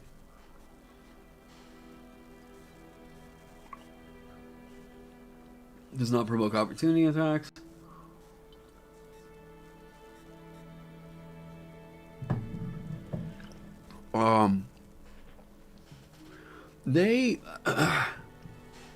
Wings Unfurled is an example of too much tracking having to go on, okay? You have this thing that you can use with Step of the Wind, which means that I have to remove a key point, okay? I can get that back on a short or long rest. That causes me to grow wings that are going to be gone by the end of my next or by the end of this turn, and they're only equal to my walking speed. Okay, this is fine. Equal to my walking speed. This is not really a big thing of tracking, but it is a flexible speed that's going to occur and then unoccur, whatever. Step of the Wind. Yeah, 2022 is the year of jumping. Step of the Wind can be used to double your movement speed with dash, right? Yeah, disengage your dash. So, maybe just make it simpler than what you're thinking. You're always under the effect of a jump spell. You can do that. That would keep it to where somebody else casting jump on you isn't quite as good. What did you just send me? Psych attack.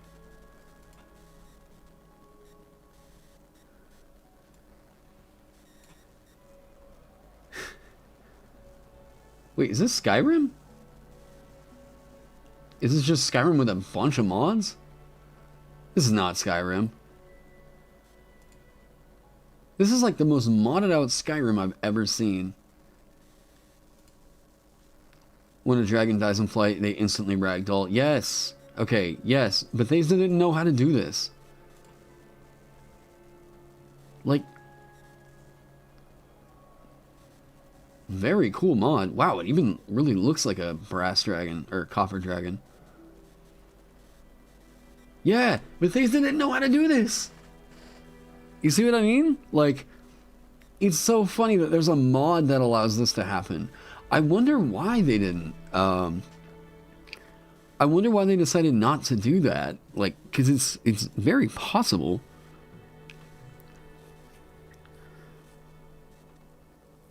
Okay, so the thing that you would get if you were always under the effect of the jump spell is good, right? It's an odd thematic, but I will say that, like, if you do that, technically it means that you can't benefit from the jump spell being cast on you again. Jump distance is tripled until the spell ends. Now, if we reward jump distance, I mean, Jesus, if we reward jump distance like this, at least the thing that we could do is that you don't take damage as a result of falling. No, wait.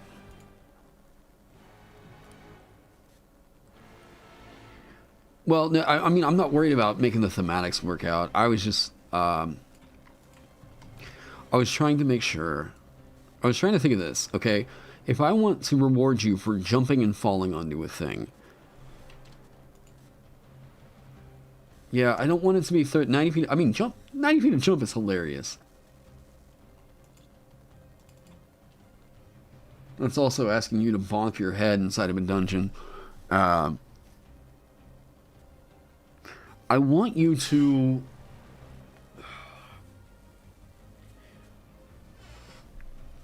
This is the frustrating thing, is like, jump distance, long jump. I want you to be able to long jump and use this. But, like, this is pushing me to... It needs to take falling damage, right?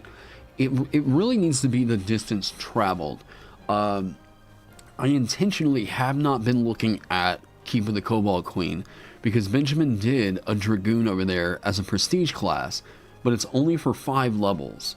I'm just curious the wording that he had to reward this right here. Keep. By the way, this is actually, I've run this twice now. This is a super fun adventure that Benjamin did.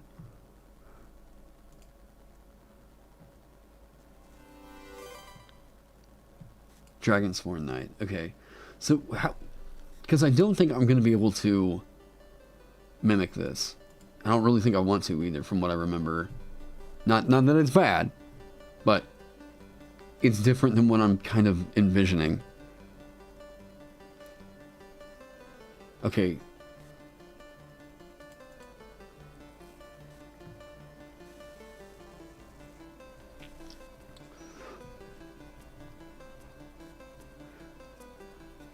Jump 10 feet vertically and up to 10 feet horizontally. These distances increase. Okay, so he increases it all the way up to 50. Jumping is based on your strength score. Right. But you can override that. 10 cash. Wow, 10 can. Wow. Anyways, hey, have a great night, Tin Can. Thank you so much for being here.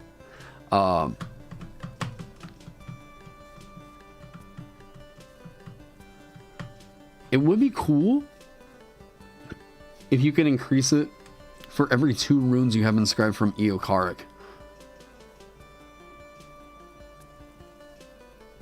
That's okay, Tyler. Don't worry about it. You just chill. Have a good time. Yeah, and I mean, Lancer / Lancet is a hard pull from the Final Fantasy stuff. I don't know that I want to go so far as to do the Dragon's Breath part of it, or I could just make that a part of a rune itself. The Roar has definitely got to be a rune. For every 10 feet that you jumped horizontally or vertically. So, okay, fall damage is not a... fall damage is a non-starter. How do you join the Discord? There should be an invite on my... Wow. Thank you, Farrell. There should be an invite.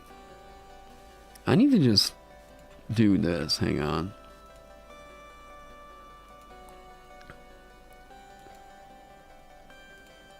Let me do this. Can I... Okay. Now, can I take this over here? Mess with my lower thirds. Wait. Lower thirds. Okay, you guys might see my stream kind of freak out for a second. Hang on. Add social.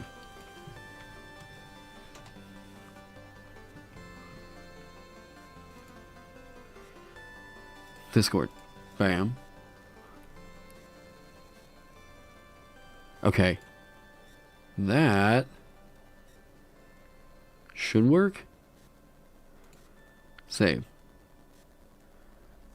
And if I go back into the editor, is that going to make it freak out? Patreon.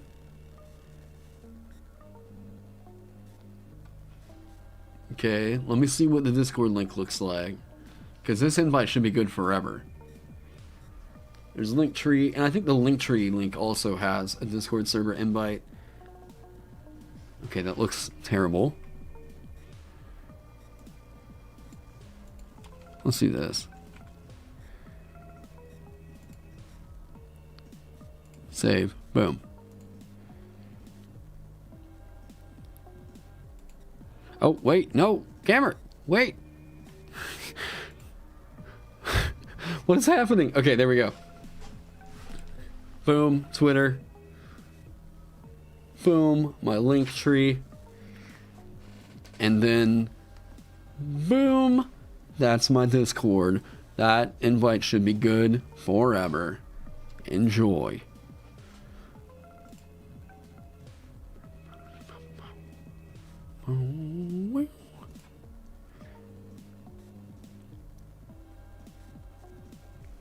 You've got a game right now. Don't worry about it, Drunk Yoda. I stream all the freaking time these days, so get into one later. Okay. Or something that focuses on turning it into a mortar. What I think should work... I think Benjamin has the right idea. Like, the high jump. Like...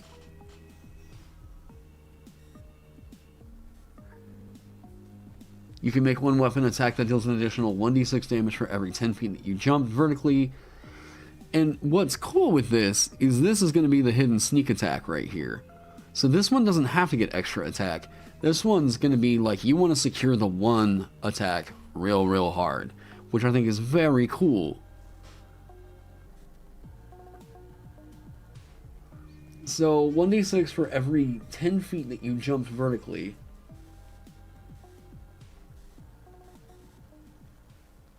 Yeah, I think that's the way that it has to work out. Yeah, 1d6, 2d6, 3d6, 4d6, 5d6. I think that if it... you can increase the height for every 2 runes you have inscribed from Eokaric is pretty cool.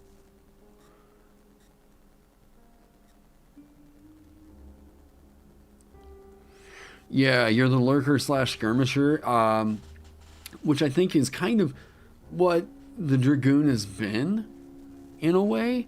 I mean, it's different in Final Fantasy, because, like, can you really look at one specific character and say that you're the tank? Not really. I mean, there's characters that you could say, like Auron from Final Fantasy X, that could take a hit better, but in general, most characters, unless it's, like, a certain kind of equipment loadout, no one's really a tank in the conventional sense, you know? She's still... Wait, where'd she go?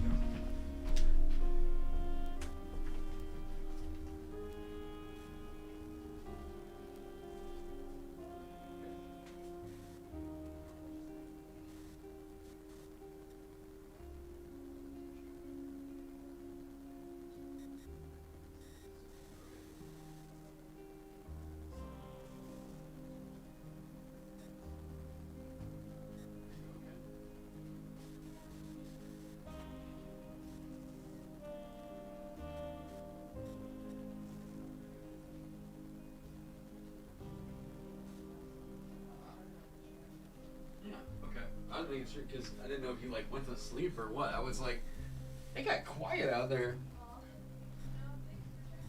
Yeah.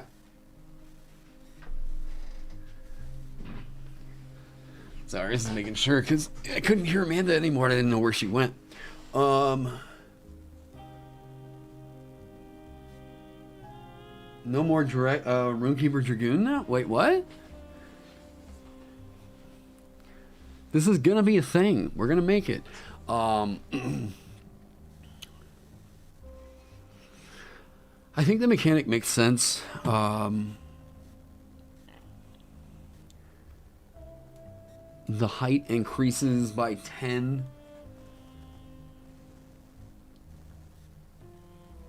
It doesn't need a scale. Okay. Like... What? No, No, this is part of the... This is still Runekeeper.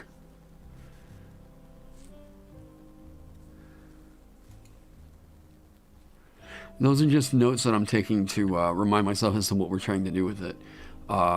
Okay, so the way that Benjamin did this was... He did the high jump.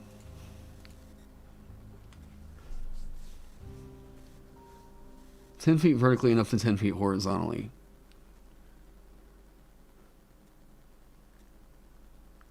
For every 10 feet you jumped vertically.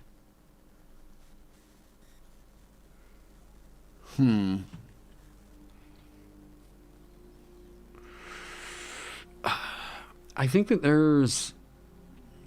The problem with this is like, whenever you do this in a dungeon, you don't have a class feature, right?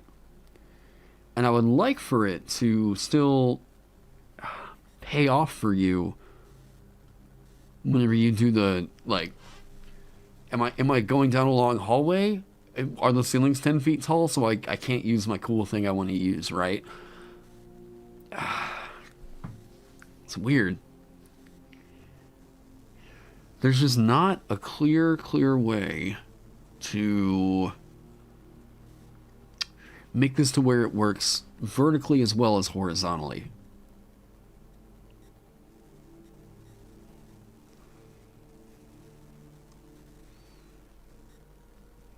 I assume this is meant to be more of an at one with dragons rather than a use their own powers against them type of thing. Yeah.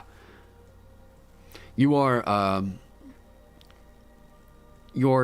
basically, why would somebody be studying Eokaric runes? I think it would be to like embody a dragon in a sense. They are creatures of like myth, of legend, of like just pure brutal power.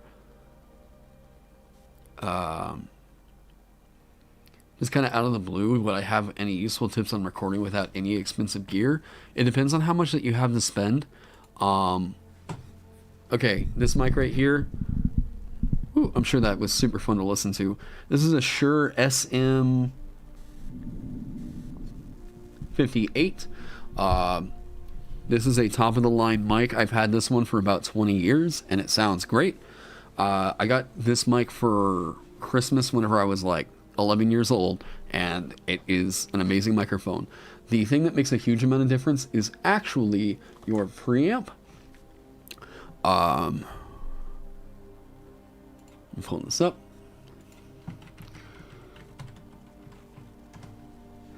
Okay.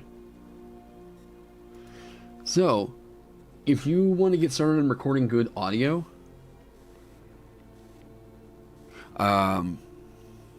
let me get over here. Boom. Okay. This is the preamp that I have right here. It's 170 over on Sweetwater, which is very, very worth that, but you don't need 2 inputs on this. You could get by with like, I could do the exact setup I have right here with this right here, and I wouldn't be losing out on anything. In fact, I probably would have saved money. So yeah, this is just a solo. This is just for the one mic that you need. You need the XLR cable and all that other stuff. You can get it as a bundle right here, which is what, well, you don't need that mic right there. Let me show you the mic. Don't get the 7B. I know that this is something that a lot of streamers are using right now. Eventually I want to get this, but it's a pretty expensive mic, and the 58 does a good enough job. The 8. No. Yes. Okay. This is a $100 microphone, and I swear it'll be the last microphone that you really practically need. The Shure SM58, you could throw this thing like out of the back of a truck. It could bounce off the highway, like hit a semi, throw it into an explosion. This thing will still work. This is one of the most road tough mics you will ever find. There's a reason why they've been using this like in the White House for years, for all their press releases and everything, right? So the camera that I have,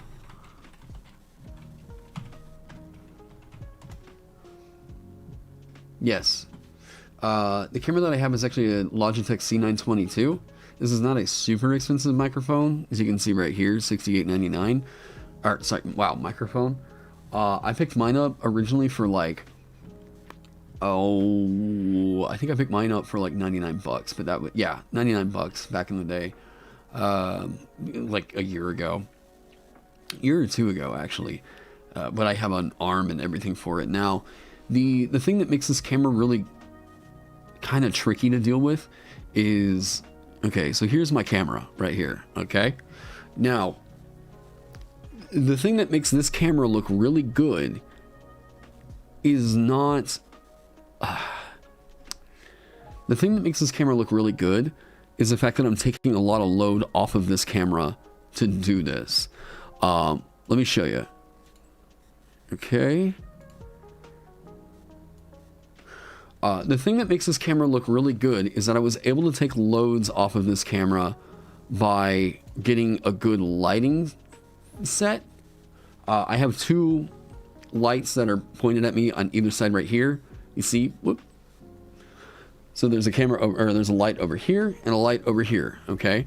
Those are pointed at me because they're making it to where the camera does not have to work so hard to increase the brightness on my face. And that means if I go over here, you'll see here's what the, oh dang, you can't really see that all that well.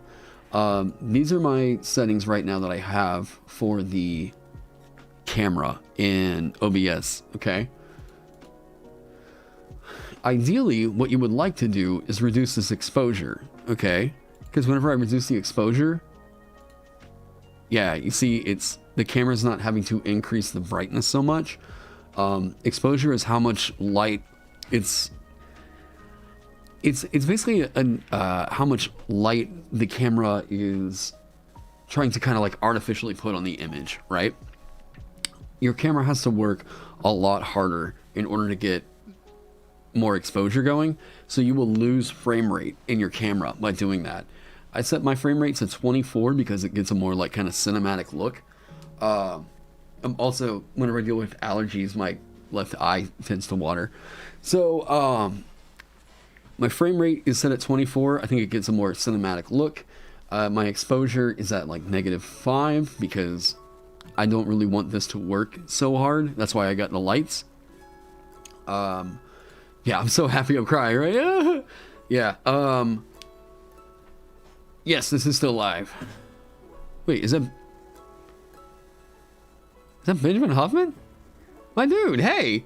Did you hear us talking about you? Yeah, I'm still live. I'm actually kind of working on a Dragoon subclass for the Rune Keeper right now, and I was like, well, Benjamin did this, and I was trying to see what you had done for the high jump stuff, and I'm like, my problem is like, I think, how do I put this? Oh, by the way, anyone that was actually asking about the recording stuff, yes, that is the Benjamin Huffman, pugilist, all that good stuff. Exposure, keep an eye on your exposure, your gain. Really, what's more important than getting a really, really good camera is getting really good lights, okay? So, yes, if you're wanting to get into recording, the thing that I wish I had learned way off the bat was setting up my lights rather than setting up my camera.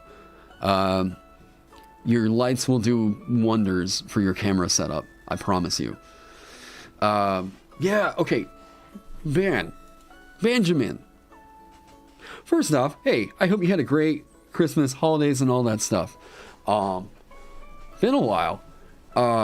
Yeah, I was trying to think of like what could be the cool thing for this Rune Keeper's like subclass.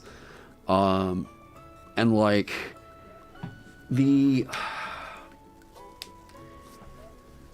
I'm trying to figure out the mechanic here because I don't want it to just be the lights blaring in your eyeballs. It can't be fly distance. I was trying to build off of something that can record or reward falling damage. After Tasha's, I can't do that because of flying creatures. Oh man. And then I was like, oh yeah, Benjamin did the Draco Knight in Keeping the Cobalt Queen, and I was checking out what you did, and I'm like, the one thing on this that I'm like, I still wish I could get some love for is that I would like for this Dragoon to be able to like do this vertically, right? Like, it's not just going to be your vertical jump distance, it's also your like horizontal jump distance. You can literally like lunge into the creature, right? That's what I'm like, I'm trying to figure out how I would want this to go.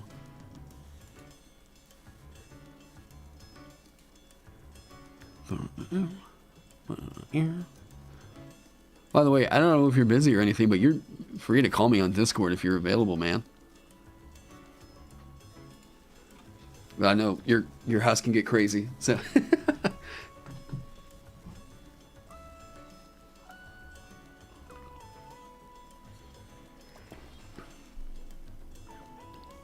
You're subtly slipping in the pugilist. What does that jump do that doesn't do that? The Draco Knight's jump is up to 10 feet vertically and up to 10 feet horizontally.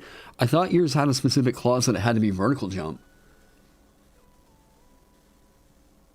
Yeah. For every 10 feet that you jump vertically. Is that not intended? Ross's is a companion. Ross made a companion class. So that's, yeah, see, that's what I mean. Like, I think it would be cool if it was allowing it to, like, do it horizontally. Yeah, and, like, I can see why, right? Because you don't want it to be, like, it jumped 10 feet in the air and then across and then, like, whatever. They also did a long jump. So with up to, I guess that's fair. For every 10 feet you jumped up to a number. Oh man, okay. So, yeah, I know. I'm like, I think up to could help solve it.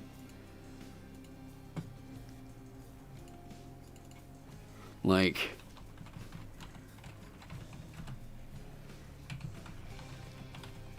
the 2d6, something for right now. That does make sense. For every 10 feet you jumped.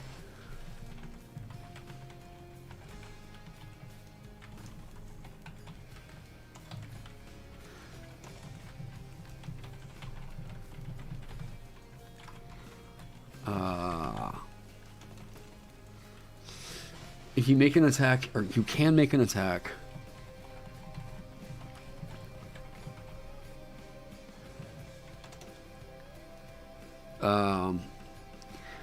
Does it have to say something specific about when the attack instance occurs? Like after At the end of this jump. Yeah, you put that. Choose a point within X range and jump to it. Ooh. You think?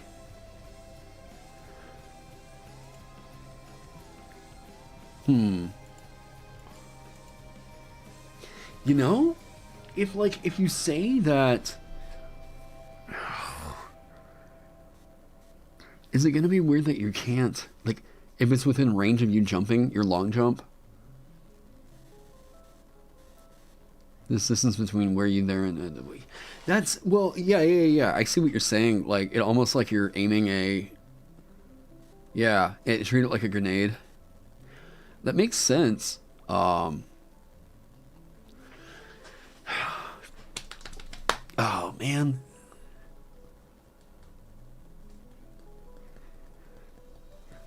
Okay. So, you can choose a creature within 60 feet of you and jump to them. Yeah. This jumping doesn't provoke opportunity attacks. That's kind of cool. Your jump distance...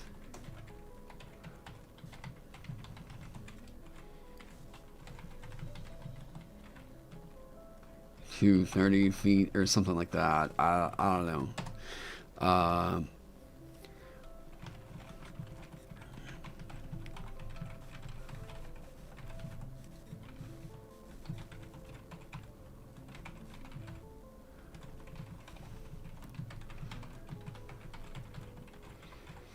I'm just kind of getting this stuff out on paper so I don't lose any ideas. A target point, depending on exactly how you want it to work. Someone was mentioning in here they thought it was kind of cool for the idea of the thing that makes this scary isn't just that you jump at them, but you're exerting like force on them. Like you're, especially with this Rune Keeper, exerting some kind of like draconic presence as a part of it, which could make it like a shockwave. You could just land at a point and exude the shockwave, like, oh, yeah. You got on YouTube to play music while I write, and now I don't see that happening. Dude, work with us. I'm playing music in the background. I'm hanging out. Yeah, that's, like, I do think that the shockwave idea is pretty cool. Like, pretty sick. Oh.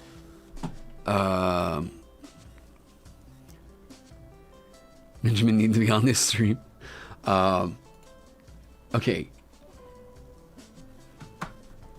Was there an official option that ever increased your jump distance as a part of the class?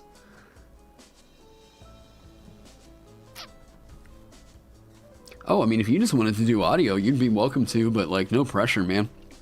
If you felt like hopping on, I'd be happy to have you. I'm trying to think of anything official that ever boosted your jump distance. Is it just Monk with Step of the Wind? And they don't even say like a hard set 10 feet. They're just like your jump distance is tripled. Or doubled.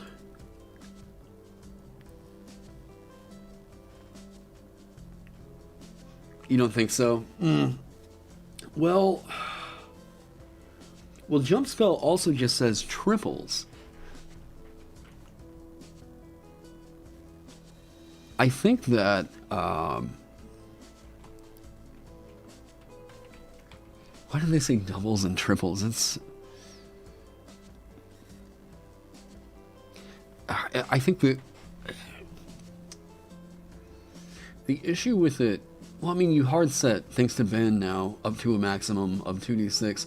You do hard set that to where, like, Herringon could be sick for it, and they're not going to do all the crazy additional damage as a part of it. That's, I mean, you go Herringon with this, that's pretty sick. Well, except that they do that jump as a bonus. That race, I swear. Okay.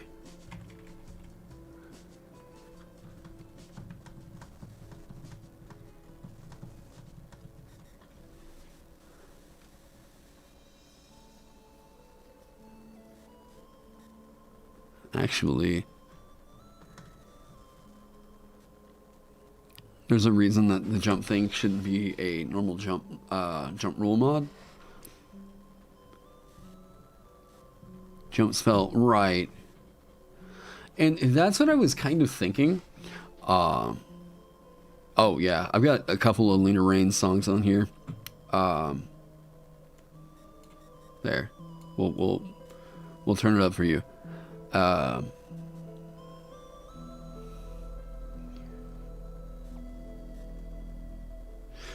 Well, yeah. I'm not JM. I'm not. If this was giving you a flat jump distance here, I think. Well, I think that we had a good thing earlier. I forget who exactly said it, but my idea is, oh, what was that game that I'm thinking of? This almost feels like you're a mortar. Someone might think of it. There's like an artillery that you had to aim in this one specific game, and this feels like that. Oh my god, what was that game? I can't remember. Okay.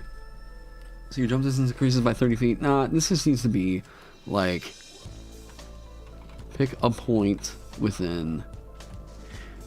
I think it's fair if it says your jump distance doubles. Maybe. Maybe.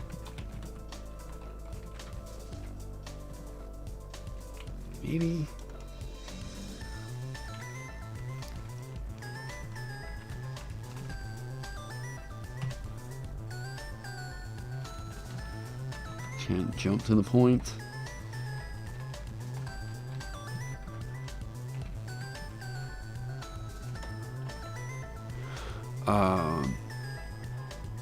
There's a magic item in the...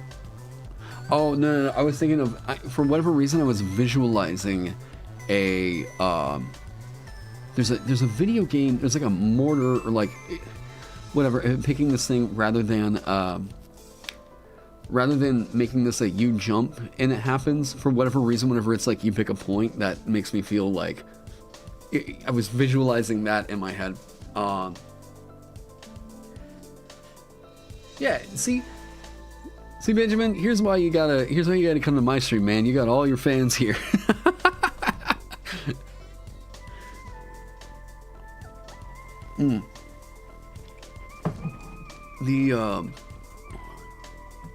Glad you like my crap. Jump distance doubles. Okay. You can jump to the point.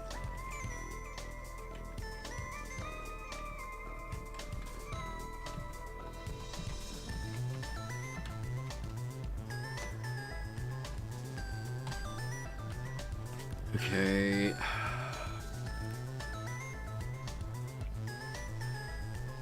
God, I'm trying. It's more so that that looks at terribly. It's more so. It's just a visual I'm thinking in my head it's bugging me. It's not about like I need to pull this mechanic, but I'm like, where the hell do I remember this from? It was like a war game or something. Why can't I remember this? This is driving me crazy.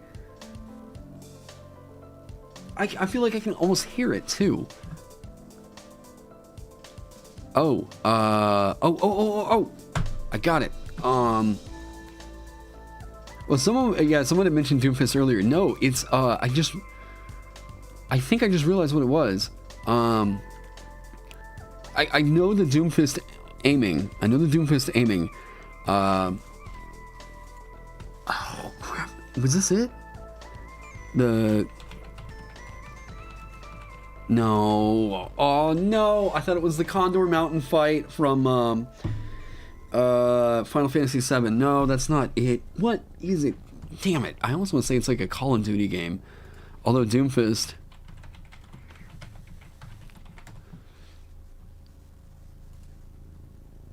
Meteor Strike does feel quite cool. This... Like, I think that hits kind of the narrative beat of what we would want. Like, and just what a cool name for an alt. Like, it's simple, clean. It would kind of work with our draconic idea. World at War.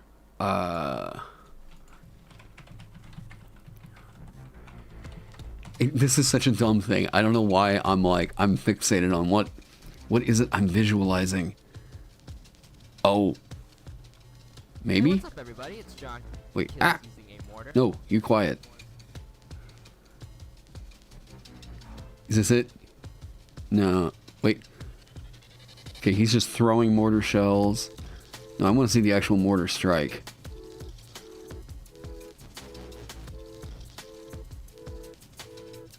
I have no idea why I'm so fixated on this. Yeah, I think you might be right.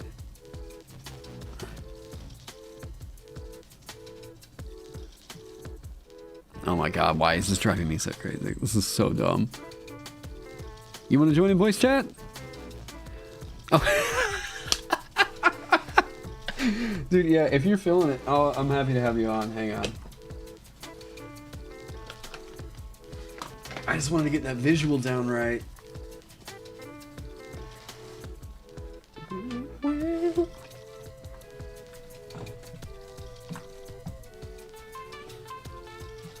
Yeah, as long as you got your mic, let me turn that down.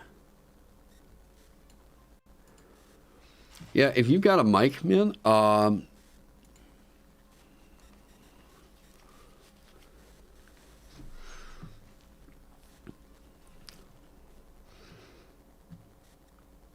the 14 engineer.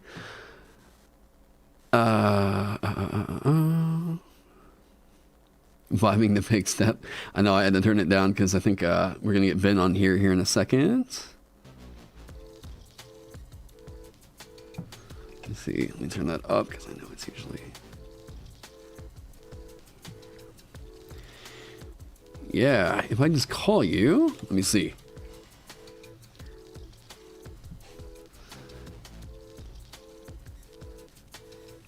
And yeah, it's all good, man. If we can't have you for longer than like 20, 30 minutes, you're welcome to peace out.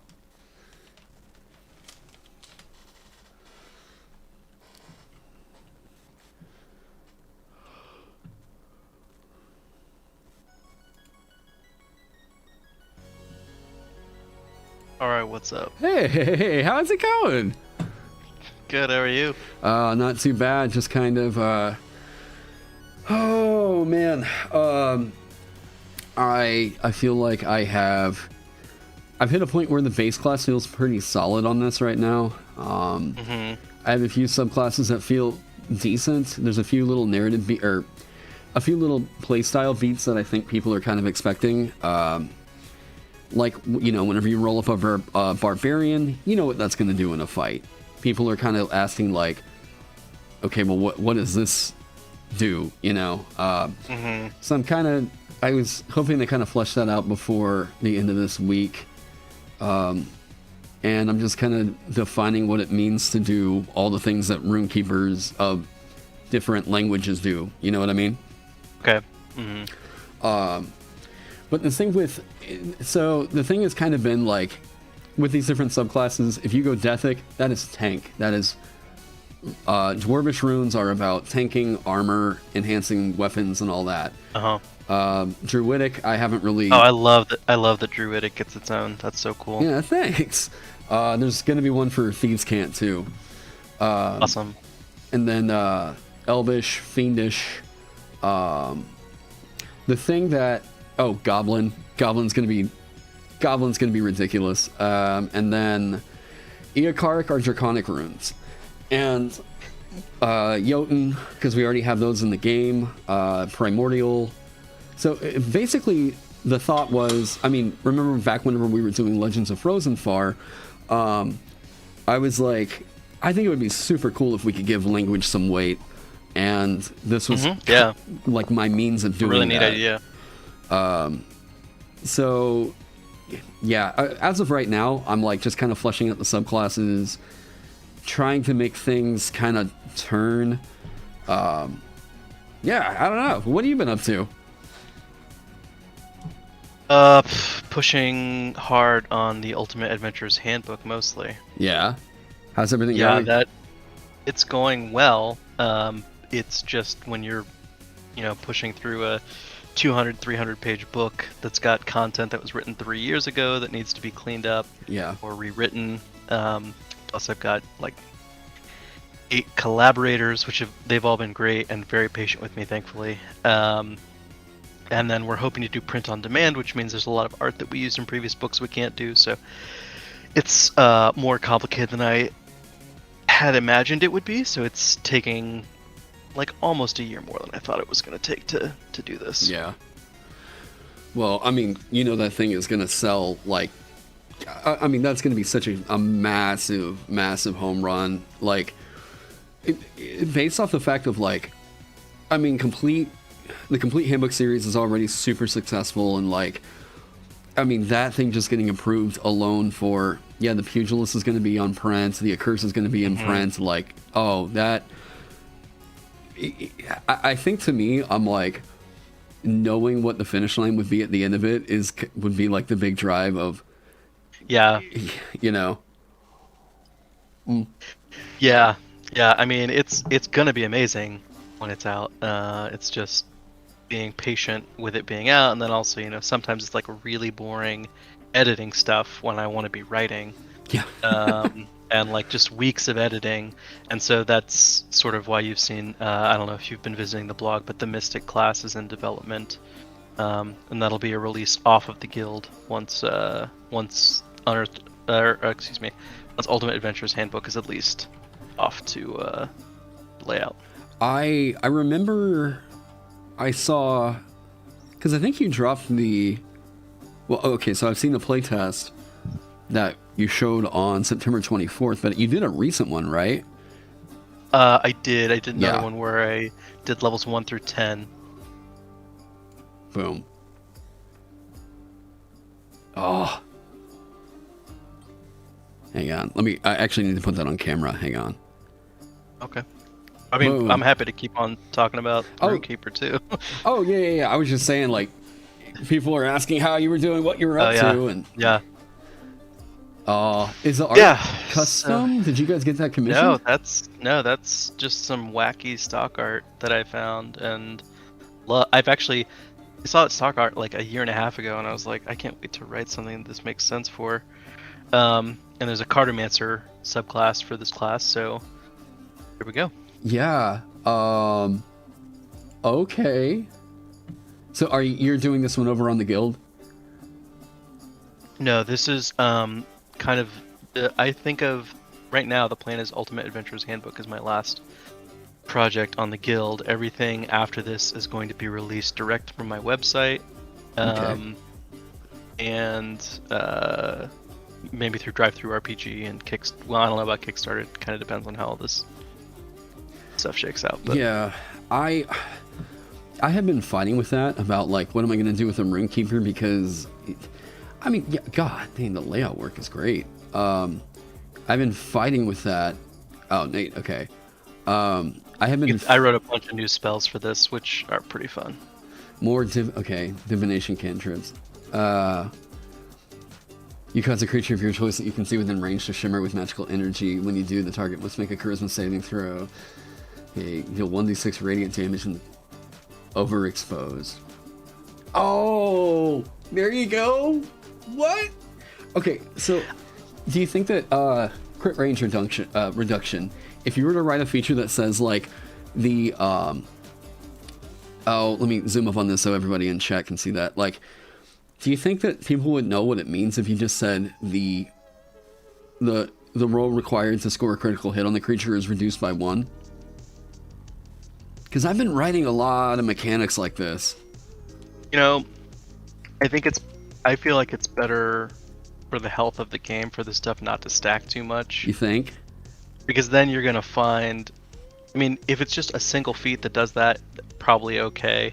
Like, it's just that once multiple effects can do that, and I'm playing a champion, and I'm grabbing all those, and I'm critting, like, half of my attacks, I don't think that's a good place for the game to get to. See, like, because I've had Heavy's Gunslinger on my table for, I think I had it on there for like a year. And I mean, the crit range reduction on that thing, crit range reduction would eventually reset, and it was only for that one player. But, you know, it was kind of a rage state sort of a thing where, like, yes, you have to score a critical hit. And, well, you have to keep attacking, otherwise it just resets. And I never saw it, like, do anything absurd. I know that it's, like, one of those, we know it's scary good. But I kind of wonder if, I just wondered if there was, like, a different way to word that mechanic to where it made sense, you know? Yeah, I don't know how you would, I mean, you'd have to come up with your own language, because there would be no language to model that off of. Yeah. Oh, the look is great. I mean, I just love the, like, it feels kind of classic vintage, like the color palette. Like, oh yeah, I love the layout work. Actually, I really like metadata being presented as bold in a different. Okay, that looks really good. Well, cool. Yeah, I mean, hell of a playtest PDF look. Like, yeah, no, I mean, I'm excited to see. I actually this is from Nate, and Nate actually gave me a book of my stuff. He put a book together that he can't sell, you know, because it's not on. Sure. It's all stuff locked on DM's Guild, but he did it in this style, and the book looks amazing. What? It's like my own copy of a book that's got all my races: the pugilist, the scholar, the magus, the spiritualist. Ooh. Like, it's everything I've written on DM's Guild in one book. That, like, I'm the only one who's ever gonna have a copy of it.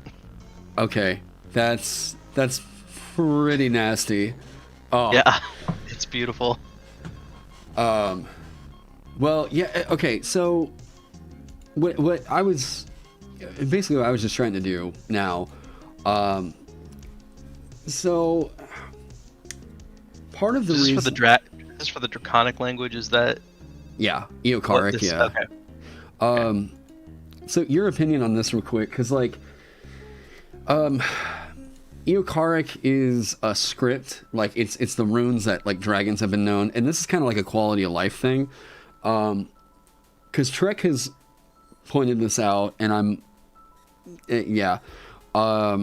do you think that they should just be named Draconic runes, not Eocaric runes, just for the sake of first user experience? I know what this thing does.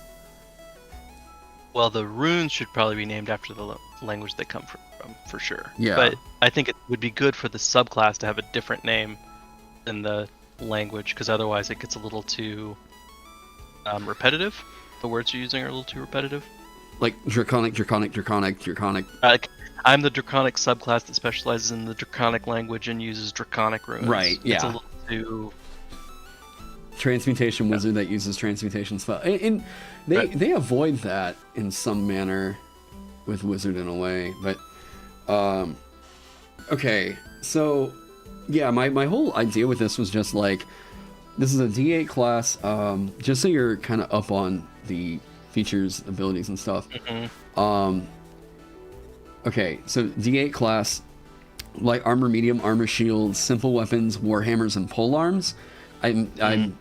I'm not against just taking away polearms, but warhammers have kind of been a precedent since older editions. Sure. Tools. What does polearms mean? Is polearms a specific category of things? And we had this conversation earlier in stream. Most of the chat got it right.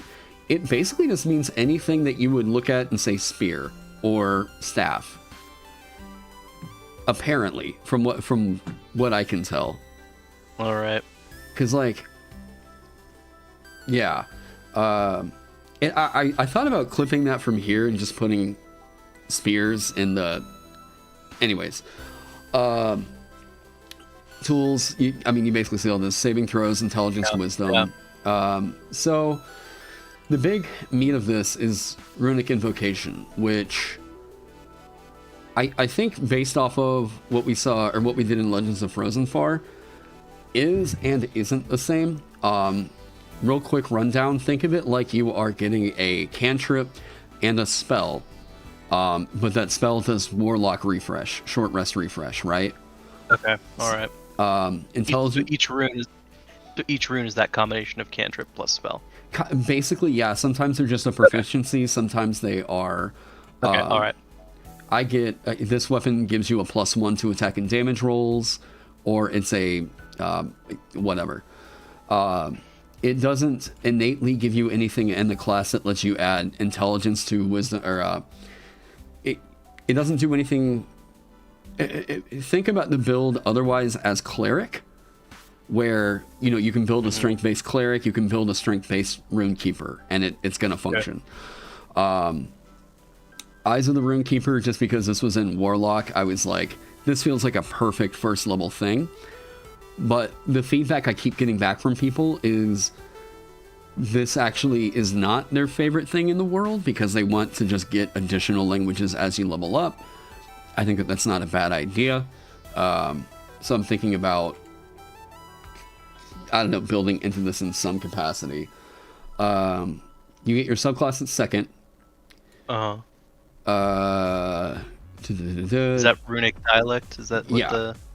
Okay. Arcane Metaphysic, you are permanently under the effects of the Detect Magic spell, which does not require your concentration, and whenever you are aware of magic's presence on an object or surface, you can freely interact with it without causing any spell or effect to trigger. This is, back in previous editions, Rune Priests were kind of like the Arcane Demo Men. Like, we're the guys that are going to go in and diffuse the magic bomb. Like, I love that. I love that idea. Yeah, with glyphs, right? Yeah. So, they will eventually get the ability at 5th level to... Okay, so whenever you invoke a rune, it is gone, just like a spell slot for Warlock. It doesn't come back until you finish a short rest. Until you hit 5th level, which gives you runic charges that can be used to re-invoke a rune. I haven't figured out Harmonic Attunement, whether or not I want to keep Attunement as such a big through line. I'll skip over that for right now. Rune Chant. This is just a feature that allows you to invoke multiple runes during your turn. So if they have a, like, invoking time of 1 action, the whole reason for this is because I wanted you to be able to Fus Roda, and like I wanted an explanation for Skyrim-based rune chanting with this system, right? So that'll eventually level into being your capstone. Right now you can invoke 2 runes at the same time. Whenever you hit 20th level, you can invoke 3. Like, that felt like, yeah. Omnipotence. This is a feature that... Does it hold a lot of mechanical weight? Not really, but it's a narrative beat for you to like explain why magic items exist in a world. Like, whenever you die, your inscribed runes remain inscribed on an object while you're dead. That way, old rune keepers, it explains why those magic items still have runes on them. You know, that is all just kind of tying up the narrative with a pretty bow. And then omniscience. You know how to read, speak, and write all languages. So for the Runekeeper, this is, you can pick any rune you want. Like, these are all on the table for you now. So that is a quick rundown of the base class. Now, I know it's kind of hard to evaluate because you don't know what a ton of the runes do. But basically think of it as, I think it's fair to say it's comparable, that it's like cantrip, like, okay, it's almost like innate spell casting from a racial trait. That's about the level of where most of the runes that you can pick up at first level kind of are. Okay. Okay, so first off, I don't know, any questions? I know that was kind of quick. No, I don't think so. Okay. So, at this point, the thing that I thought was kind of cool was each of the different subclasses is going to get, at second level, kind of akin to like a savant-like feature. They're going to get the language that their dialect specializes in. If they already know the dialect, they get another one, so no redundancies there. What I like is especially for Runekeepers, I thought about this, where there's a lot of magic items in the game that require attunement by a specific race, and I was just like, what if you just open that up to where if you're one of the Runekeepers of that dialect, you get to attune to it. It's not restricted by your race, right? And you're proficient with any armor or weapons that you have inscribed with a rune from your runic dialect. That felt super like a bizarre way to get proficiency, you know. I think that there's other ways that I can kind of reflavor some of the runes, runic languages, that they can only affect hammers, they can only affect spears, right? Whatever. Call of Iron, you get a free rune that you get to invoke on a weapon, that you don't get to invoke, but it provides a passive benefit for you on a weapon. This is just trying to push you into, you need to be a Gish with this class right here. Okay, right. So all of the different subclasses are going to get something that I came up with last night, but I love the idea of this. In previous editions, they did rune stances. So you could switch between a protection and a destruction stance. Right. And I thought that there was so much cool territory to build off there and make it to where they don't just get like an extra attack equivalent. They have like a unique way that they can possibly get extra attack, possibly get something else. Okay. So you can do this whenever you invoke a rune from your runic dialect. You can enter one of these 4 stances. And so all archetypes are going to have these rune stances? I'm thinking they need something, because like all the different runic languages are going to have certain words that they really embody. Right. You know, for Deathic, it's like anvil, assault, guard. I thought like forge could be really cool, like, but no more than 5. I'm like, you can't have way too many options there. I honestly think 4 is pushing it. I really think so too. My reason for 4 is actually because I didn't know how to compromise for primordial. You've got to have a stance for each of the 4 elements. I'm like, but but you can have primordial be the outlier, you know. Yeah, well, sure. Deathic originally only had 2, where it was just armor and weapon. And I think that it might be fair to push it back to that. I mean, even if I say anvil, like, you reduce any damage you take by an amount equal to half the number of Deathic runes you have inscribed. So maximum of 5. Right now here it's like 2. Still really good. But yeah. So I think you're most likely right. Like, primordial should probably be the outlier. Here we go. That's a brief overview of the 2nd to 6th.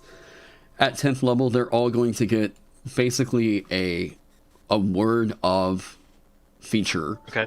And these word of features are ones that specifically enhance the way that they inscribe and invoke runes. Okay. Unique to every subclass. Words of adamants. Dwarven runesmithing just makes it to where every other subclass can only inscribe 1 rune on a weapon or armor. Dwarves can inscribe 3. Like, oh. Wow. Yeah. Okay. Cool. And then the capstone, as of right now, this felt very warlocky. The thematic, you know, like we talked in the past about like Final Fantasy limit break kind of capstones. This feels like that limit break, you know, whenever I hit a creature, you guys all get a buff, whatever. That's on Deathic. I don't know about the capstone. That's whatever. But you can kind of see what you can see the through line structure I'm kind of developing with it, right? Right. Yeah. But yeah, the rune stances are ones that I'm worried about, where I'm like, I need to reel it back, but I just wanted to kind of explore that territory right now. Yeah. Yeah, I don't know, man. Any thoughts? Well, I think if the runic stances are going to be such an integrated part of the class, I wonder if there's like 1 or 2 generic runic stances that should be in the base class. Yeah. Maybe even earlier on, so you've got a little while to learn about runic stances before you start using your archetype specialty stances. And I think that because I super agree with you. I super agree with you that like that is something I feel like I could give you at second. Where do you get Channel Divinity on Cleric? First level, I think. Do you? Yeah. Because if that's the case, then I'm definitely putting that as a base first level thing. Because it makes sense for it to be an interesting kind of blend of... Oh, you get Channel Divinity at second level. Which... Is that... Oh, yeah, because you get archetype features at first and second level. Yeah. That's why I had that confused. So... Yeah. Okay, second level. But I think I can make sense of it because people have been saying kind of an expectation is that this thing is going to get an aura of some kind. And I think it's kind of cool that, like, the rune stances are kind of a blend of Channel Divinity and aura. You know what I mean? Mm-hmm. Okay. Mm-hmm. So that's how I've been thinking about it. And, wait, Paladin gets... They get it at third, right? When do they get the shit? Oh, wow, they don't get it until third level. Okay. I think you might be right. That could be a really good third level. Not just Arcane Metaphysic, but also that. Okay. What does the Arcane Metaphysic do right now? Oh yeah. You're right. Yeah, you're the demo man. So I do think that it's fair to say that Eyes of the Runekeeper you should probably level up into, like, I don't know, you get... So is this thing play more like a full caster or a half caster? Half caster. Think like... I would hope... Paladin Ranger. Yeah. I mean, Paladin Ranger, but like... I feel more like Warlock. But Warlock is a half caster, not a full caster. Well, right. Yeah. I mean, Warlock packed magic-y, you know, like pack caster. Yeah. There, I'll just say that. I guess. Okay, so I guess most of what I mean is, what's the maximum spell level these things are going to be casting? 5th level, and not until later all right, than. okay. Yeah. Okay. All right. So more of the half caster progression of spell power. Yeah. You want to see the real bizarre thing that I did for spells? So. The way that you're going to get spells in this class is through runes that you know. Right. You can invoke the rune to gain a spell slot that you can use to cast one of these spells. Which means... Okay. Do what? No, go ahead. Okay. So it is... in a way, it's giving you half caster progression with Warlock regeneration. But the reason why I think that that's actually okay is because this is very restrictive on what spells you can get. If that makes sense. Yeah, so is every rune associated with a spell list like this? Every rune that translates to magic. That's the through line for magic. Okay. Alright. Okay, I see. Right. Okay, that all makes more sense. Oh, Draconic Wolf, hey, thank you so much for the $2.99. Sent me something... You sent me something on Discord about the languages? What was that? Oh, let me open it up over here. Oh, you went to a home brewery to send me something about the languages. Okay, let me... You can read all writing... So this, let me see here. Draconic Wolf was basically thinking that it needs to be you can read all writing, and then you gain extra languages of your choice as you level up, which I agree. I think that it will probably go in that direction. Because I mean, every time I've shown somebody Eyes of the Runekeeper, they're like, you are starving this thing out at first level. It needs something else here. But yeah. Thank you, though. I will definitely check that out. Okay, so your thoughts, like, are the way that Runekeepers are getting their spells isn't necessarily like a core thing to them. If you want to go that direction, you can. Right. But I do think does the programming on this work, like in your mind? truthfully, without getting to really sit down with it, I can't answer that. Right. Because like over here I see spell level, but I don't know at what level you get which of these spells. Like what level in this class you get which of these spells. Gotcha. So here's where the runes get to power up. Whenever you invoke this rune, you get a spell slot of first level to cast a spell only from this list. You can increase the spell slot's level by 1 for every 2 runes you have inscribed from the Dethic runic language, or that translate to magic in common. Once you invoke this, you must spend runic charges equal to twice the spell slot's level to invoke it again. Okay. It's a little complicated, right? It's a little complicated. Yeah. All right. Because basically, okay, how can I reduce it? Think of runic charges like spell sorcery points, right? Right. Okay. You'll get these at 5th level. Boom. Worry about that later. Okay.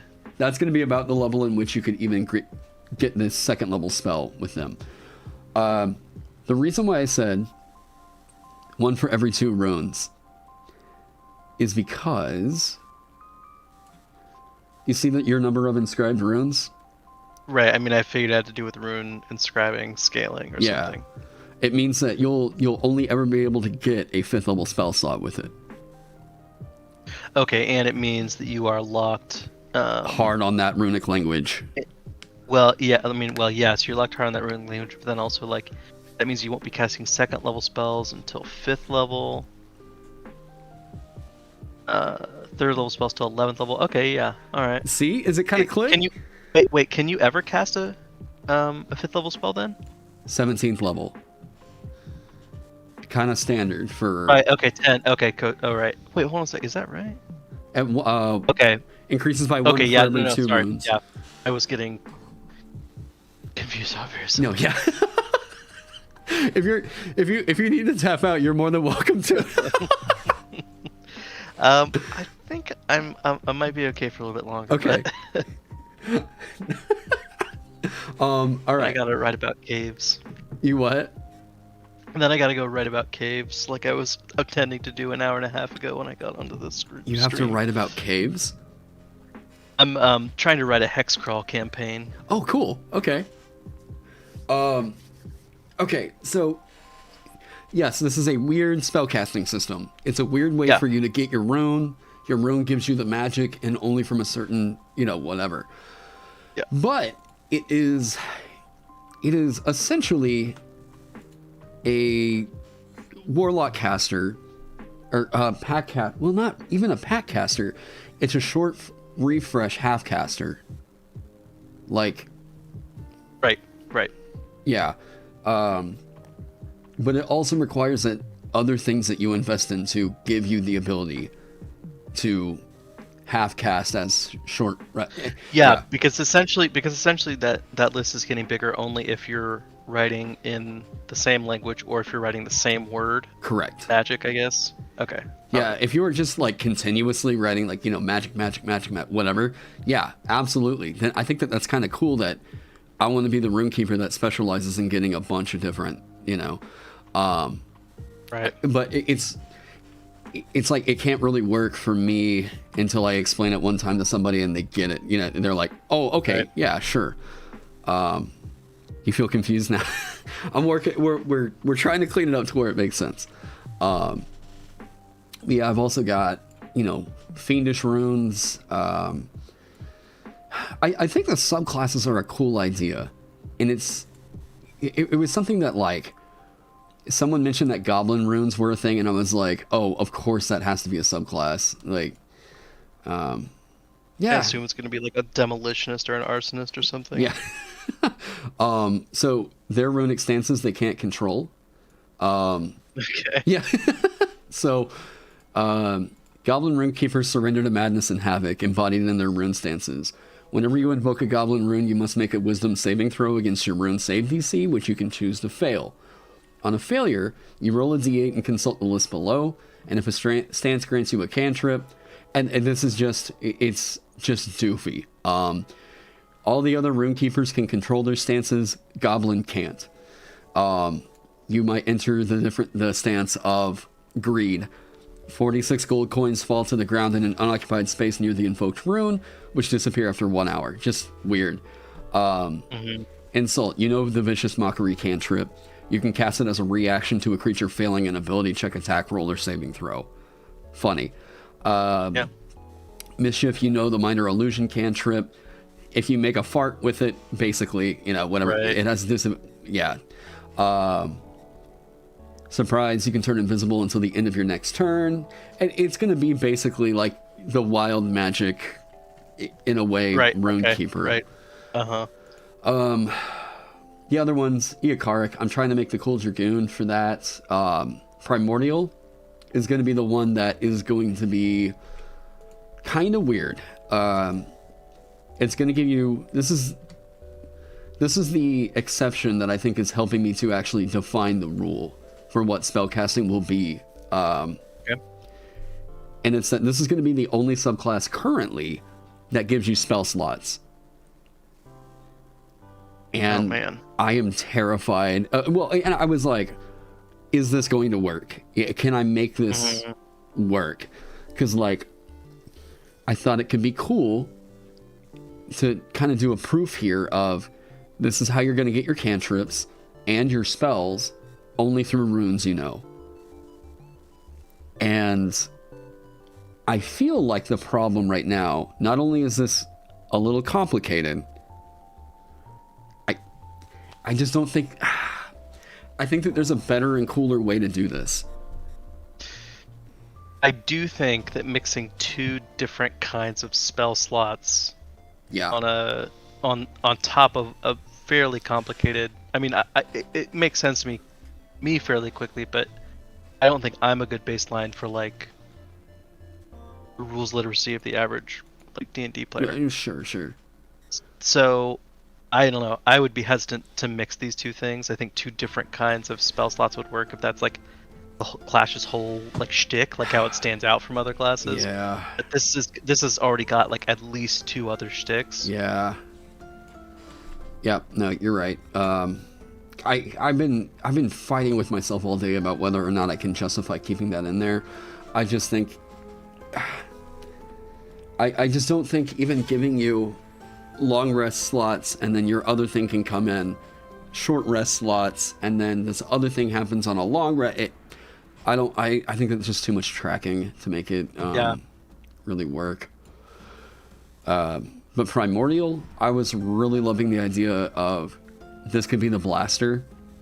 I mean, it makes sense, you know? So I don't know in what capacity, but I think that that's where I want to lean on that. The idea for Supernal is that this is going to be the, of course, healer, sure. But, let me get here. It should be the weapon augmentation. Well, I mean, yes, I consider doing like that being kind of the Blade Dancer or Blade Singer-ish feeling gish. But I just, now that I deleted their spellcasting feature, I'm just going to start from square one on that one. But Supernal. So, the big idea with this one is, how do you get to heal through runes? Wow. Some runes could heal you, but like, I think just feeding into the idea of this is natural healing, you can speed up something's natural healing, is the route to go. So when a creature is wearing or carrying one of your runes, including possibly yourself, you can use your bonus action to expedite their natural healing. The creature can spend and roll one of its unspent hit dice and regain a number of hit points equal to the roll plus your intelligence modifier. The number of hit dice can be spent and added to the healing, increases by 1 for each supernal rune you currently have inscribed. This is straight up better than Healing Word, like, but it's one that you have to prep. Well, yeah. I mean, and it costs a hit dice, so that's different. That's quite a bit. Like, it's got a hard cap in a way that Healing Word doesn't. Like a hard cap of how much you can heal someone. A small editing note is that you probably want to move those parentheses word to win a creature. When a creature, including possibly possible. yourself. Is wearing or carrying one of the inscribed runes. Okay. Because otherwise it reads as... Yeah. Well, I don't know. Yeah. There's like a clarifier happening after, Right, after the noun. After the phrase, after the phrase inscribed runes instead of the creature. So. Yeah, it's clarifying a noun that isn't the noun it's actually clarifying. Right. But yeah, like this felt like the thematic for what Supernal would be isn't just healing magic. It's going to be like you're doing natural healing, right? You are you're not always invoking healing magic, but you're expediting how quick others heal, which I like. I like the idea, and it felt.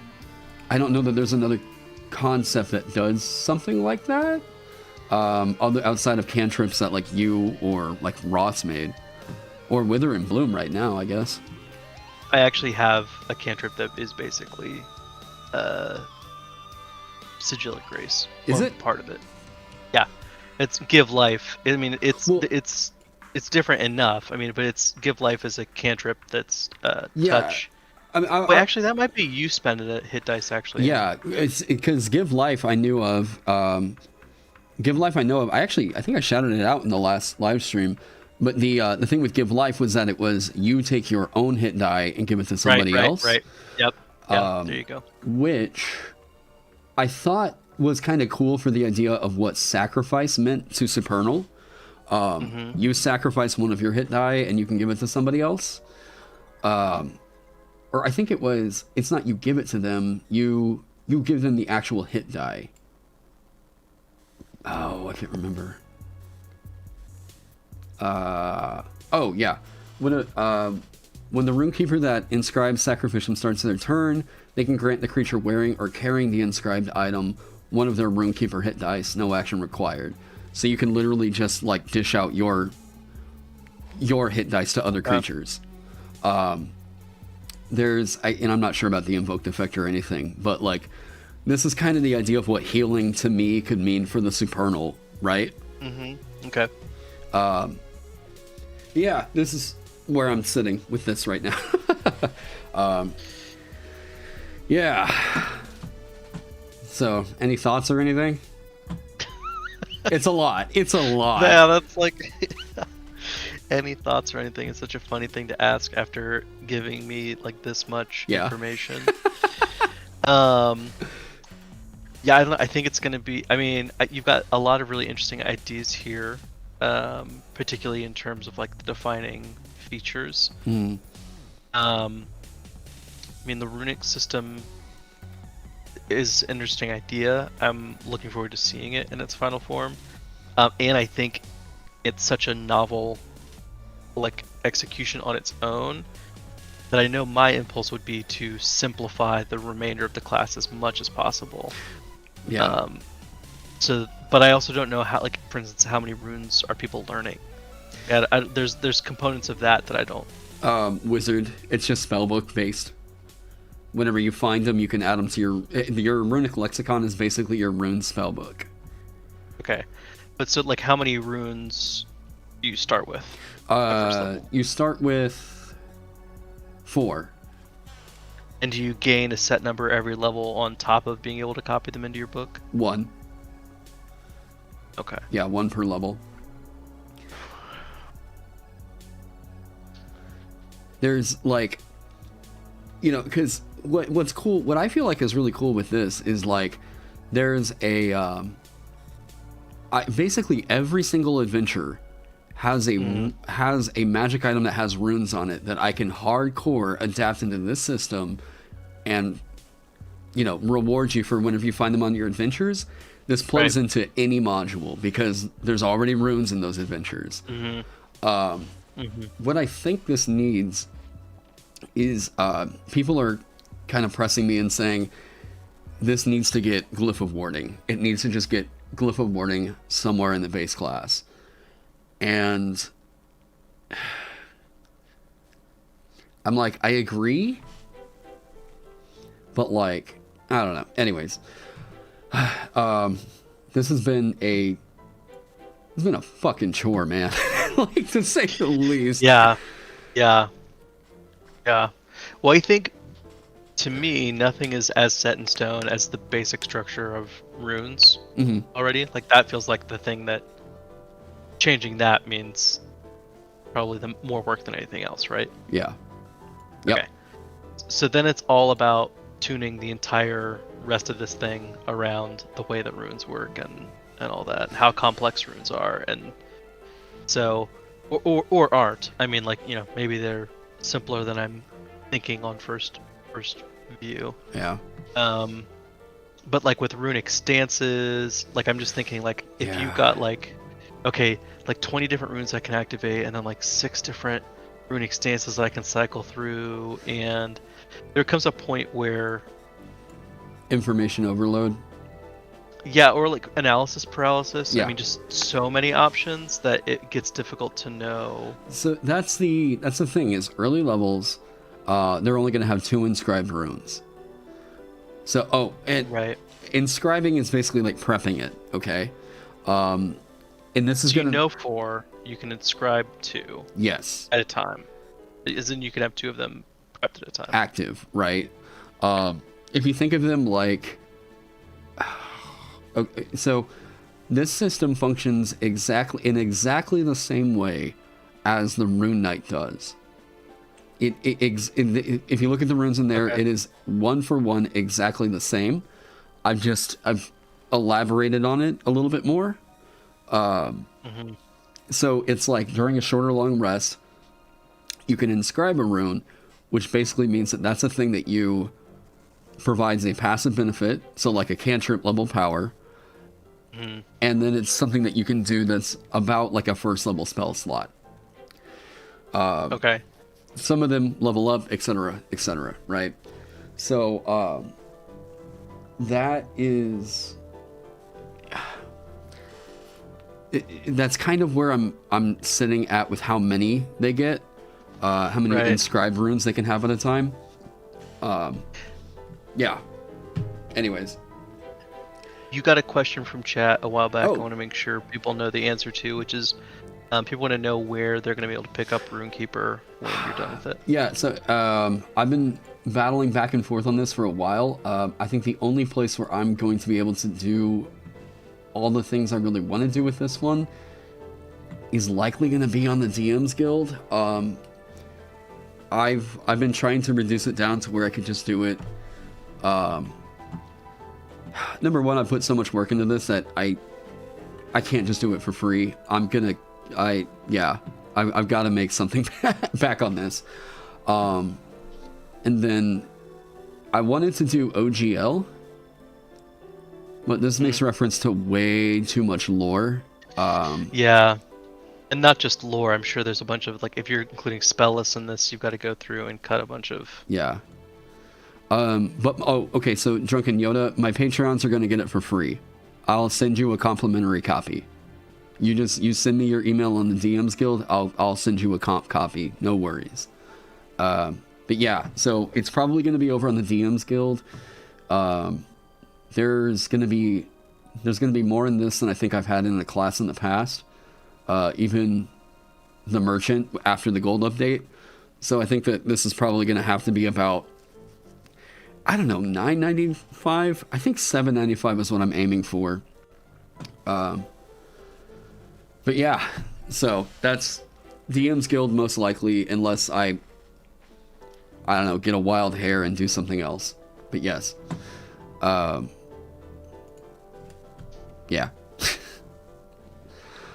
So all I've really been doing on this right now is trying to figure out an identity for each of the different subclasses. Rune stances, I really think that there's a cool idea there, and it might help me to figure out the first level, or even the second level, with like thinking about it like a channel divinity.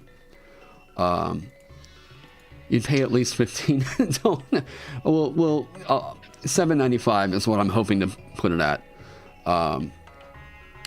So I think you've got the right idea of like around channel divinity level.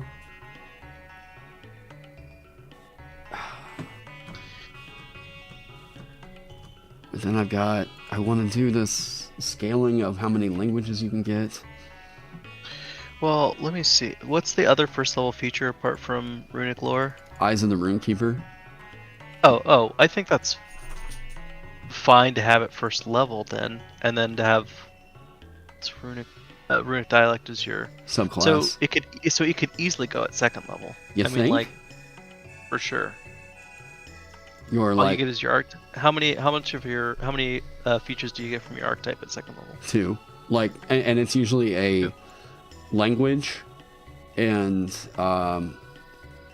usually a language. The Zethic gets an extra rune that they can inscribe onto an item that they can't invoke.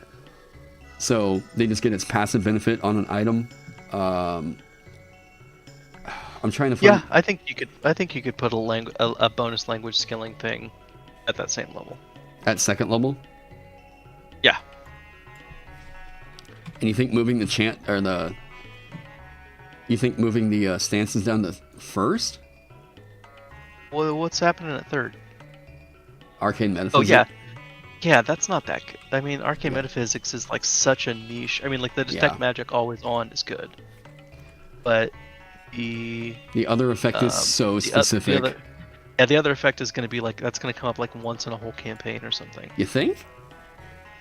Man, I mean, I guess I just fuck over my players with like magic traps more often than other DMs. Yeah, I mean that's where it's like class design is so weird, because it's when you start to realize that like your own idiosyncrasies of playing the game are not the same as everyone else's. Yeah. Like when I see people, there's just a ton of assumptions that I see people make about how the game works, and I'm like, would literally never think to play it like that. Yeah. But enough people think that you have to build around it or write around it. You should try having a YouTube channel with 50 people commenting about how you get every stupid rule wrong. Feature. Okay, I think that makes sense, and I like the idea that like you can pop into the stance, and like there's a general thing that you can do in the stance. I think that you're right, because rather than having all the effects of what you can do in the stance and all the rules for it in every single class or subclass, it needs to just be referenced to in the one point in the base class. Right. I mean, that's the big benefit, is that you get to cut a bunch of words from later. So you're putting something up in your CSS, not your HTML. Okay. I guess. Yeah. Well. Okay. I think that's fair. Yeah, and then Eyes of the Runekeeper, and then having the Runic Dialect, and then Runic stances, I would just encourage you to keep them fairly simple. Yeah. This linguist thing just needs to be like... okay. Sure. And this Runic stance, is the idea that it's something, that this is a feature that you're using predominantly or only in combat? Kind of. So, this is a thing that has been kind of a precedent for some reason for rune-based characters. There's a video game called Smite. I play it pretty often. Every character that has a thematic around runes is a stance switcher. They have like their aggressive stance or their, Oh, yeah, I guess I don't know a lot about that, but I am thinking, there's a character in Super Smash Brothers that has this, the Monado. Yeah, Shulk. Shulk is a Runekeeper. Yeah. Shulk is 100% a Runekeeper. So the different stances have been a thing in D&D. As far back as I've been able to check rune-based characters, it's been a thing. And I think it's possible... I could call it vernacular mastery. Yeah, cunning linguist is... I got you. It's a placeholder. Don't worry about it. So the idea that these different rune stances are... Wow, and Shulk even has like a letter that pops up above his head whenever he... Right, yeah. It like appears in flames, and he... and then gets surrounded by a halo of the same color, I think, as the... Yeah. So, I mean, yes, that feels it feels right on point. And okay, so base. Okay, and I think base it should give you like what, maybe like 2 runes, or 2 stances base that every single one gets. Yeah, I mean, it really depends. Like, I would think about what you want the... I mean, it has to be 2, because otherwise this feature doesn't make any sense, calling rune stances. So it has to be 2. But then I would think about what's the upper number of limit of rune stances people should have, and it's probably 5. Yeah. Because that's a lot already on top of everything else. Yeah. Like, just in terms of things to know. So then I think it kind of has to only be 2. Yeah. This core feature. Yes. Actually, I was a boy Shulkin underwear main for like 1 week after Smash Brothers came out. See, I think I've been Lucina ever since Smash 4. Oh, my wife plays Lucina.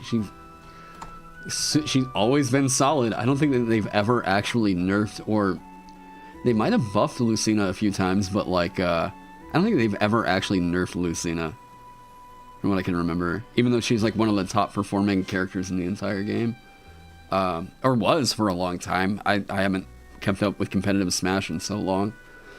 All of them are main. It's not. It's the goddess from Palutena. Palutena, that's who I'm thinking of. Palutena is my wife's main. Oh, I see. Draconic. Okay, but truth be told, chat, Bowser Jr. and actually specifically Ludwig von Jr. or Ludwig von Koopa is my for real Smash main.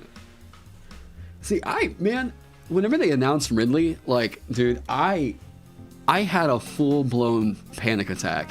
Like, I mean, I grew up on Metroid. That is like, I love Final Fantasy, but like Metroid was my first real like game that I just got super sucked into video games with.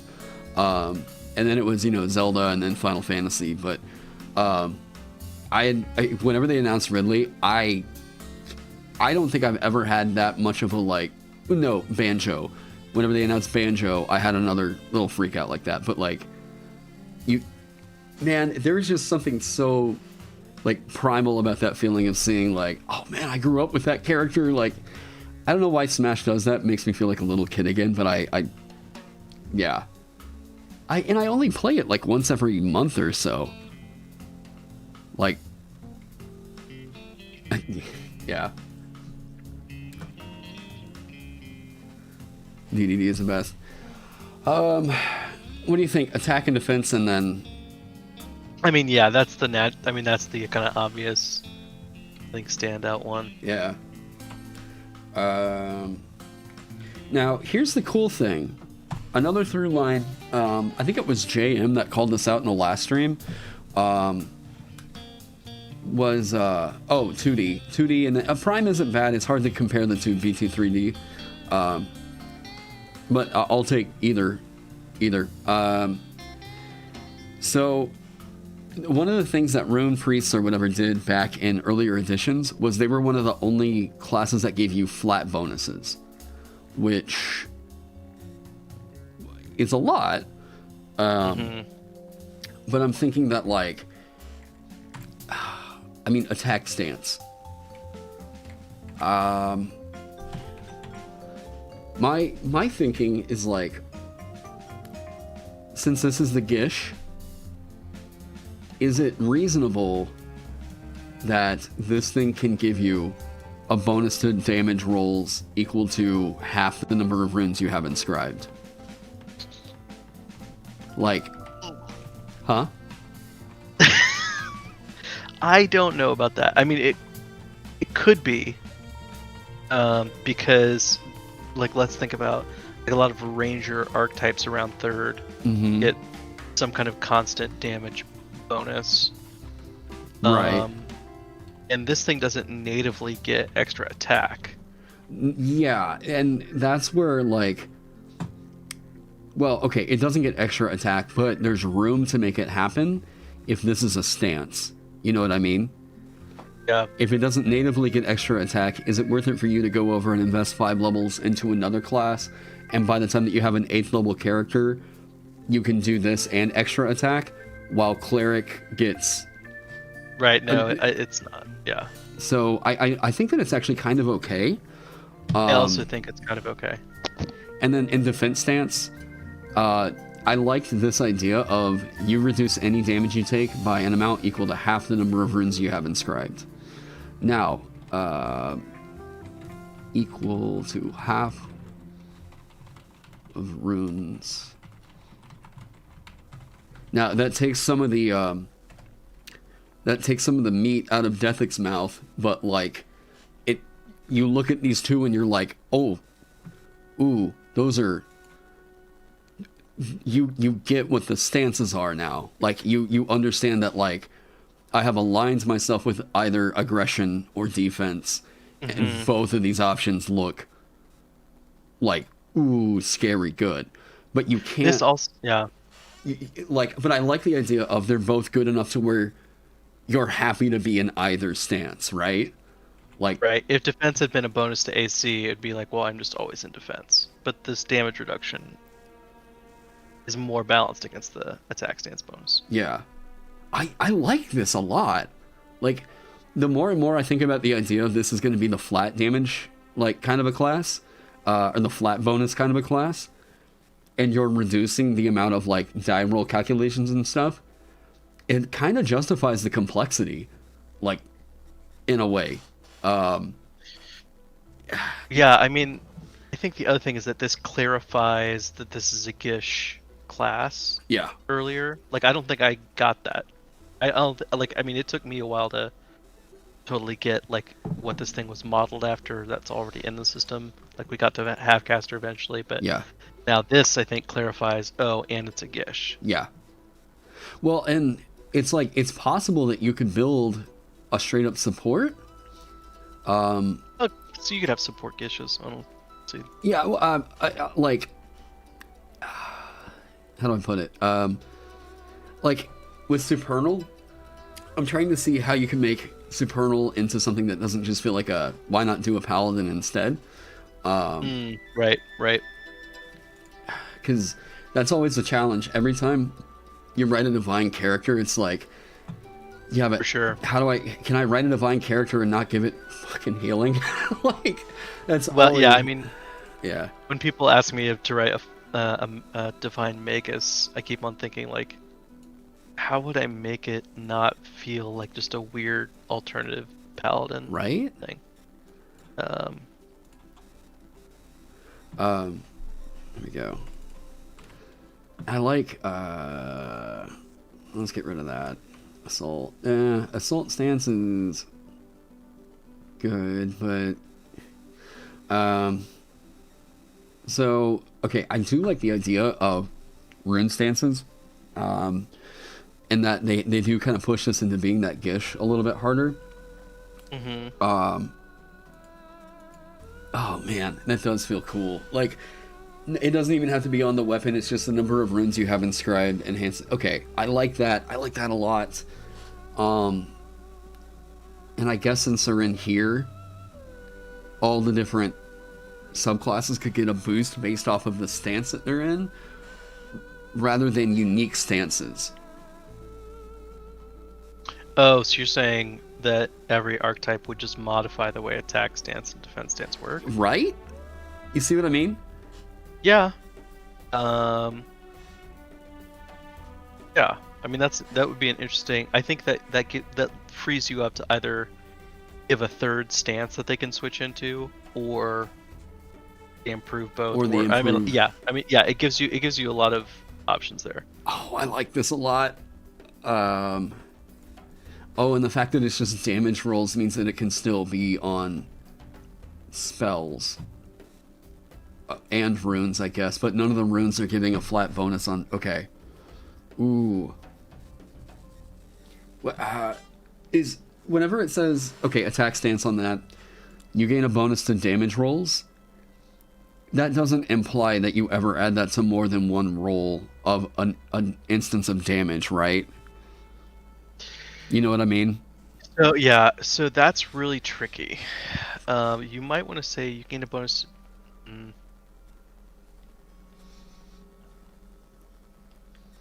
Your weapon attacks and spells gain a bonus to damage rolls equal to the number of runes you have inscribed. Do you think What is that? I'm not sure it's necessary. I feel like it is, but I can't think of why right now. Because of Cleric 8 on potent spell casting? Right. Oh, I mean, I think the biggest thing here is what you're getting at is more like, if I cast an AoE, does that bonus damage a target everybody or just one creature that I target? Is that the question that you're wondering how to clarify? More so that, like, it's weird to me how... I'm trying to pull one up, chat. Okay. No, that just says you add the wisdom modifier to the damage. What the hell? What am I thinking of where it says, like, you can add your X modifier to one of the damage rolls? I know that this exists somewhere. No, you're right. What does it? I think it might be it's a cleric archetype. Something spellcasting. You're not greater. Potent spellcasting. Potent spellcasting is the name of the feature. Is it? But I mean, I just looked up potent spellcasting and it was to one. It just says you. Is it Hexblade? Wait, really? I know chat has to know what I'm talking about here. Ag Blast is just charisma modifier to the damage it deals. Is it Draconic Sorcerer? Let me look at Hexblade real quick. You gain a bonus to damage rolls equal to the against the cursed target. The bonus equals your proficiency bonus. So I mean, I guess it's pretty well known that you add that bonus once, not to every single fucking roll. Like, I mean, interaction with things like Scorching Ray, is that... Wait, really? Did that have to get sage advised?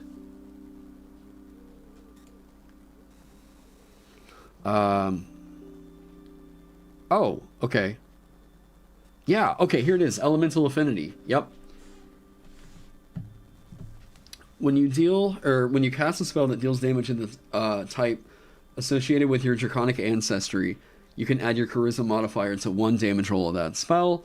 At the same time, you can spend one sorcery point to gain resistance to that damage type for 1 hour. Okay. Okay, so your question is, so the thing you want to clarify really is that if it's like a spell that deals DOT, it only applies, the damage buff only applies once. Yes. Not just to one creature, but like whenever that thing does damage, the damage increases. Yeah, that's... You know, it's a lot. But I think on something that's so hard limited to 5th level spell slots, yeah, it might have to be attack rolls.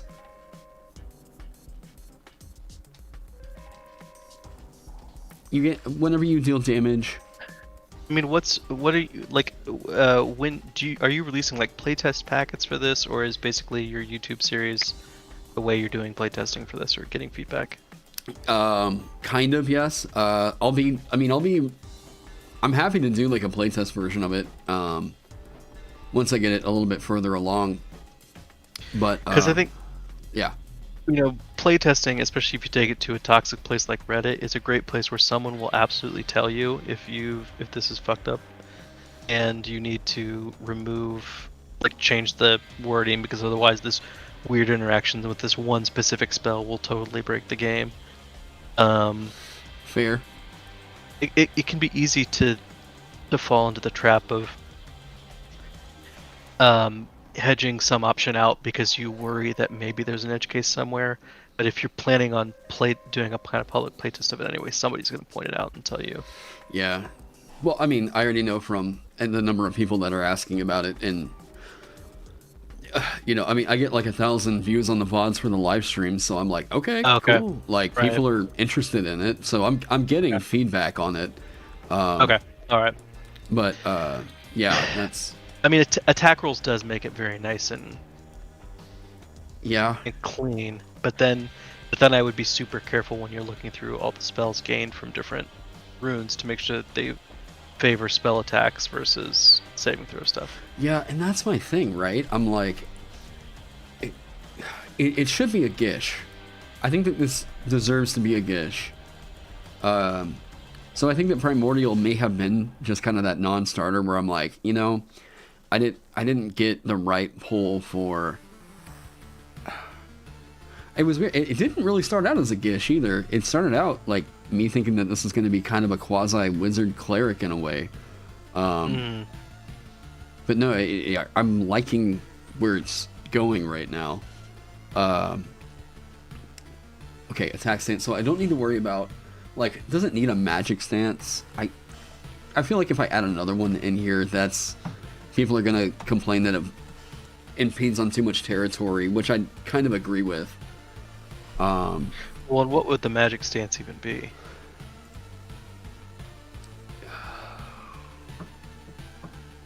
Damn, that's a good question. I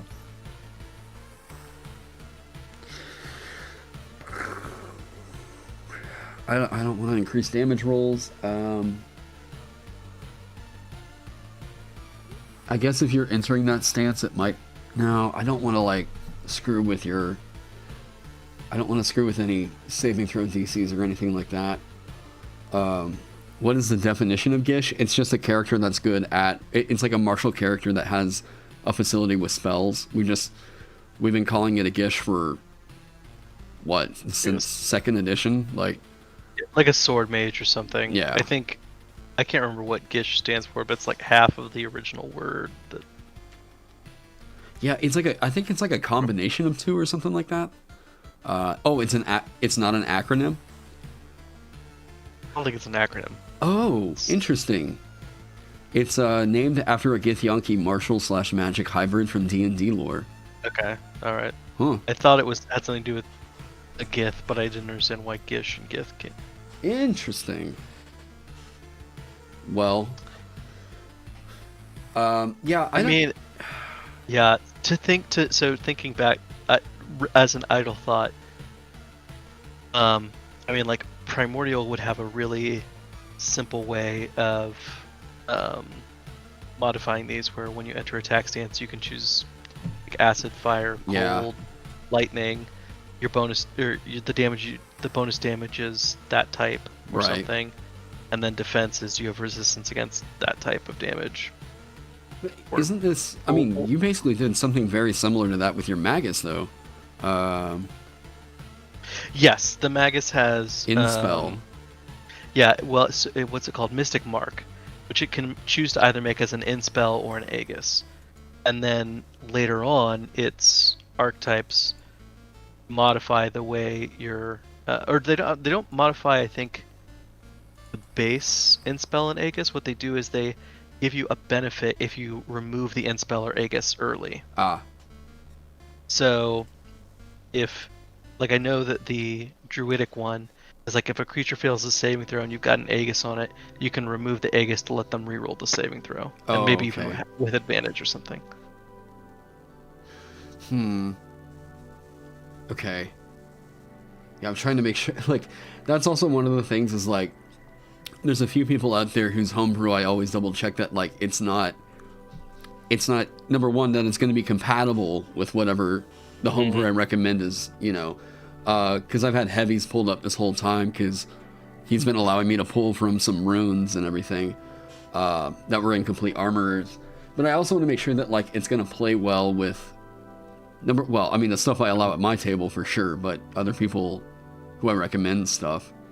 I'm just trying to make sure it doesn't encroach too much on the Magus's territory there, because I didn't even think about the comparison between this and Aegis and Inspell. Well, I mean, Inspell and Aegis you could target other people with too, and I think you probably don't very often, but you can. Just in general, it's different vibes. Yeah. So I don't think it's that. Okay. I wouldn't worry about that much. Actually, if your stance lasts for 1 minute, yeah, that's gonna let you track that. I mean, I'm really wondering if it even needs to last for 1 minute. Well, yeah, if it's gonna require that you invoke the rune. Yeah, I'll just do that. That's fine. Hold on. Okay. Oh, so it triggers off of you invoking a rune. Yeah. That's always been the kind of thematic, right? Is that you invoke the rune, and that's how you switch these stances, right? Okay. Do you think that that's just something that needs to be a bonus action on your turn? Well, maybe. I mean, it does different things, obviously, depending upon whether it's a bonus action or invoking. You can invoke how many runes per rest? Like, right here, 2. Okay, so twice per short rest. Or, wait, I guess 3. Yeah. 3. So, honestly, that's so frequently that it's basically you can always do it. The only thing is that you're forcing people to inscribe a rune, to activate it. Oh, and I assume there are plenty of runes where you might invoke them for non-combat reasons. Yes, is that right? Absolutely. Okay. So if you tie these stances to those, then you've got this weird effect where you're like triggering this random combat buff that you don't care about, like when you. Damn. So I think you're right. So I think it can be a bonus action thing on its own. Okay. And then in that case, unless you're going to limit the number of times you can use the bonus action, I would just eliminate the stance duration or the minute duration. Yeah. Because like a bonus action each minute is like, why do I care enough to track? No, yeah, it's an element of tracking that just doesn't need to be there anymore. Okay. So when you invoke a rune or as a bonus action on your turn, you can choose to enter one of the runic stances listed below. I might say that you gain additional whatever through your subclass. You enter the stance before the rune's invoked effect takes place, choosing from the following stances. I actually think it needs to make sure that it says... You can take away rune's invoked effect also. When you switch to another... Wait, sorry, what'd you say? You can delete before the rune's invoked effect takes place because that's no longer a triggering part of them.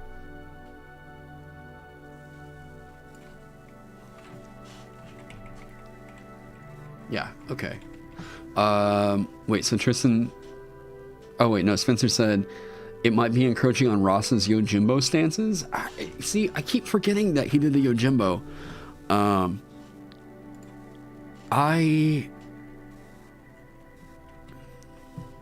What was that in? Oath and Devotions? That Honor and Devotions. Honor and Devotions. Karen, I think I gotta get a snack and head out, bud. You are totally good. Thank you so much for hanging out, man. Yeah, it's been nice. Anything you want to plug or anything while you're here? I don't think so. I mean, you can check out my website, sterlingbourbon.com, and sign up for the newsletter. I send out like cool free stuff every month, and I update you on what's going on. Awesome. Yeah, you all know. I mean, you've heard me and Ross talk about Benjamin's work. The man, the myth, the legend. Thank you so much for hanging out tonight, man. It was good talking to you. It's been a hot minute. It has. The next time I catch you live, I'll make sure I jump in and say hi again. Right on. Well, hey, man. Hey, you have a good night. Thank you so much. I know chat really appreciated you. So, yeah, dude, cool. I'm probably not super far behind you. So. All right. Well, have a nice night. All right. You too, man. We'll talk to you later. Bye. That was awesome. I had no idea we were going to get a surprise guest tonight. Oh, man. Oh, what are you barking at? What are you barking at? Okay. That was very cool. All right, we got that. Let me see.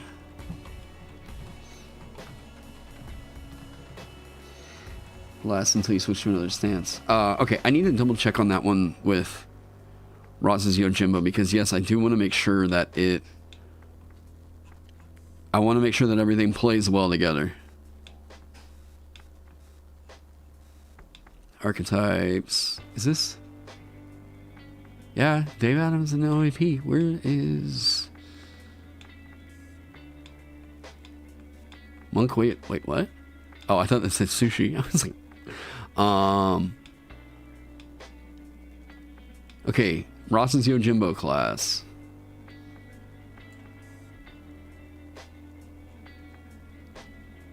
Okay.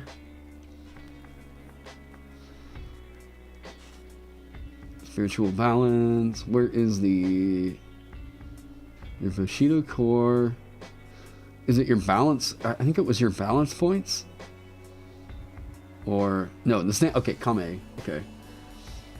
Stances that you definitely switch to in a great range of situation. You learn 2 basic stances of your choice. You can enter a stance as a bonus action. If you do, you gain the effects of that stance until the beginning of your next turn. Okay. How many times can you... Was this the one that was based off of balance? You have to spend balance points to switch? Or until the beginning of your next turn. Stances known too. So you can switch between the stances as much as you want. Okay, so he's thinking the same thing that I'm thinking. Or I guess he thought the same thing I'm thinking. He got it at first. And then the stances are like, what? Is it...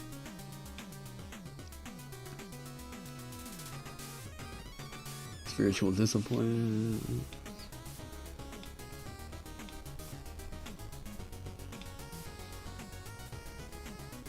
There we go. Stances.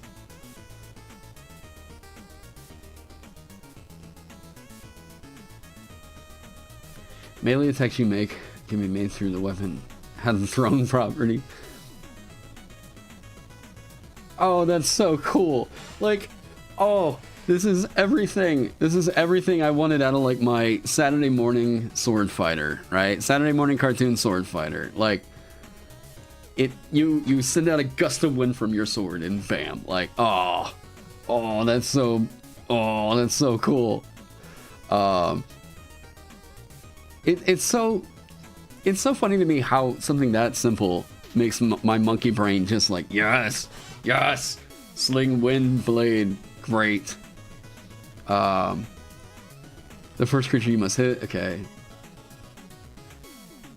So these are ones that you enter and see, like, I do want it to play really, really well with what my buddies write, you know. So you have these basic stances here. Okay. I think the programming should work the same. Because a lot of the people that are... Here's one of the things, right? Yeah, all the runes on the paper, lanterns, and scrolls. A lot of the people that play with my stuff I write, I know for a fact also play with the stuff that Benjamin and Ross write, right? And it kind of goes vice versa. So I gotta make sure that, like... I gotta make sure that this is gonna be... Hang on. Because it's not like this is not a well-known thing of Ross's. It's just not a thing that I've really had played at my table just yet. +5 bonus to your initiative. Wow. Potentially changing your order in initiative next round? Ross, you madman. Okay. You return. Okay, so it's a little element of tracking there, but it's not bad. You can't gain multiple turns in a round this way. Yep, okay. Yep. This is... Oh, man. Okay. This is... There is so much good stuff in here. Okay. So... I will probably hit up Ross, because it would be really, really nice to kind of get his take on this. Where I'm like, okay, someone let me know about the stances that you have in the Yojimbo, and I have designed myself into a spot where I think that rune stances are going to be the way I need to go with this. How do I make it to where it's going to be compatible with the stuff that you've written, and not, I think it would be worth it for me and Ross to kind of like talk about that for a little bit. Anyways, I think that's where I'm going to probably pause it for the night. I know I'm feeling I need to go to the bathroom. I've been live streaming for 7 hours here in a minute. So thank you all so much for hanging out with me. When did I start live streaming? Like 6? No, 5? Wow.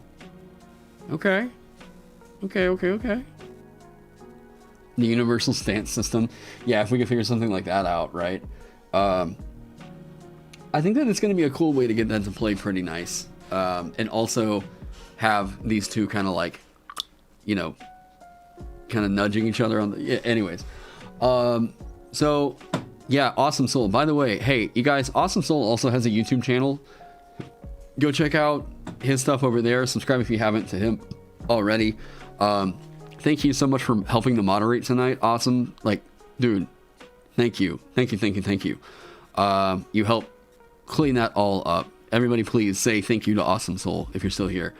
Anyways, that is going to be it on this one. I'm going to probably eat, crash. I don't know what I'm going to do. You really want to see this thing finished? I am trying. I am really trying. I think we are just a little bit closer. I do think that this is a good push to where we're reinforcing what this thing is going to do, you know? Spencer, you'll have the whole VOD to go check out. Yeah. Anyways, guys, that's going to be it on this one. So, check out the links all right here. If you are new to the channel, you're seeing this on a VOD. Subscribe if you haven't already. Join it with that Discord right there. Ooh, that was almost nice timing. Anyways, big thank you to Benjamin for being here on the stream. Go check out Benjamin's work. Go check out my stuff over on Patreon as well as the DMs Guild. You should see all the links for that. Wait, can I get it? Can we do... Let me see if it'll play it. Right? Save. Bam. Bam. Really? Bam. Yeah, see? YouTube? I love this widget. There's my Patreon. Thank you to all my Patreon sponsors for helping keep the lights on. Coffee in my blood. You all are absolute heroes. Follow me on Twitter. See, this is professionalism right here. There's all my other stuff. You can find me on the DMs Guild and other places. And then join up with the Discord if you haven't already. Alright, guys. Hey, I hope you all have a great night. Thank you all so much for being here. I hope you all are staying safe, staying healthy, and I can't wait to see you in the next one.